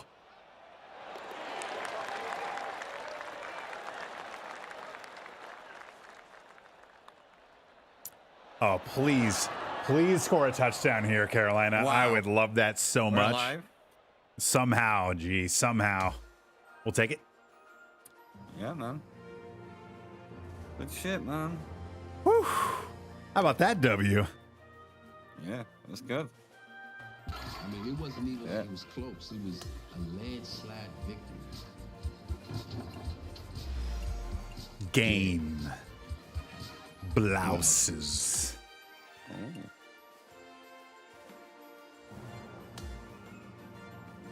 Well, great playing today, G. I think we're going to call it there. I'm going to switch over, play a game of football. Yeah. But thank you, man. I appreciate you as always. Great playing. 3-1.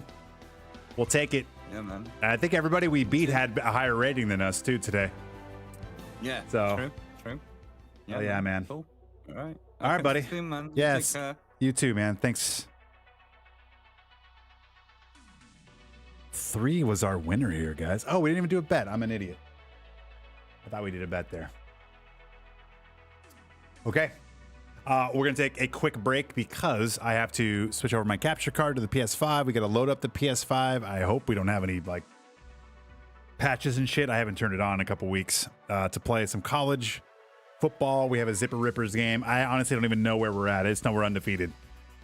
So I think we're week 5 or 6 or 7, somewhere in there. So stick around. And remember, you can be a part of the Zipper Rippers football team. Year number 2. Hopefully we can make a run to not only a bowl game, but maybe a playoff spot. We did win a bowl game in year 1. There you go. That's how you can get in on that. I just see Bryce Young, and now I'm watching. Oh, what a move. Hell yeah, dude. I fucking love it. What a terrible decision by the Rams to not kick a field goal here. I love this so much. Come on, Panthers. Shock the world. We'll be right back. I'm going to give you guys a video to watch. Here we go. We're going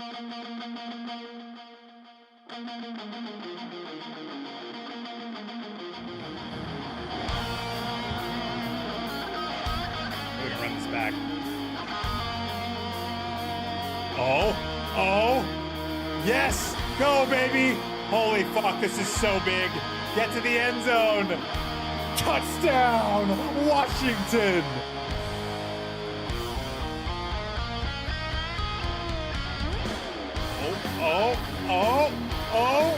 Oh, he breaks it. Oh, he's gonna house this. Are you kidding me? Beast Mode 3.0, touchdown.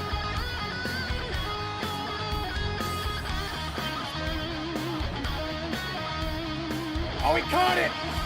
Touchdown!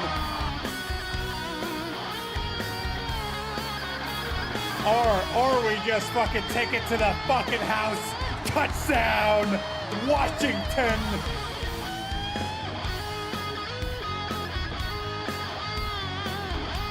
Yes, yes, baby, to the house. Touchdown! For the game! For the game! Touchdown! Oh, I blocked it. Yep, see ya. Oh, look at that juke to the house. Touchdown. Yes. Oh, to the outside. Yeah, to the house. Go, baby. Touchdown. Oh, yeah, we're going to get it. We're going to get it to the house. First touchdown ever. Oh, we got him. Look at this. Take it to the house, Wells. This is your moment, buddy. Touchdown. Get to him. Oh, he picked it. He picked it to the house. Yes, sir. Get there. Get there. Touchdown. Sock full of nickels. Big stupid. Big stupid. Oh, he made the play. That's a catch. That's a catch. Brandon Riddick is all alone. Yes, sir. To the house.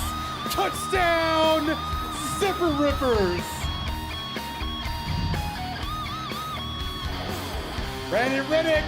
Brandon Riddick on the reverse pass. Yes, sir. Touchdown. Pickett. That's another pick six.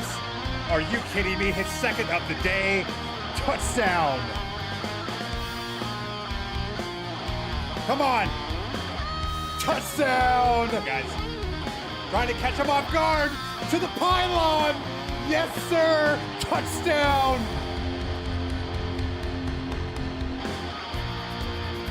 Dot! That's a grab! He's got him. He's got him. That is a touchdown. Zipper Rippers. Make a play, make a play, make a play. He did! Touchdown!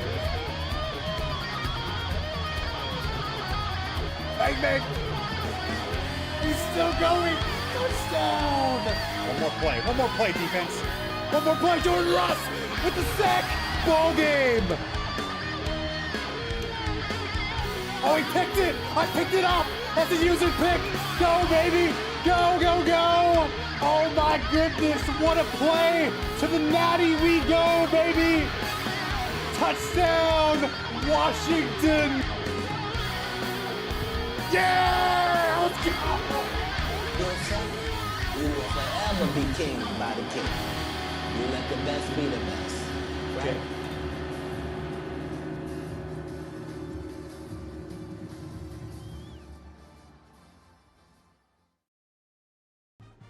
All right, we are back, and it's time for some Zipper Rippers football, ladies and gentlemen. Here we are, week 6, year number 2 of our team builder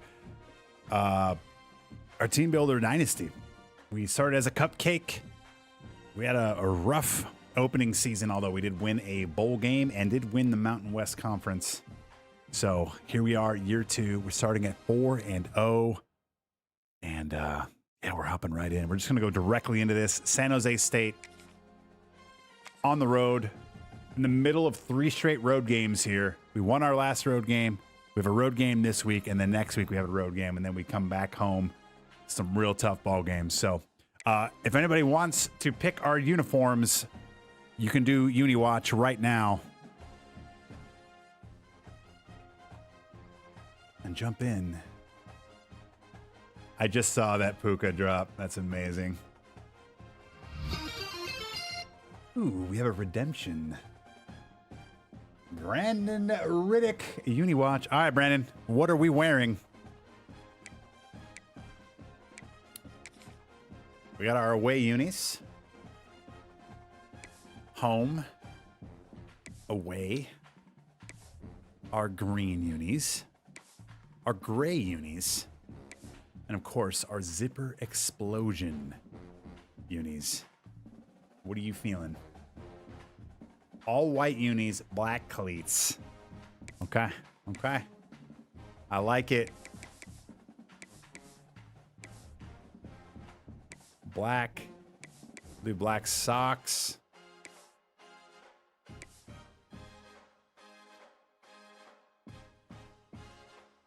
Love it.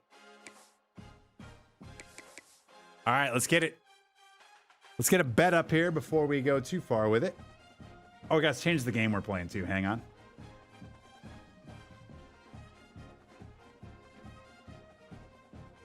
College football 26. Oh, it's EA college football. I always forget. There it is. All right, game updated. I got to do the same over here too. All right, guys, let's go. It should be fun. It's been a bit since we've played, so we might be a little rusty, but we will try to win this ball game. Hang on, I gotta switch this. This is the one thing I always forget to do. I gotta switch the game we're playing on Twitch, but also over on YouTube.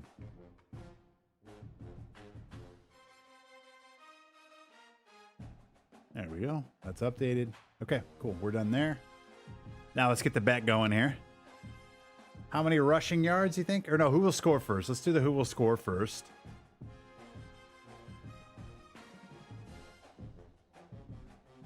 We got Zipper Rippers or San Jose State. 5 minutes on this. Bet is up. Who will score first? And we'll shift that over to another bet. Thank you guys so much. It's time for some Zipper Ripper football. Enjoy.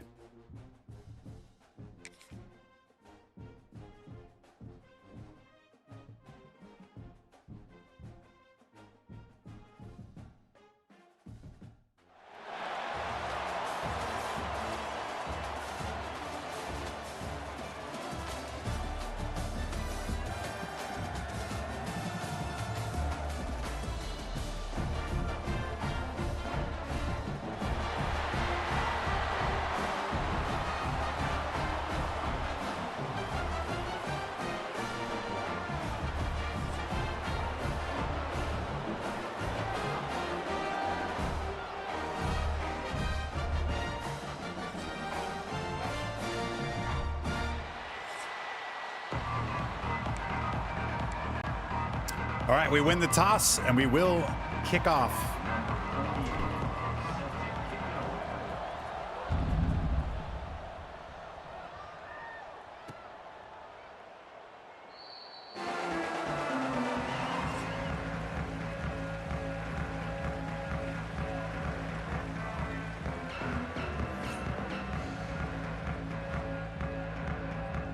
It's good to be back on the old gridiron here with the zipper rippers.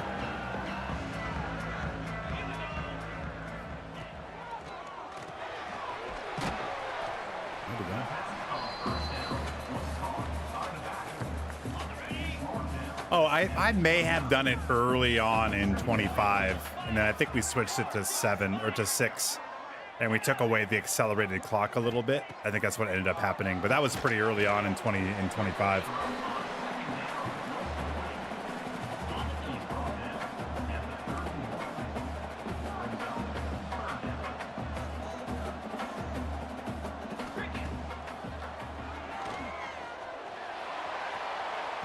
Damn it.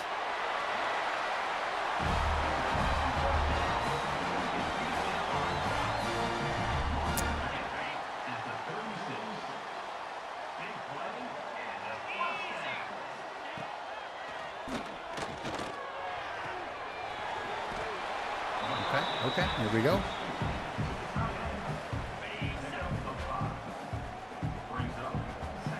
You gonna play along with me? Nice. Get him, get him, get him, get him, get him. Oh, nice defense. Hell yeah, let's go. We're trying to keep him out of field goal range. Remember the bet, who scores first? Right now, it looks like the Spartans are threatening. But a sack may push them out of field goal range here on a 3rd and 5. Damn it.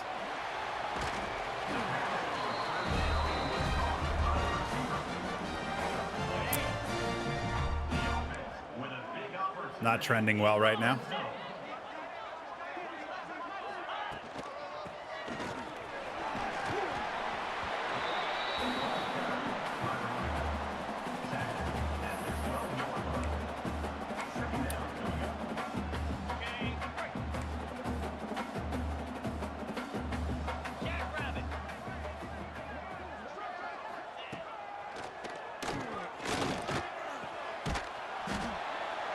Third and inches. Whew.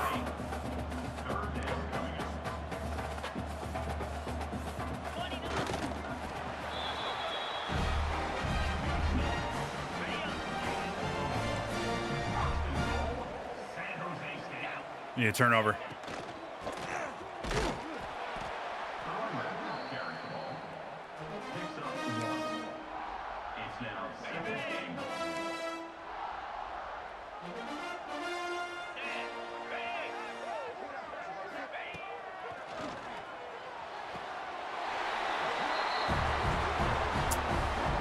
Bummer.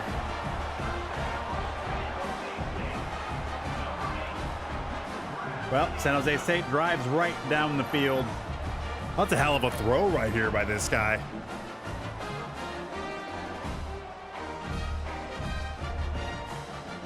Really good throw and catch there. Damn it. The kicker on for the extra point. All right. God damn it. 11 plays, 76 yards, and a touchdown. Okay. Let's fight back.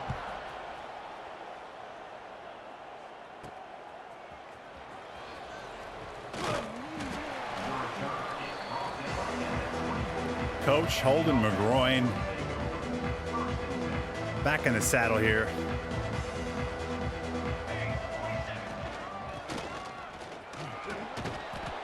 That's a good opening run there, 9 yards. Playing your Army Dynasty? Nice.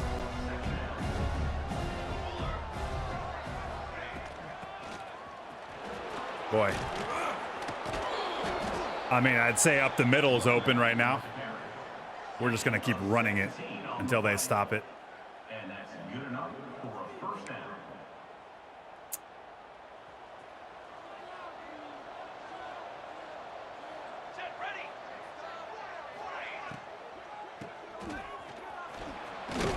Jones up the middle. Running back the ball carrier.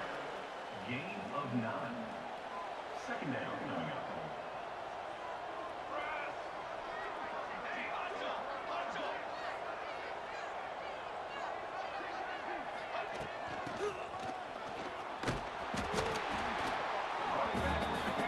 I really wanted that to be a little more fluid than that. I did not expect him to. I was trying just to peel that way to the right, and look, he like stopped. I thought I was just trying to go right there and get around the outside because there's literally, oh, I guess that guy was running up, but that was bad. Bad stick work there, but that's not really what I was envisioning when I did that.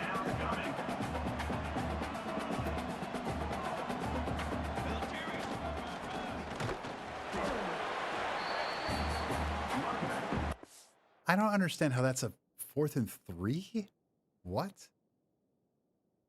Oh, he did get hit. I mean, he doesn't fall forward for more yards there? What? Oh, he's down there. Okay, that makes sense.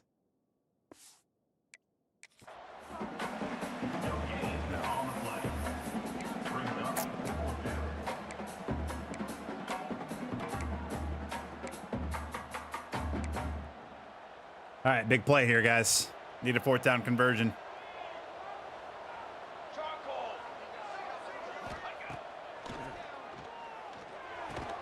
Yes.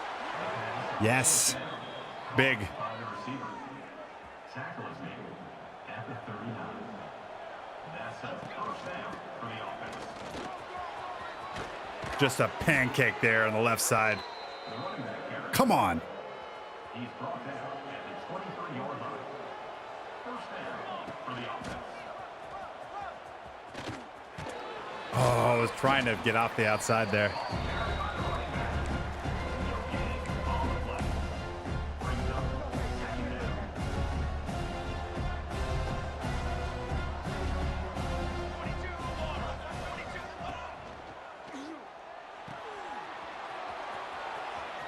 Love that play so much. First and goal from the 10. Pickup of 13. And that's a first down for the offense.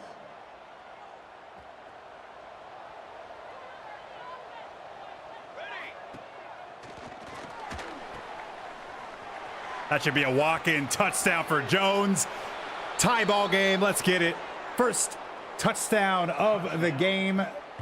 Shot glasses out. With the grab and the score. Ooh.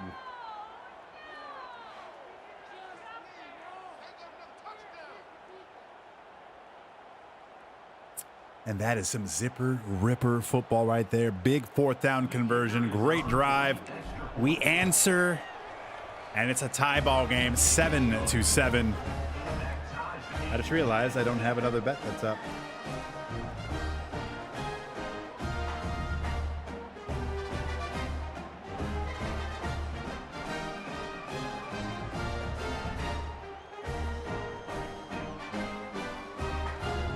All right, we got a bet that's up right now. Total rushing yards, 10 minutes. Number 48, set to advance on the football.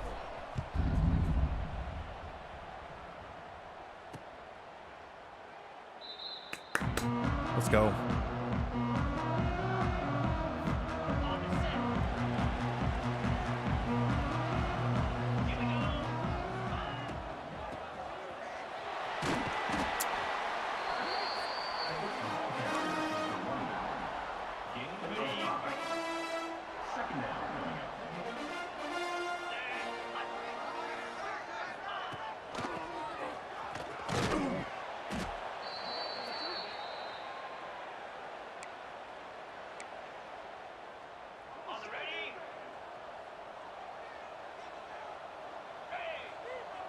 Come on.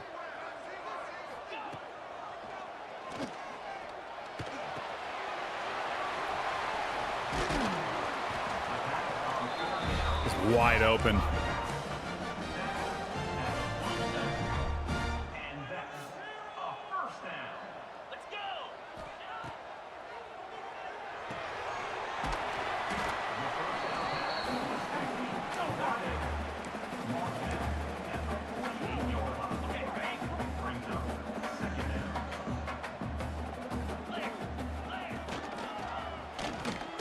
what a play by the D. Tackle for loss. Hell yes. Loss of 4.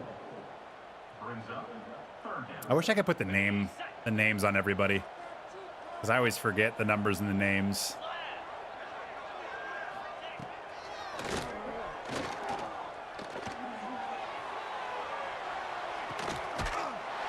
What? He caught that?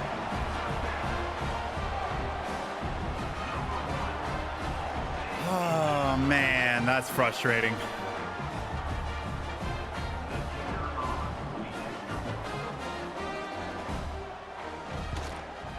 Brutal. Really surprising that DB did not make a play on that ball.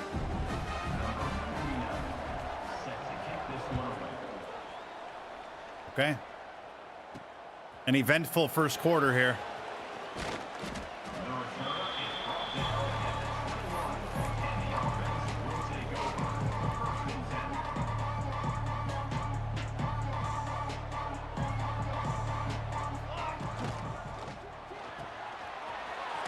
There we go. Good opening play.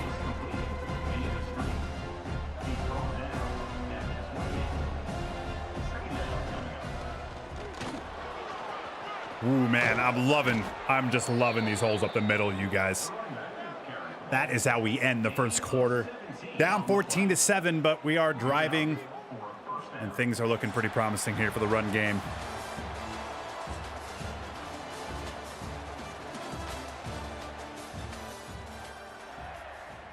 It does look like Devontae Adams is playing. I just saw him drop a pass. Not drop, but it was really good D.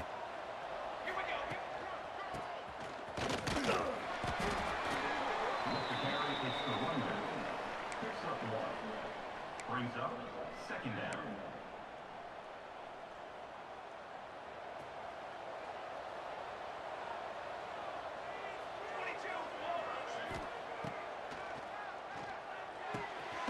Nice. I was hoping to break that tackle. Complete to the wideout. Picks up 4. It's 3rd down. Tough play here coming up. Got to convert.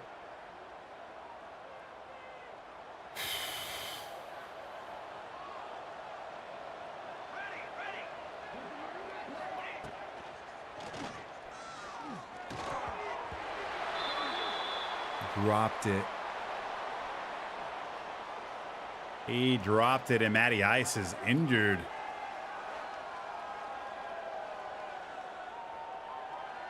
I think we got to go, you guys. Midfield. Damn it.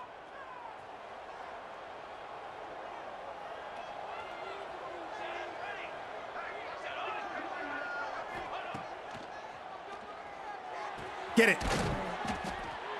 First down. Did we get it?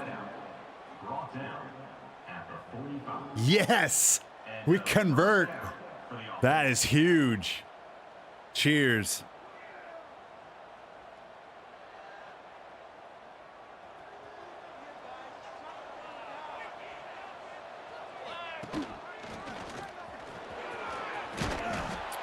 Our interior offensive linemen are just bullying. Absolutely bullying the San Jose State Spartans.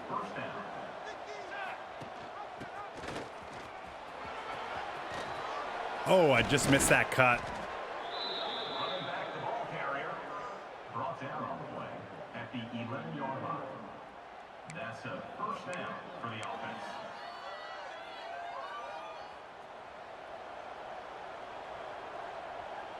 Military stunt.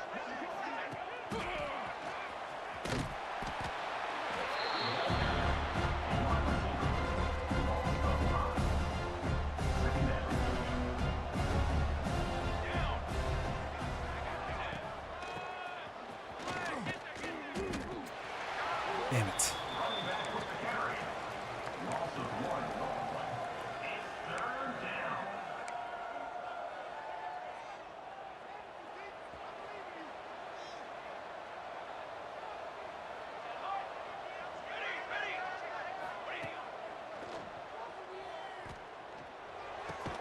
Oh, he breaks it. Touchdown, Zipper Rippers.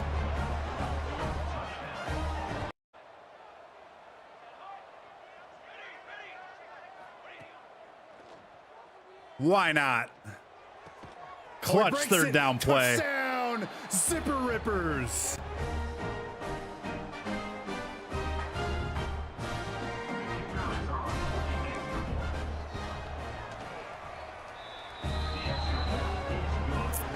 Let's go. Tie ball game.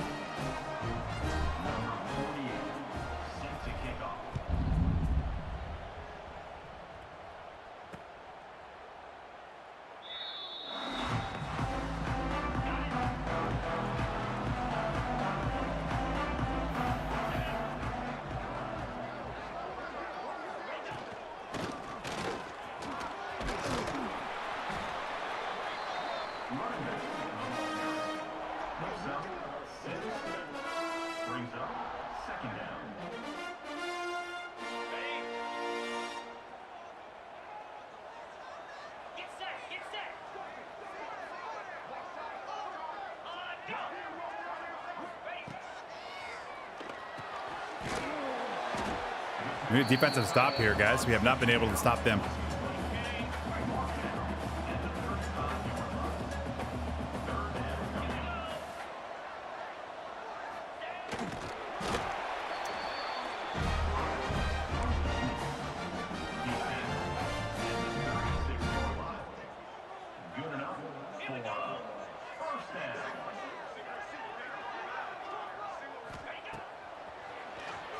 Ooh, what a sack!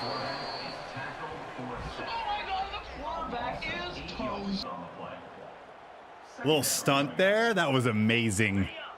This is what we need here. Now it's a 2nd and 17. We've got to get them off the field right here. There we go. Make a tackle. 3rd and 12.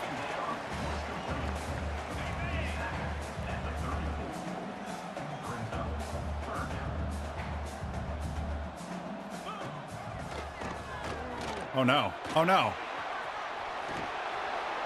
Okay. They almost got the first down. But we hold them. Now, a 4th down.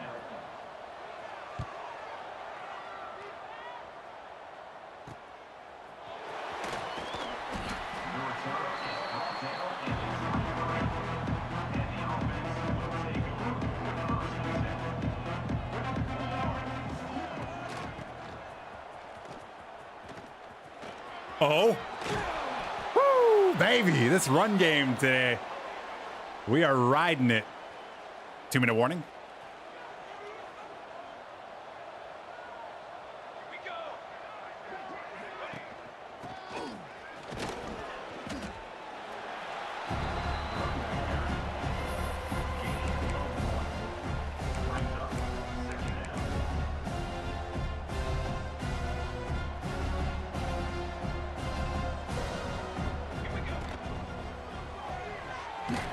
Damn. The pass on 2nd down, caught by the receiver.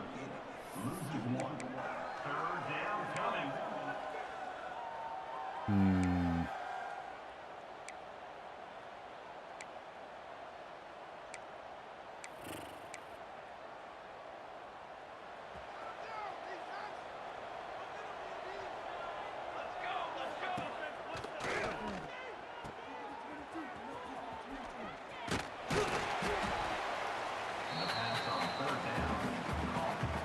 We do get the ball.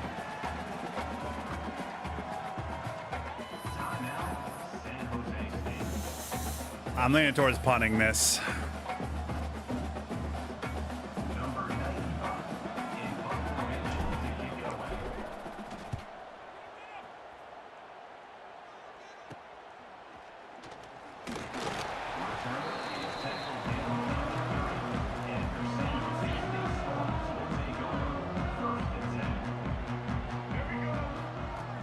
Ooh, direct snap. Tricky, tricky. Burn another timeout. Do it.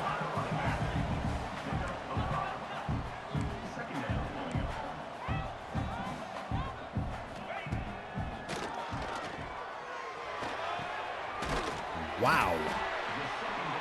Where is our safety there?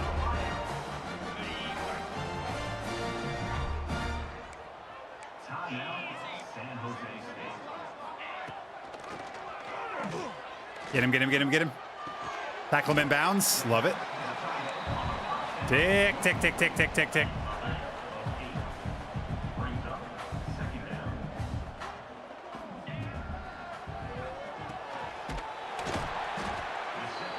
All right, that's our last time out.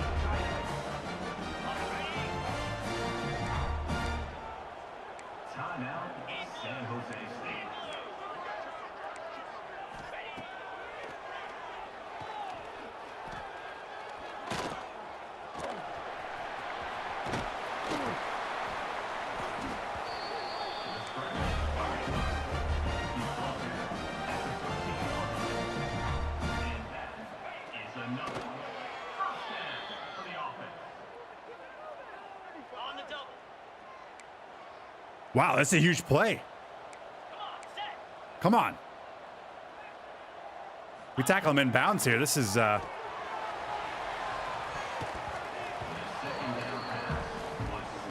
what in the fuck were they doing there? All right, we got a field goal opportunity here. Let's try to block it.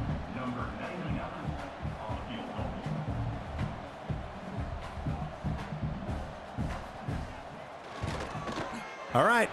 Going into halftime, down 3, we get the ball. Damn. Maybe we should have gone for it. I don't know.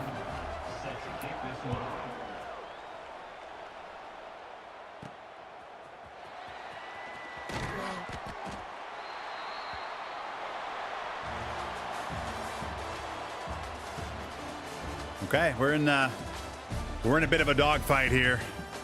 Spartans 17, Zipper Rippers 14 into the half.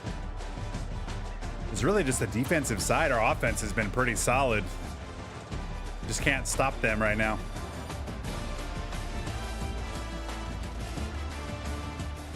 All right, let's go. Cheers.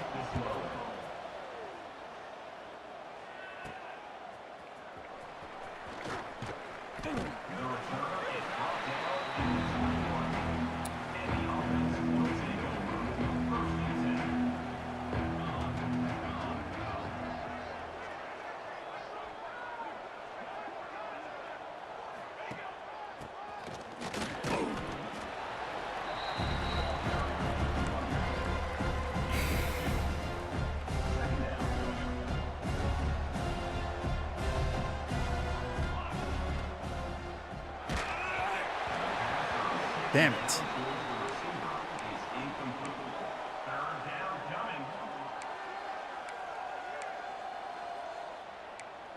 All right, we need a big play here. We need a big play.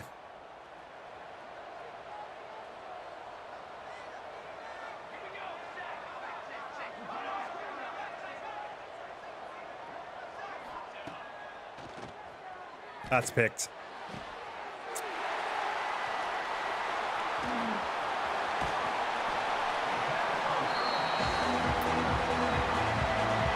Oh, man. I literally watched him go over there and I threw it anyway like an idiot.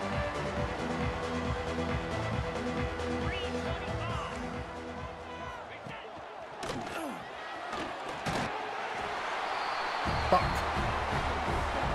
Okay.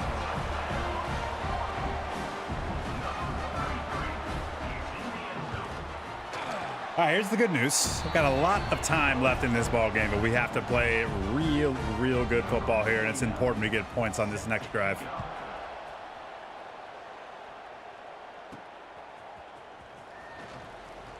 Oh, that's a good return. Come on, baby.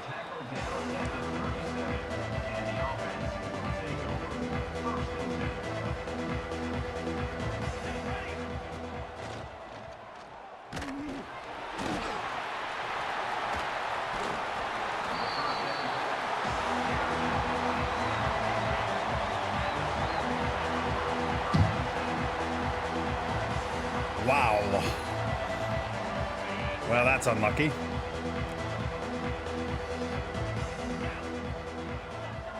Brutal.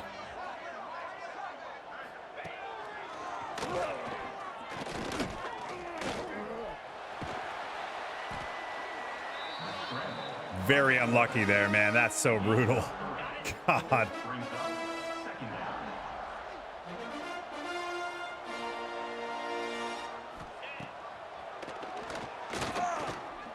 Get to him.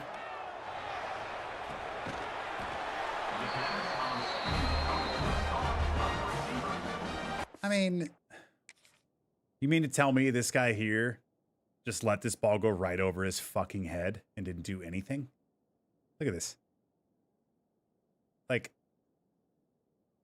I feel like I throw this pass and that gets picked 99 times out of 100 by the computer. Like, that is fucking ridiculous. God, that's frustrating.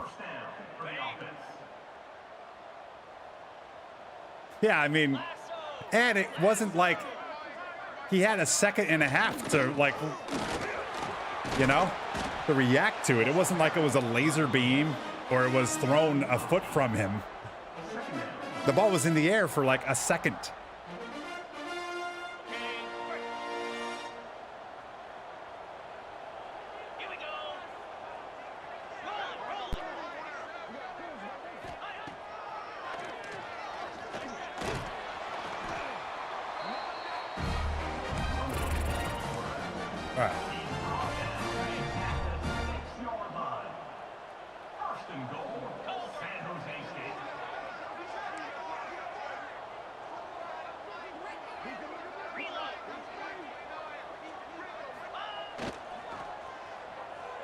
Get him. Big sack.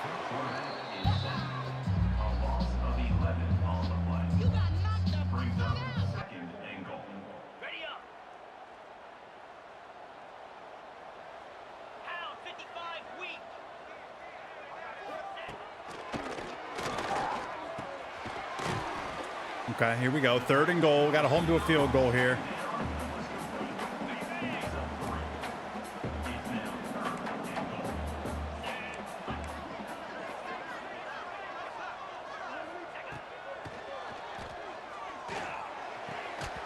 Okay.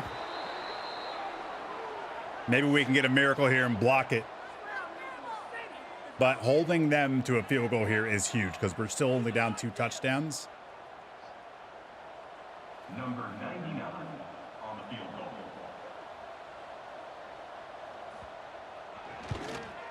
Okay.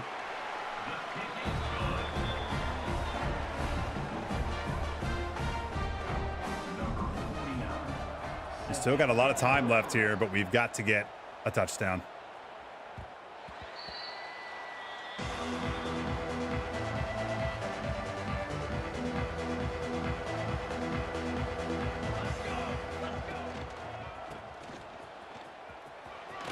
Oh, he broke it. Oh, go, go, go, go, go, go, go. What a run by Jones. Wow. Gain of 18. First down for the offense. Oh, he broke it. Oh, go, go, go, go, go, go, go. What a run by Jones. Wow. Oh, to the outside. Let's go, baby. Testing those edges. At the 43. And that's a first down for the offense.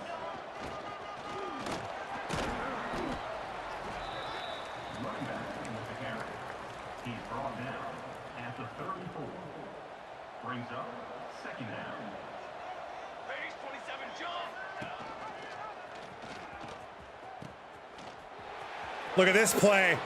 Calvin Riddick. Touchdown. Zipper Rippers.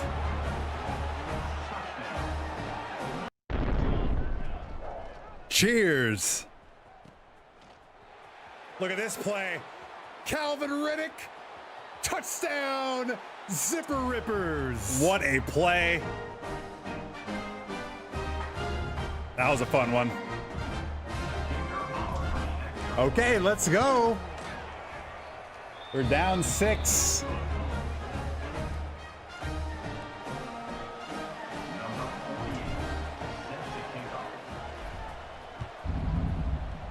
And just like that, right back into the mix. Come on, defense.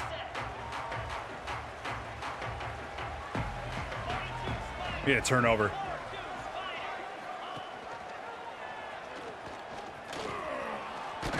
Bubble, bubble, no! Oh, we almost conjured up the turnover that we needed.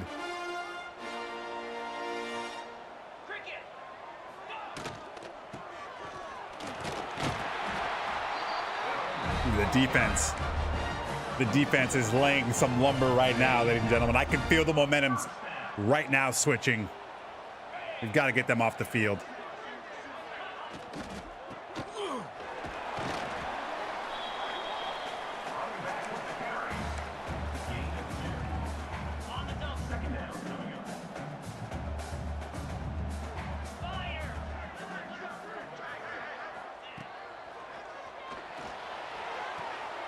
Good D, good D. 3rd and 1, 3rd and 1.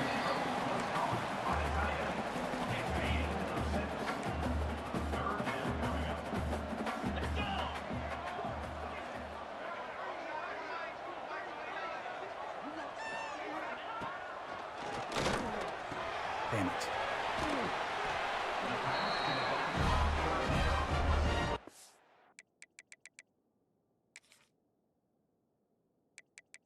Boy, it sure does feel like one of those games, doesn't it?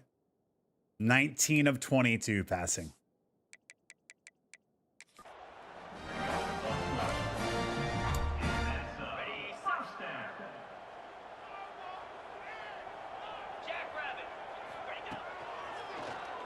That's a fumble. Pick it up.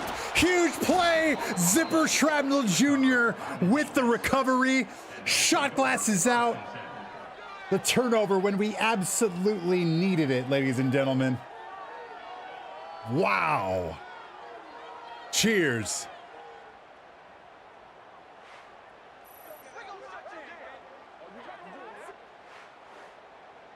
Jake Pope with the strong safety blitz. And Zipper Shrapnel Jr. jumps on it. Here we are, midfield, down 6.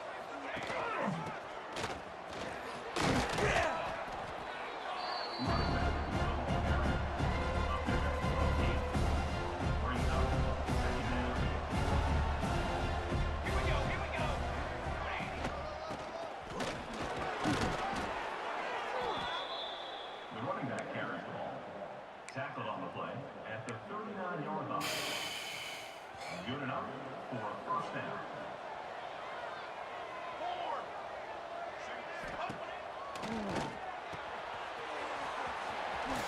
Ooh, oh, I tried to juke. The first down pass complete to the back. Gain of 12. And a first down for the offense.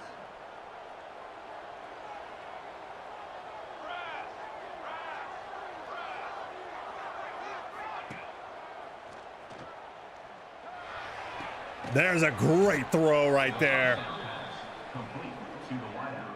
Come on. Gain of 18. And that's good enough for a first down. Nah. All right, we got to get in the end zone here.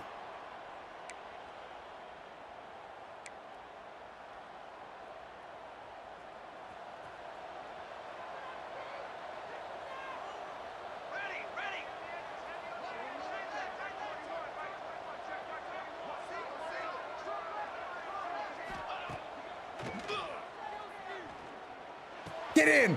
Touchdown! Zipper Rippers! Yes! Cheers! Look at us. We were down 13. We are now up 1 going into the 4th quarter. Bang is right.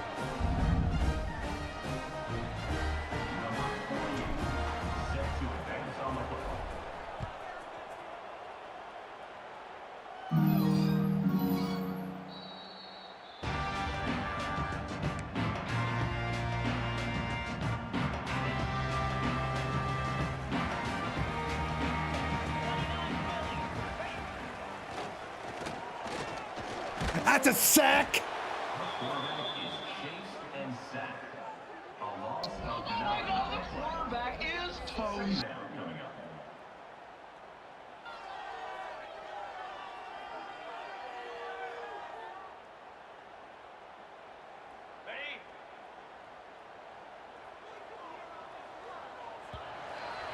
They called a penalty on that hit? This fucking league, man. This league. Unreal. There's like literally no benefit of the doubt for the defensive players, man. I don't know how you play defense. I don't know how you play defense in the NFL, guys.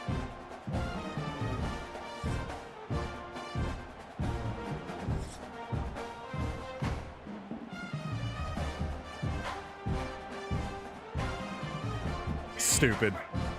And the whole game is going to pivot on that one play, too. Watch. Fucking refs, man.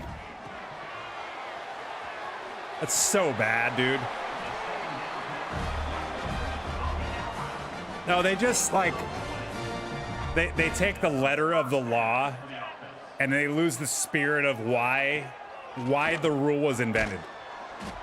That's the biggest problem with officiating in the NFL. They lose why the spirit of the fucking rule was implemented. And then they apply it to these fucking fringe bullshit plays.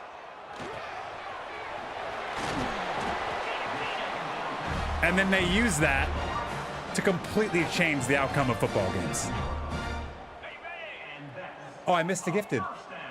Dan, thank you so much, buddy. Why did I miss that?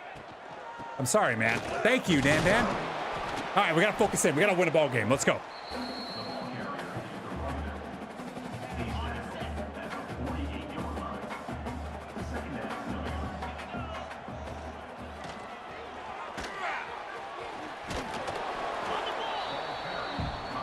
Really important and big third down coming up.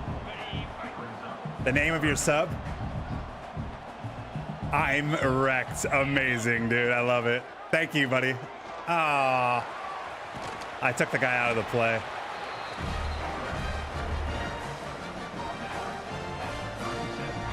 I'm wrecked. What's up, Rye Dog? How are you? Welcome in. Great football game right here. We just took the lead after being down 10 and then down 13. Down 10 with just a ridiculous interception that happened against us. We hold them to a field goal to make it a 13-point game, and then we score back-to-back touchdowns after a much-needed fumble as well on a sack to take the lead 28-27.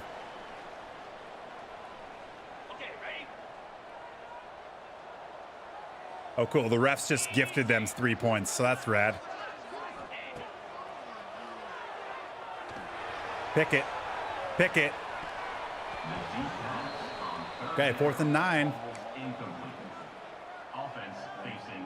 They're punting from the 35-yard line? What the fuck are we doing, dude? That's so stupid. Why would they punt from the 35-yard line? I mean, I love it. I'm here for it. Yeah, I miss you too, man. Welcome back. Okay, here we go. 4-minute offense. Our running game has been really good. We got to continue to ride it.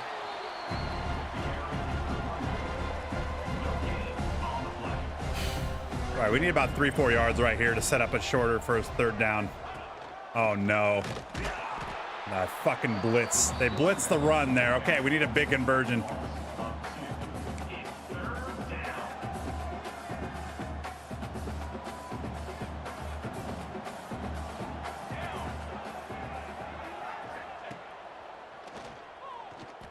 Deion's made plays all day. Oh, bring it in. Oh, man.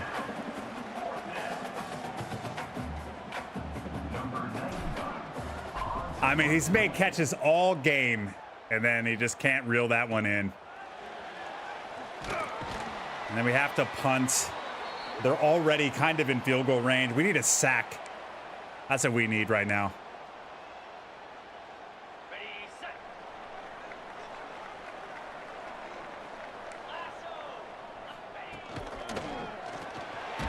There we go. There we go. There we go. Good D. Good D.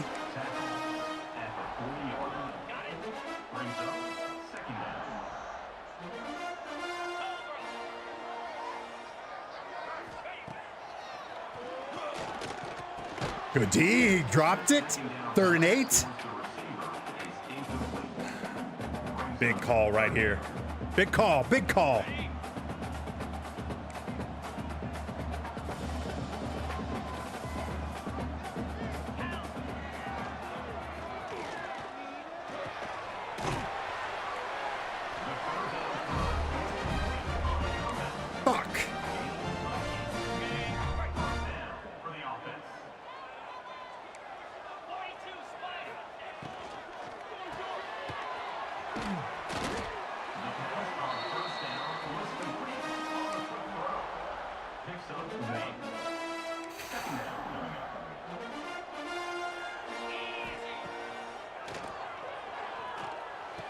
Just running wide open over the middle.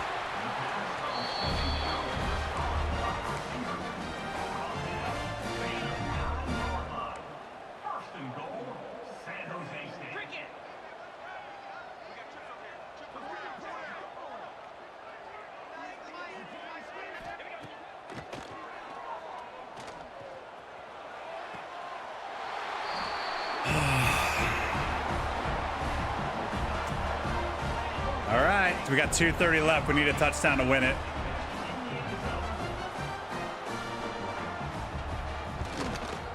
Man, this quarterback has been insane. What's up, Barrel? You'll never understand American football? Yeah, just try to use it as entertainment because the rules are so gray and there's so many nuances to the rules on like the rules enforced this way during this situation and this other way during that situation, and it's so fucking, it's almost like learning English if English is not your first language, because words are spelled the same but differently but the same and mean different things, and it's kind of like watching football, dude. It's insane.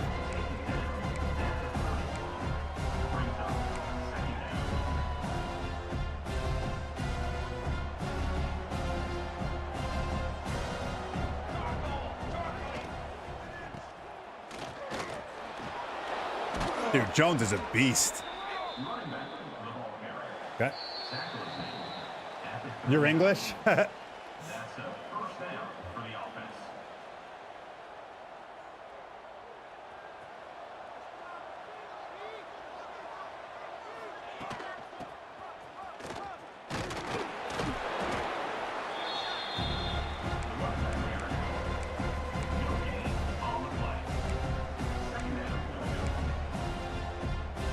All right, let's be clutch. Let's go.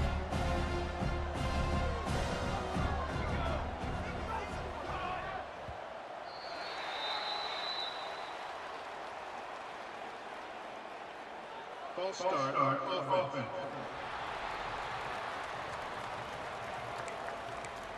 Of course. Of fucking course, game. We've had such a clean game. And then, of course, here come the fucking refs and the AI to ruin what has been a really fun, clean game. Just like real life. Really? And then they make him drop that pass? I mean, come on, man. Not like this. Jesus Christ, dude. Oh, boy.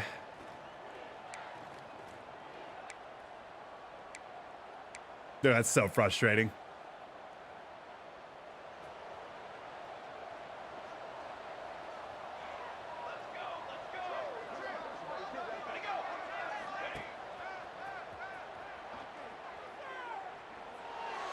What a throw! What a fucking play! Let's go win this! Are you kidding me? Gain of 23 on the play. First down for the offense.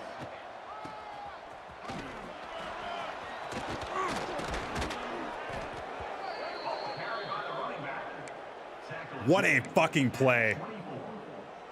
And that's a first down for the offense. That made me smile. Come on, baby.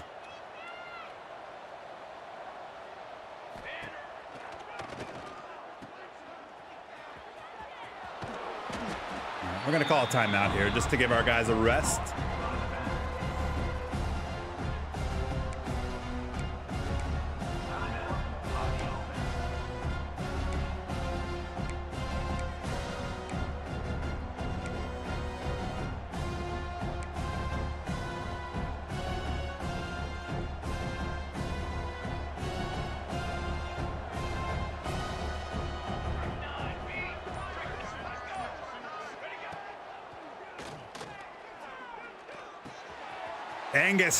Angus, down to the 6, baby. Complete to the tight end. Gain of 13. Good enough for a first down. 27, jump.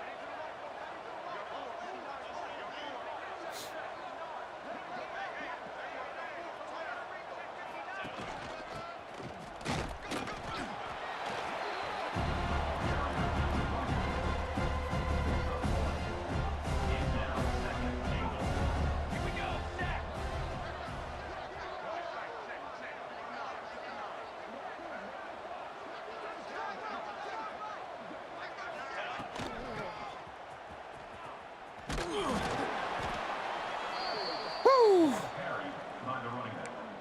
Knocked down near the 3-yard line. Timeout called by the offense.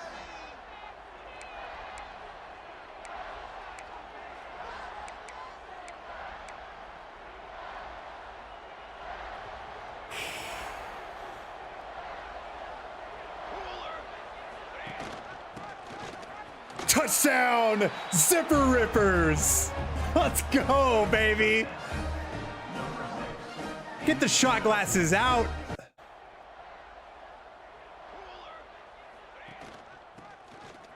Touchdown, Cheers. Zipper Rippers. Bang. Let's go, baby.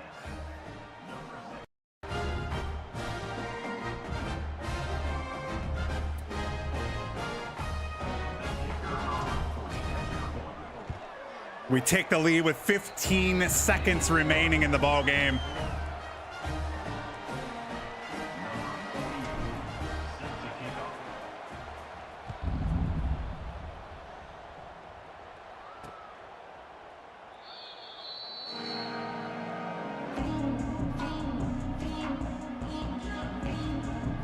Come on, baby.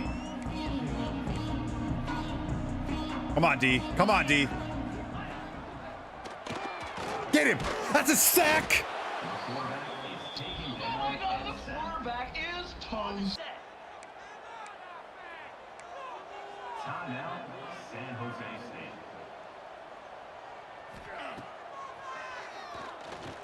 Finish, defense. Finish.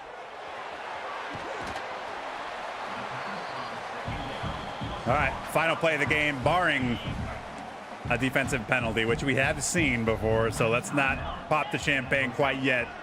One more play, D. One more play.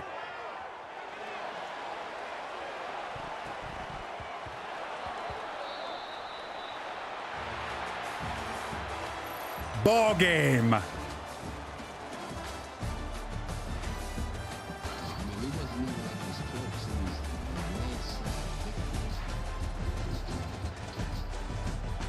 Game. Blouses. I thought they caught it. Dog. I thought he caught that ball and that was going to be a walk-in touchdown to win the game.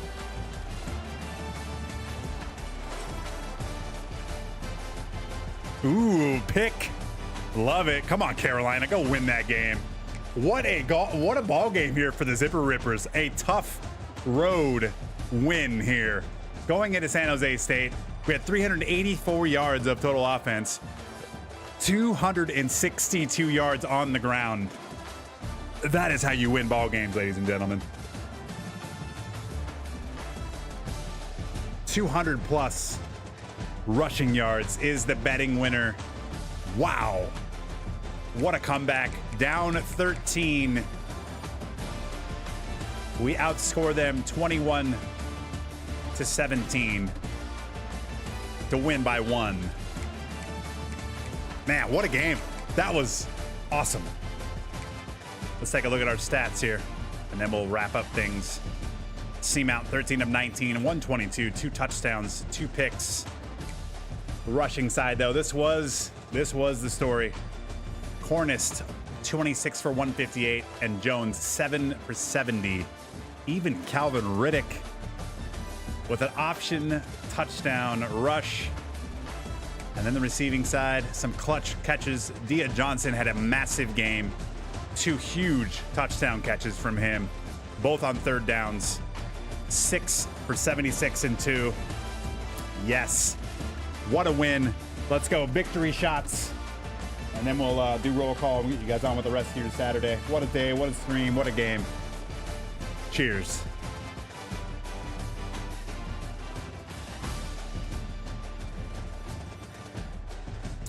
Ooh, man. I love it. That was a fun, really fun game. Tough game. Tested us. We needed to make plays, and we did. Big win, big win. Let's go. Roll call.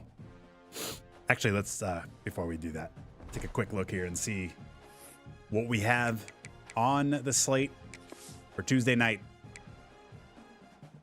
We're going to advance. We move to 5-0 here in season 2.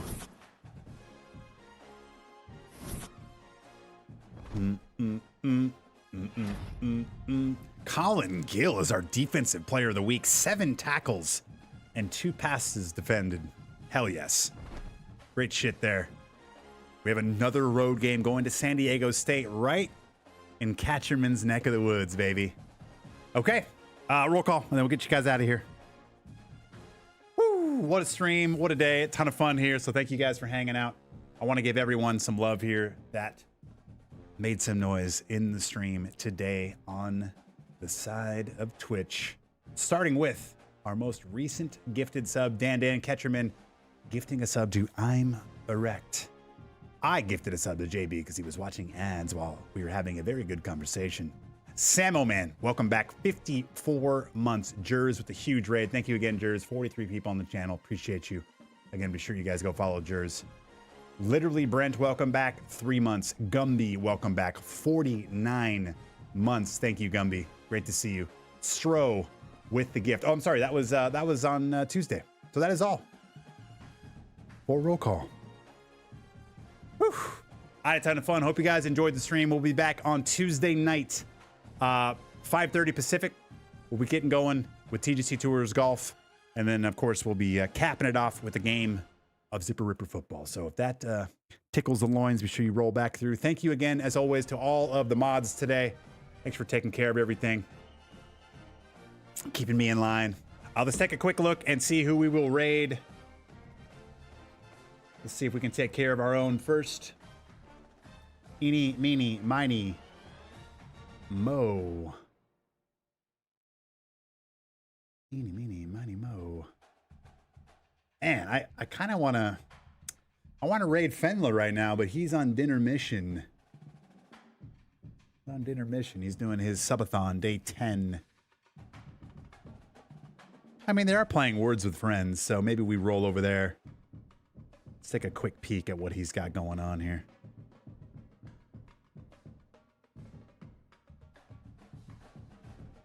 Wonder how long he's been on dinner mission.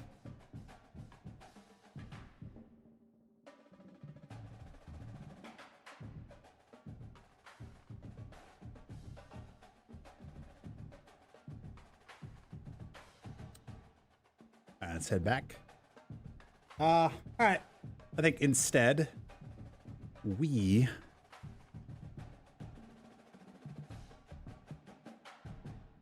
can raid CIA Bear. Done. He's playing golf. Saturday night special. The den is awaiting our arrival.